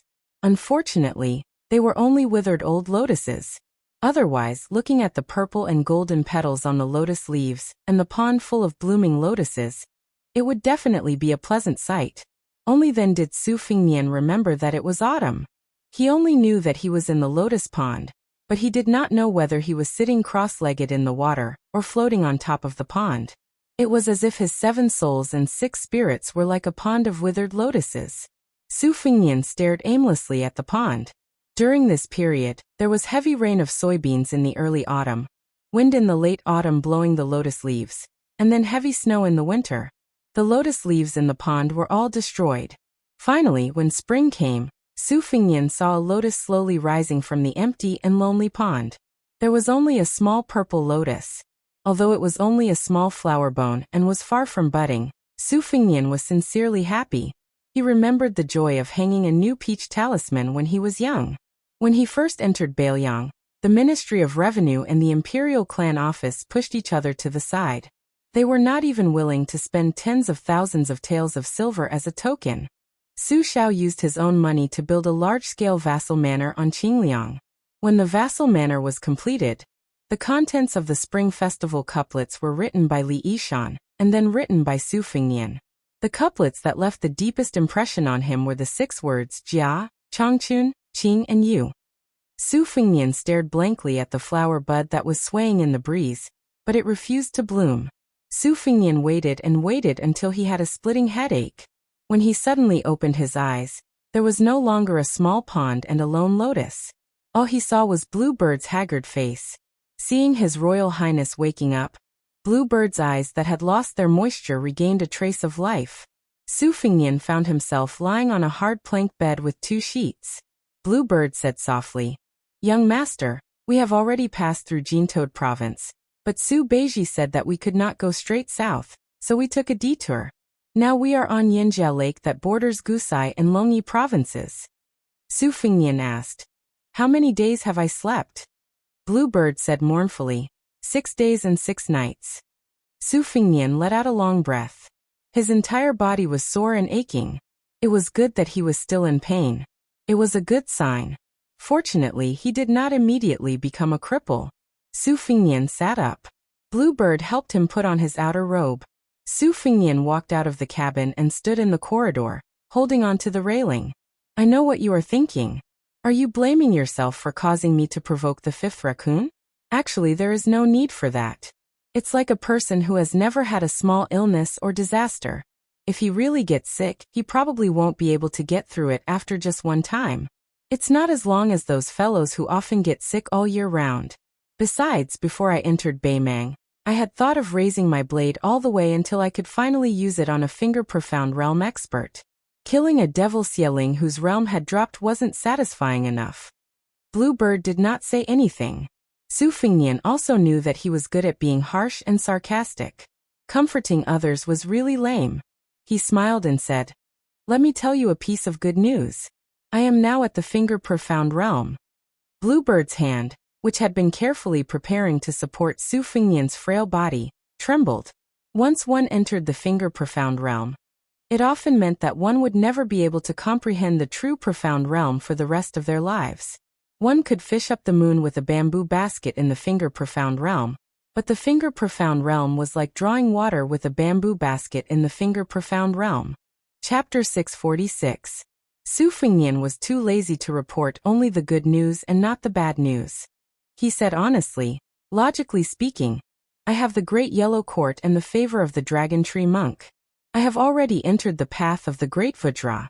Losing the Great Yellow Court is the same as losing the Great Vajra.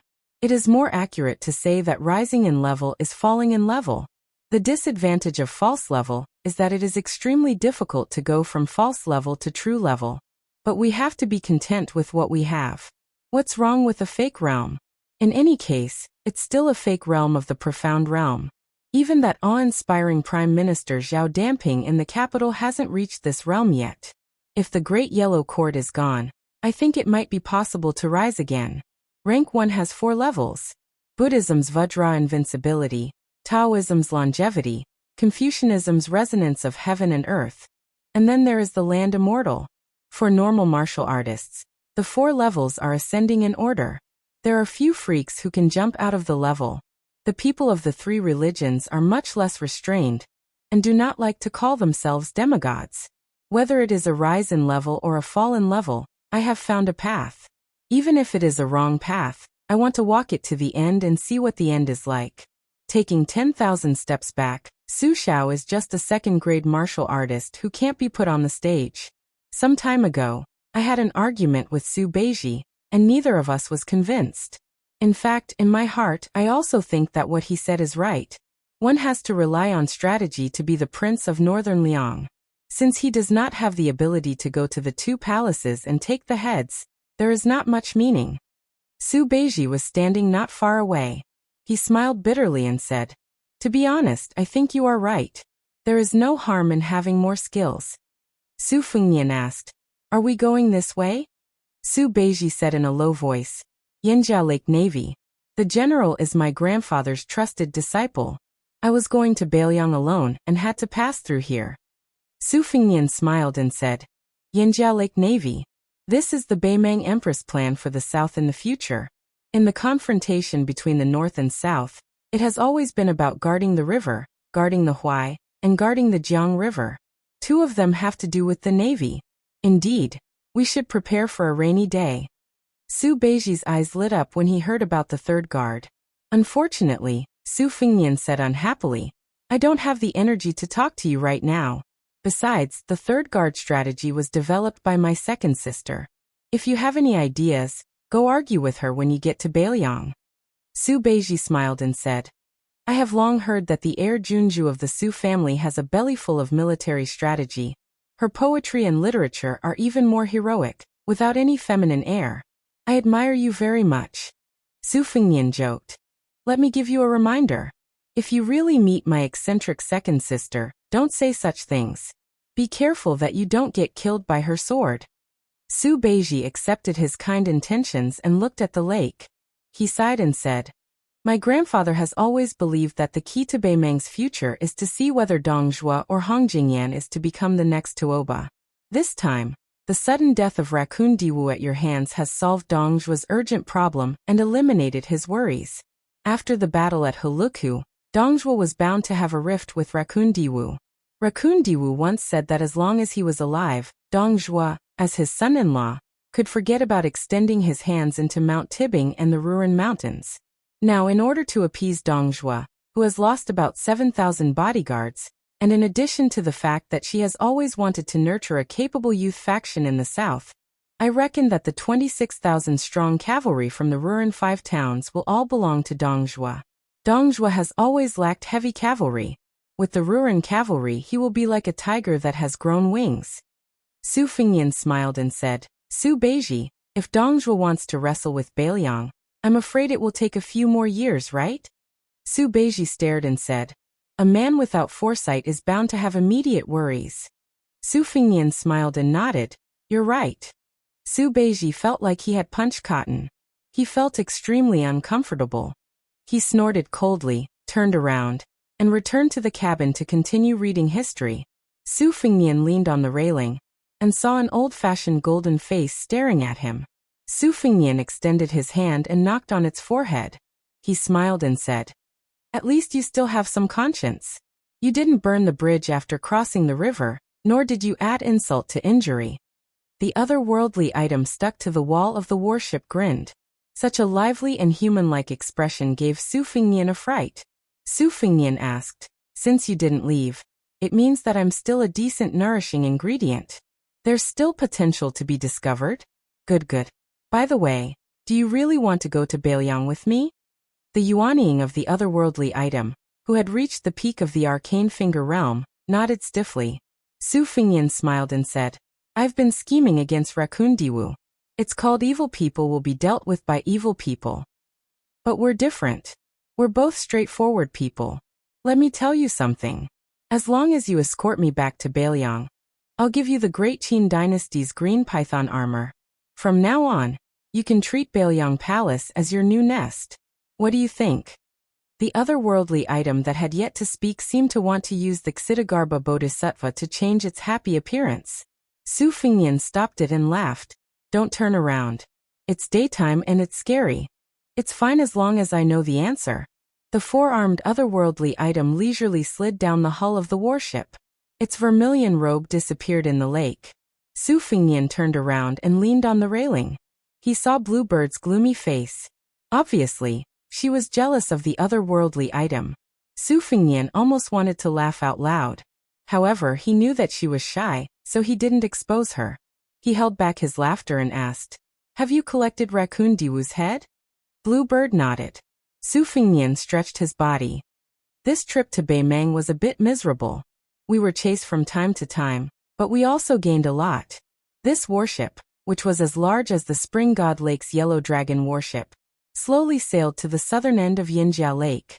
3 days later, at night, a young man with a head full of white hair stood at the bow of the warship. Su Beiji sighed in the distance. Bluebird was sitting in the cabin. There was a Xana spear lying on the table. The young master had just turned 20, but his hair was already as white as snow. Although Su Fingyan hadn't looked at himself in the bronze mirror, he knew that he had changed. However, for the past 3 days his expression was normal, and his heart was as calm as still water. His black hair had turned white. This should be the aftereffects of losing the Great Yellow Courtyard and killing the fake celestial fifth raccoon. It looked a bit strange, but compared to losing 6 years of his lifespan, it didn't hurt at all. He had even joked with Bluebird that he could always get it back. If he couldn't get it back, he wouldn't have to worry about becoming the king of Bailiang in the future. His hair was already as white as her ancestors, so how could he not be reliable? If he really couldn't do it, it would be easy to use the best dye to blacken his hair. Su Fingyan quietly looked at the moonlit lake. He believed that after stopping the warship, there wouldn't be too many waves. He could turn all the way to the southern part of the Dragon Waste and return to the Bailiang Palace before winter.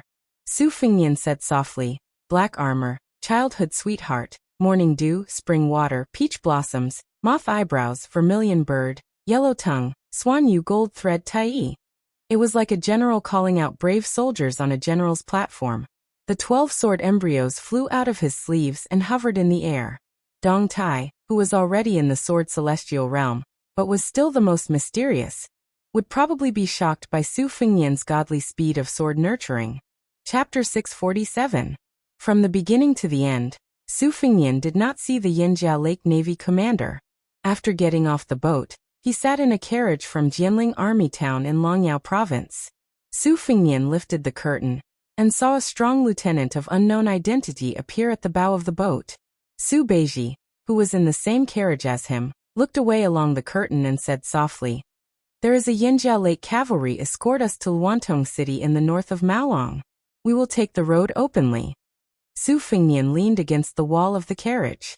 On his lap was the spring thunder dagger that could only be unsheathed. Bluebird with Cha Na on her back had already put on her armor and blended into the cavalry.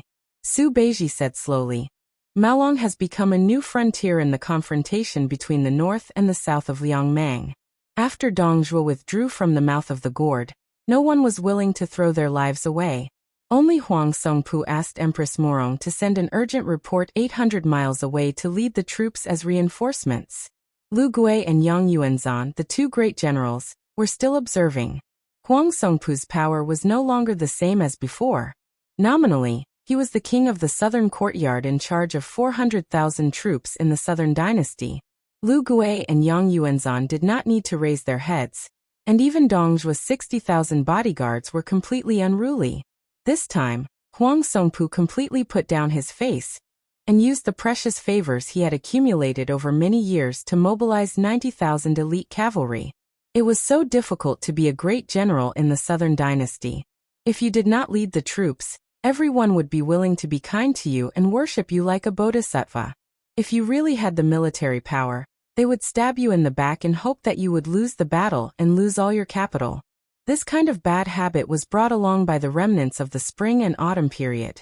In recent years, there has been a saying in the imperial tent that the Southerners cannot be generals.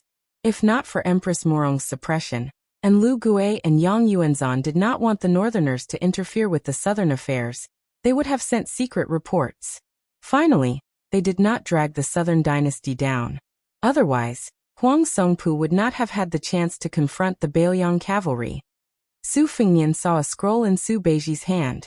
He took a look and smiled strangely. Su Beiji also smiled and said tirelessly, "A young Taoist from the Taoist mansion of Taoist of Mount Longhu made up the scripture of transformation of Laozi. Is said Taoist from the Taoist mansion of Taoist master of Taoist mansion in Mount Longhu mountain." The intention was a trick, but the writing was quite good. Maybe it was Mr. White Lotus, who was given the title by the emperor of the Zhao family, who wrote it himself. Now that the holy monk of the dragon tree has passed away, and the monk in white has not said anything, the two Zen temples are in a mess. The group of Taoist Qing Ci in the palace knows how to help each other better than the monks. Plus, the sick tiger Yang Taisui has not shown up for a long time. I think the Beimang's Buddha annihilation is more brutal than your Liang dynasty. Not to mention other things, the fact that there is only one temple left in each province and county is enough to make the famous temples in the same province and county fight among themselves. Su Fengnian said calmly. Who asked the Buddhist sect not to have the same surname as the emperor of Mount Longhu? Who asked the scholars to flee for their lives during the Spring and Autumn War? Who asked the Liang dynasty to take control of the overall situation and start to cut the weeds and eliminate the roots? Besides, only in this way can the esoteric Buddhism of the Western region see the hope of infiltrating the Central Plains. Only when Prince Zhao Kai crossed the Sword Garret and entered the plateau with the vase can he retreat unscathed and return with meritorious service. In this way, Bailiang's northern front is suppressed by Beimang, and Gu Jiantong's former subordinates are involved in the eastern and southern fronts. Plus, there is the western region which has been flirting with the imperial court, so we have enemies on all sides. Bailiang has suffered a great loss. Perhaps my master's many foreshadowing will be in vain. Su Beiji did not ask Bailiang about the layout of the retreat. He only smiled and asked, "Is Bailiang a western Pure Land?"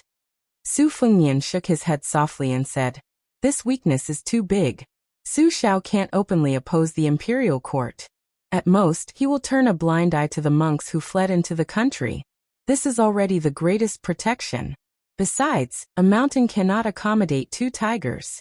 No matter how big the temple in Bailiang is, it can't accommodate two monks chanting scriptures. The Buddhist sect of the western region has completely cut ties with Bailiang. This may be the reason why Zhang Jiulu pretended to be deaf and mute about the matter of eliminating Buddhism. He did not want to bear the evil reputation, but he wanted to take the benefits. As long as he can make Bailiang uncomfortable, he will do whatever he wants. If you don't ask, I can tell you.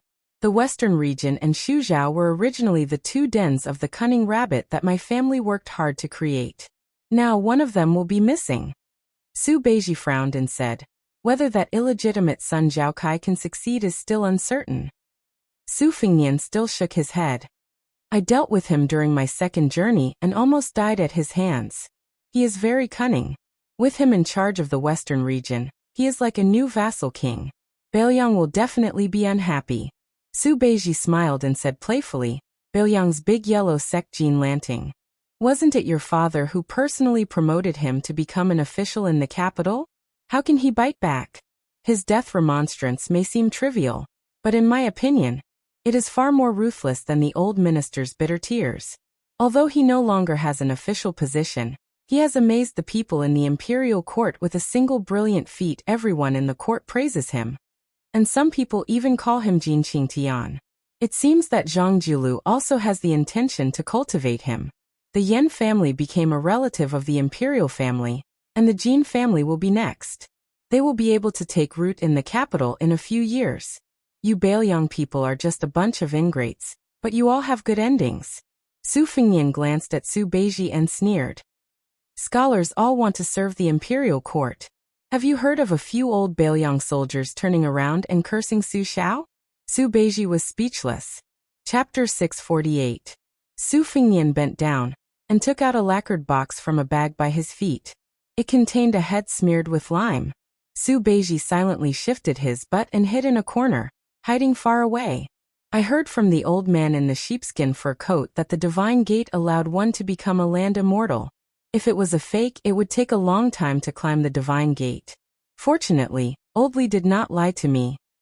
There are only a handful of profound finger experts in the world. There are even fewer profound finger experts like you who have reached the peak. Those who died in such a humiliating manner like you are definitely even rarer. I don't know if I'll ever have the chance to use a strike like that again. I believe that if I were to do it again, I might not be able to use it even if I reached the true profound finger realm. You're really unlucky. Su Xiao once said that luck is also a form of strength. It's no wonder that your defeated opponent, Deng Mao, became one of the top 10 while you remained stagnant at the profound finger realm for more than a decade. As he listened to Su Fengnian ramble on with a head, Su Beiji could not take it any longer. With a pale face, he covered his nose and pleaded, "Can you close the box?"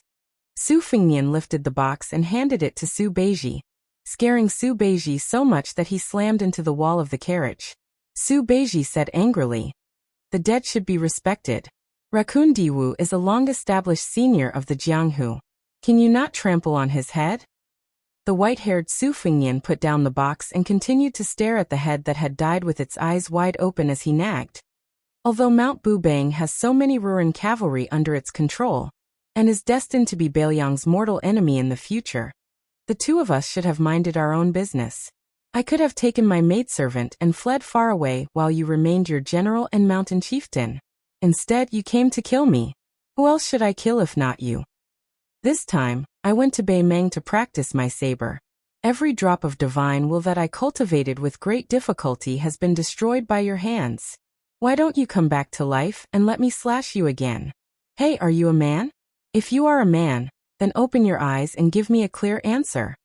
At the side, Su Beiji really couldn't stand this bastard Persimmon's nagging. He said angrily, "Can you stop for a while?" Su Fengnian bent down to pick up the box and extended it in front of Su Beiji. "Come Su Jizi, say goodbye to the fifth raccoon." Su Beiji turned his head and bumped into the wall of the car. He even had the thought of killing someone. Su Fengnian closed the lid, put it back into the cloth bag, and laughed heartily. Su Beiji said angrily, "Is it fun?" Su Fengnian curled his lips and said, "Not fun." Su Beiji lowered his voice and said angrily, "How are you going to inherit the title of King of Bailiang in the future? How are you going to fight with so many strong opponents?" Su Fengnian lay horizontally in the spacious carriage and crossed his legs. He said softly, "I'll take it one step at a time. What else can I do?" Su Beiji wanted to smash this guy called Persimmon to death with the book in his hand. However, he inadvertently saw his white hair and silently stopped. Su Fengnian sat up and lifted the curtain. He waved at Bluebird, who was wearing armor and holding a spear. When Bluebird came closer with mixed feelings, Su Fengnian's face was fierce and angry. "If it wasn't for the fact that young master felt that you were beautiful, had a good figure, knew how to manage the household, and had outstanding martial arts skills, I really couldn't find a better girl or a more considerate maid than you. Otherwise, I would have abandoned you and run away in the Ruran Mountains. When you return to Bailiang, work hard to practice the four-word formula. In the future, when you kill a few finger profound realm experts, don't forget to say that you're this young master's maid before you kill someone. Remember?" Bluebird nodded lightly and smiled sweetly. The carriage returned to silence. Su Beiji read a few pages of scriptures that slandered Buddha. He couldn't help but raise his head and ask, "Is this how you treat all your servants?" Su Fengnian asked back, "Are you a master?" Su Beiji smiled and said, "I'm just a refugee. Of course I'm not a master. But you are." After Su Fengnian lay down, he looked at the ceiling and said softly, "That's why you'll never understand how Bailiang's 300,000 strong cavalry got to where they are today."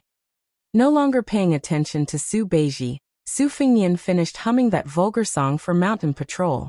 Then he started humming a nameless song. What's a hero? Chopping off his head to make a urinal.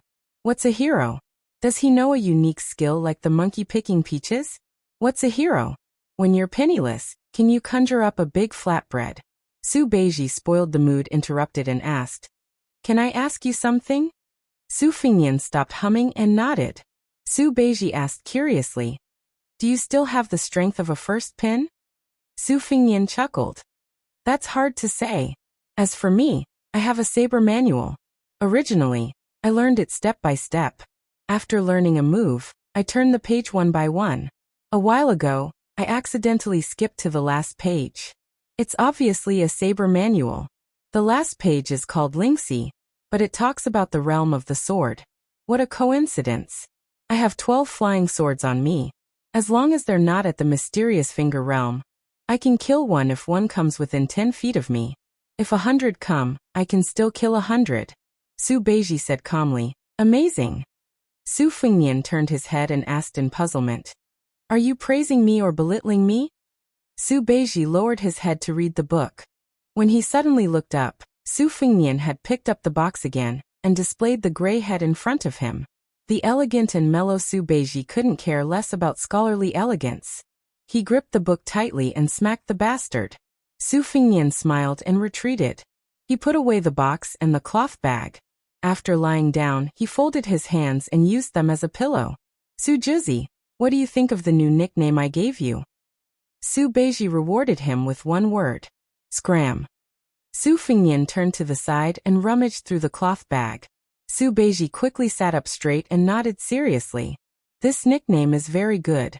Su Fingnian gave him a thumbs up and praised him. You know the big picture and know when to advance and when to retreat. You're a first-rate strategist. Su Juzi, in the future, Bailiang will be the face. I have high hopes for you. Chapter 649. Originally, Su Beiji thought that after approaching the Maolong region, he would have to spend a little more effort before he could sneak into the south. However, very quickly, Su Beiji realized that the situation was beyond his expectations. Tens of thousands of refugees began to crazily flow along the two sides of the post house. Among them, there was no lack of luxurious carriages. According to the laws of Beimang, there were a few post house routes that did not allow soldiers or horses to set foot on. Thus, even though they were fleeing in panic, there were no tyrannical families that dared to set foot on the post house.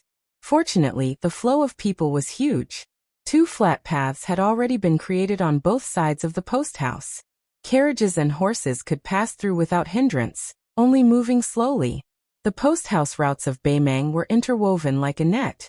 The carriage that Su Beiji was in went against the flow. Behind him, there was an endless stream of cavalry that galloped from other post house routes to the south. Su Beiji ordered an Arrow Ridge cavalry officer to inquire about the situation. Only then did he receive an answer that made him even more flabbergasted. Even though Huang Songpu had personally led 90,000 elite cavalry to confront the Bailiang army, a group of Bailiang cavalry still directly slaughtered their way through the hastily set-up defensive line and headed straight for the capital of the south. Looking at their unstoppable sharpness, it seemed like they wanted to treat the 3 great generals as nothing and the 2 provincial decrees as decorations. They wanted to wipe out all the civil and military officials of the south. Historically, it had only been the northern cavalry going south that had this kind of boldness. Since this cavalry army, whose numbers had yet to be determined, were all white horses and white armor, it was naturally the Great Snow Dragon cavalry without a doubt. Their movement made Huang Songpu's already not that tight defensive line even more loosen. The great king of the southern courtyard, who had always held righteousness in high esteem, speculated that this was the work of Yin Qi, who besieged the city to attack reinforcements during the Battle of Huluku. Together with the great number of military towns behind him, none of them were soft persimmons that could be crushed under their feet. He only transferred out 20,000 light cavalry to chase after them, even strictly ordering them not to take the initiative to attack, placing more of his attention on building the defensive line and keeping a close eye on the remaining Bailiang cavalry. Moreover, for the first time, he used his status as the great king of the southern courtyard, a status that many of the influential figures of the southern dynasty didn't treat too seriously. to give Gu Serong and the other two provinces two sets of military orders that left no room for leeway. The common people of the Southern Dynasty couldn't care less about whether or not the general's plans were flawless, whether or not they had a card up their sleeves, or whether or not they would completely wipe out the Bailiang barbarians after the battle.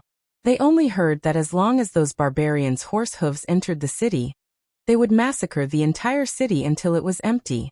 They also heard that even sharp weapons like the Bailiang sabers were continuously chopped until creases appeared on the heads of the barbarians. The 10,000 Long Xiang army was already this ferocious, so the 10,000 men of tile building and gentleman's pavilion were simply not enough to fill the gaps between the barbarians' teeth, let alone Su Rentu's 30,000 personal troops. If by any chance Su Yanwang personally came to Beimang, would the common people be able to drown Su Rentu to death with their saliva? Who the hell swore to us that as long as the Beimang armored cavalry was willing to go south and fight, they would be able to fill that Gonliang River with the corpses of the Bailiang's 300,000 armored soldiers, piling them up into a gigantic capital like never before? Which son of a bitch dares to deceive us in front of our faces again? I'm going to punch him until he's looking for his teeth on the ground. Su Beiji lifted the curtain and smiled as he introduced to Su Fengnian a group of cavalry troops with exceptionally solemn expressions outside the window. These are the troops from Huangxian town. The general leading them is surnamed Gu and his name is Luo. He's the son-in-law of the Longyao province's provincial magistrate. He's usually very arrogant and doesn't like anyone. It looks like he's really scared of you guys. The expression on his face is similar to that of someone who's ready to die. In the past few years, whenever the Bailiang army was mentioned, they would look askance and pout. Su Fengnian said flatly, "Foolish arrogance." Su Beiji laughed out loud and said, "Are you talking about me?" Su Fengnian frowned and said, "When you're in Bailiang, don't always talk about how your Bailiang is like. Bailiang has always been xenophobic. The military and the officialdom are similar. Let's not talk about the pros and cons of this kind of stubborn habit. In short, you have to take it easy." Su Beiji nodded and said, "I have my own plans." Su Fengnian muttered to himself, "Don't tell me they're really going to fight all the way to the imperial court of the South Dynasty? They must have eaten tens of thousands of pounds of bear's heart and leopard's guts. Who's the one leading the troops? It's not like Yuan Zhuozong's style." Su Beiji hesitated and said slowly, "Don't you find that Bailiang is a bit like the fields at the foot of the Ruren mountain that we saw?" Su Fengnian asked, "There's a shortage of young people and old people?" Su Beiji said slowly, "The king of Bailiang has 6 foster sons. Needless to say, Chen Jibao can be given the title of king anywhere. With his talent, he can even start his own army. Yuan Zhuozong is worthy of being called a talented general. It's not difficult for him to take charge alone. He can easily destroy a city with tens of thousands of elite troops. However, it's hard to say if he can command the overall situation. Qi Danghua is just a brute who charges into battle and carries the royal flag of Su. Yi Shizhen is good at scheming. He is called the next young talent Zhao Chongling. In the end, he is still a strategist behind the scenes who needs to rely on others. Yao Jian is a feng shui master who is familiar with unorthodox methods. He has always stood aloof from worldly affairs. As for Chulushan," Su Fengnian smiled and said, "Among Su Zhao's 6 adopted sons, if you really want to talk about who can barely stand shoulder to shoulder with Chen Jibao, it's only him. He is a true all-rounder. As long as it's something he knows, he's proficient in it. My master is not famous because of Zhao Chongling. Chu Qiu and Chen Jibao are in similar situations." Su Beiji continued, "Wei Fu, Chengdian, Xiong Shou, Ningame, these young and strong high-ranking military officers, compared to Chen Jibao, the gap is very big, much less those who are biased toward you, the heir apparent, are pitifully few. Therefore, other than Chen Jibao and Chu Lushan, Bailiang cannot find a third outstanding general who can stand up to Dong Zhuo alone." Su Fengnian smiled but did not speak. Su Beiji asked, "Is there someone else hiding?" Su Fengnian laughed and said, "Have you forgotten my second sister?"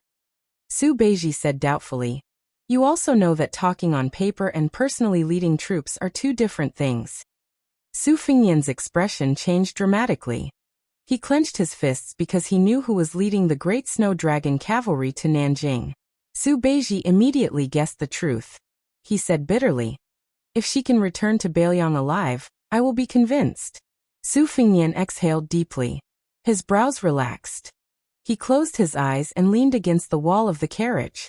He said with a smile, "Then you can be convinced now. My second sister had memorized all of Beimang's military towns, villages, and post stations before the age of 14. Su Beiji thought carefully in his heart, and then shook his head hard. After a long time he asked, "Why?" Su Fengnian rubbed his face and said softly, "When she was young, she made a bet with my eldest sister. Second sister said that she would lead troops to Nanjing before the age of 30. Their bets are a book on the art of war and a box of rouge." Su Beiji snorted coldly. How can military matters be trifled with? The rout of the Longxiang army was clearly calculated by a military expert. Using losses to gain momentum can be seen as buying time for you. What is your second sister? Su Fengnian teased. If you have the guts, the next time you see her, ask her yourself. I don't dare anyway. Su Beiji was stunned. You even dared to go to Ruoshui and kill the fifth raccoon, but you don't dare to see your second sister? Su Fengnian sighed. He had a headache. When he was practicing the knife, he didn't talk to her when he saw her. This time he went in a big circle in Beimang. Wouldn't she chase after him with a sword? The cavalry went deep into the hinterland like a butcher dismembering an ox. They bypassed many military towns and tore a perfect curve in Beimang's territory at the fastest speed. Their speed was fast, their strength was great, and their goal was clear. They all exceeded the limits of everyone's imagination in Beimang. The cavalry at the front didn't wear a helmet. In the young woman's field of vision, the majestic silhouette of Beimang's largest city already appeared. The eyes of the 9,000 light cavalry behind her were filled with crazed and burning worship.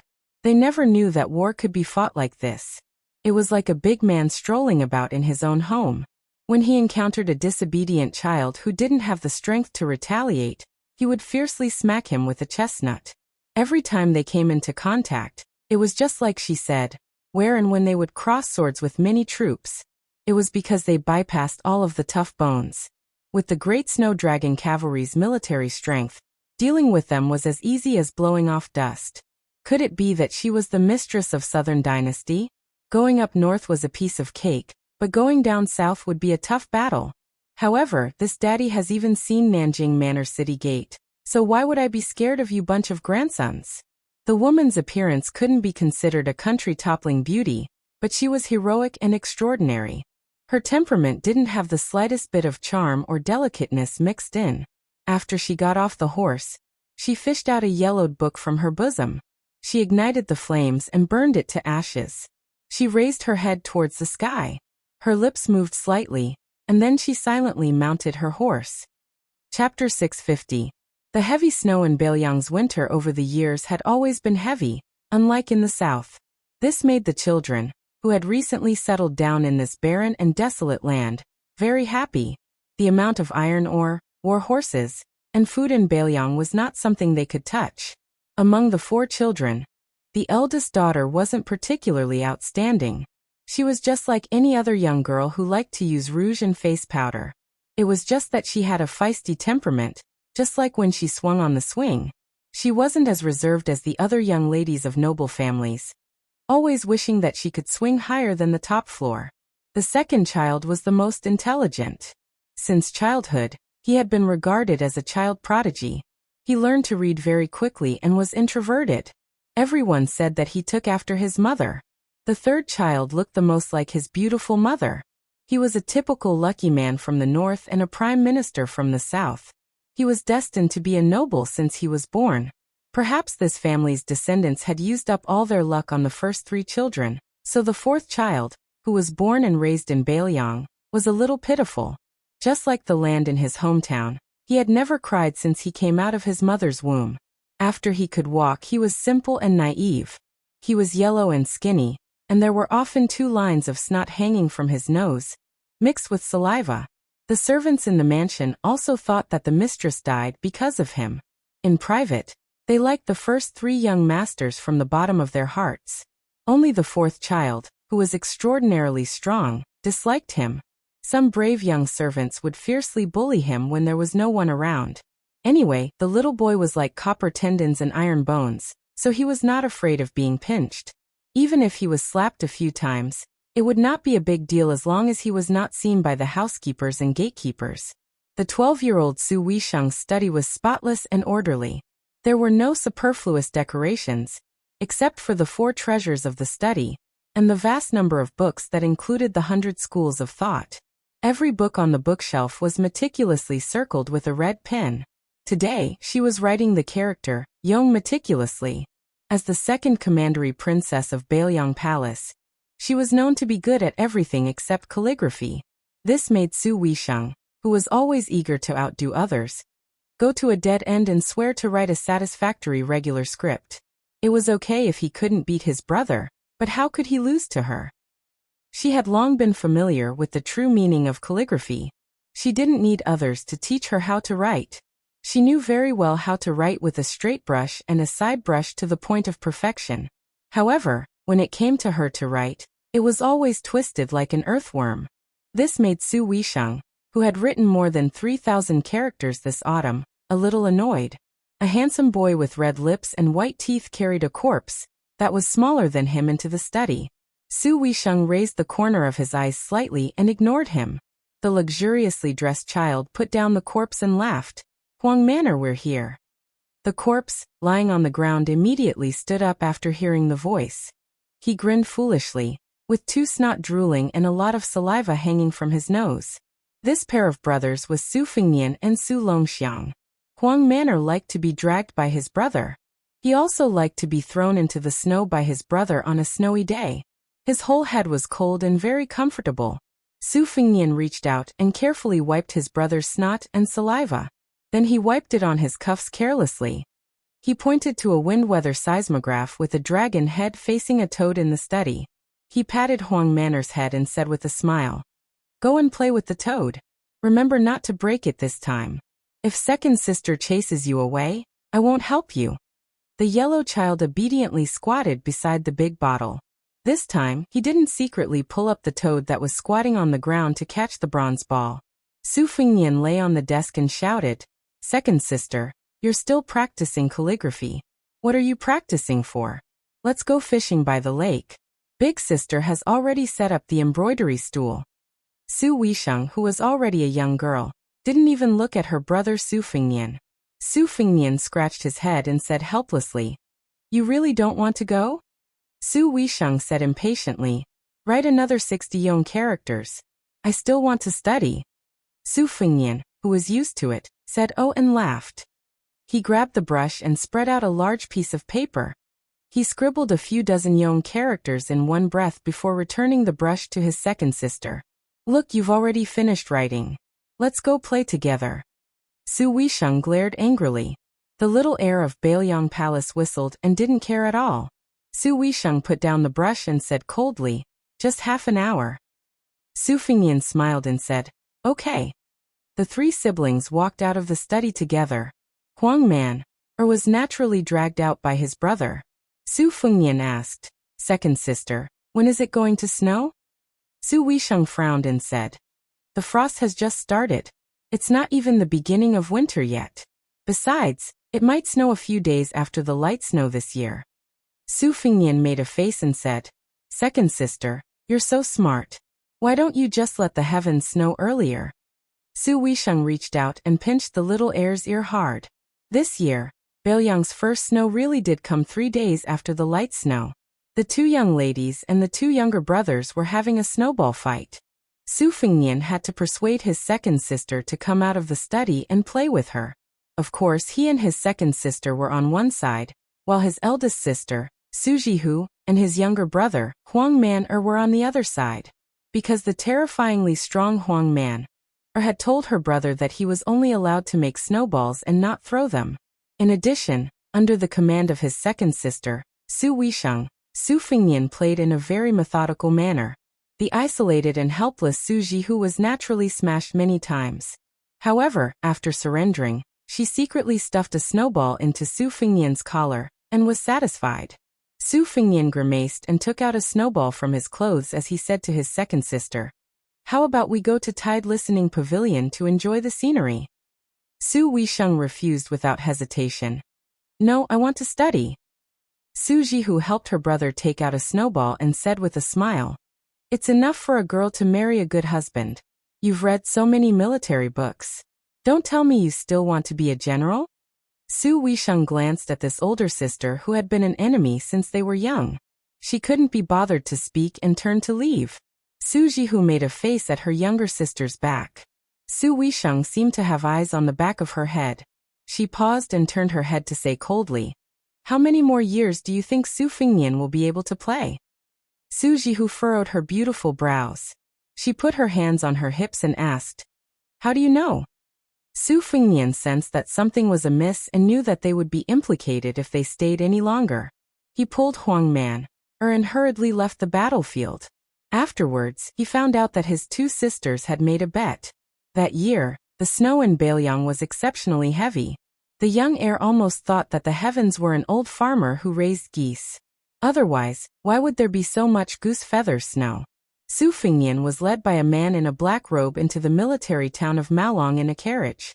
The taciturn man was the coachman himself. Maolong, who was patrolling the city, saw the man's token and stood still solemnly. The general's token. Bailiang was huge, and there were 300,000 cavalrymen, but there were only 9 tokens in total. The 6 adopted sons of the general each had 1 token. The other 3 tokens were in the hands of someone else. Su Fengnian recognized the general's token and the coachman's identity.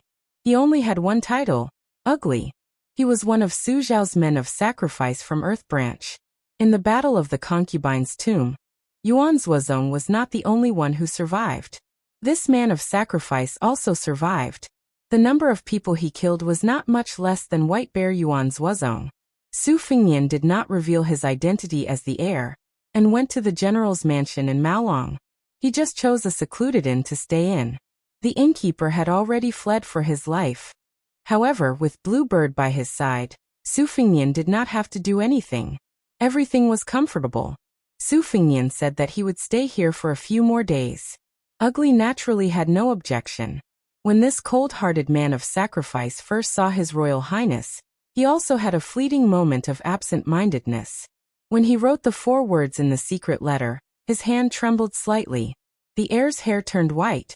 After waiting for 3 days, Su Fengnian left the city and went south. The carriage had not yet arrived at Gujuan town. Waves of iron hooves shook the earth. No less than 5,000 white horses rushed over like a line of snow. Su Fengnian walked out of the carriage with a wry smile, and met the cavalry behind him. The first horse galloped and then slowed down. The woman rode the horse to a dozen steps away from Su Fengnian, and looked down at him coldly.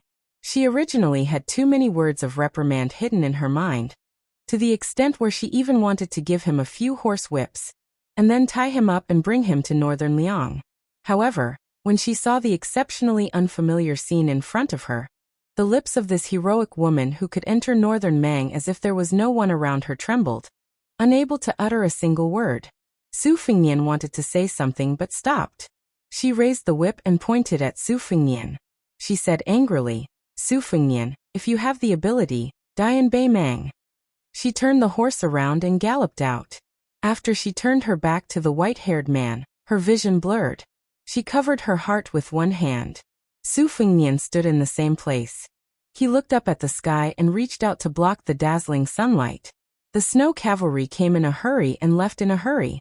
Su Fengnian was about to return to the carriage when a barefoot youth in black clothes fell from the sky with a loud crash, creating a huge crater.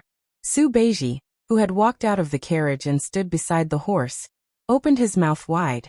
The black-clothed youth originally had a silly smile on his face, but when he looked at his older brother, he suddenly burst into tears.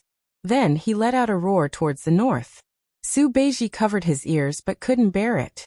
The 2 horses even bled from their 7 orifices and died on the spot. If Su Beiji didn't have the ugly death warrior holding his arm, he wouldn't have ended up any better. Only Su Fengnian, who no longer had De Huangting by his side, did not suffer at all. The youth in black crouched down and carried his older brother, who he thought was seriously injured. He wanted to carry him back home. Su Fengnian patted Huang Manor's head and said with a smile, I'm fine. You go and stop second sister. Don't let her lead the troops north. Huang Manor shook his head vigorously. The world was big, but it was not as important as him protecting his older brother on his back. Su Fingyan said patiently, be good. The three of us will go home together.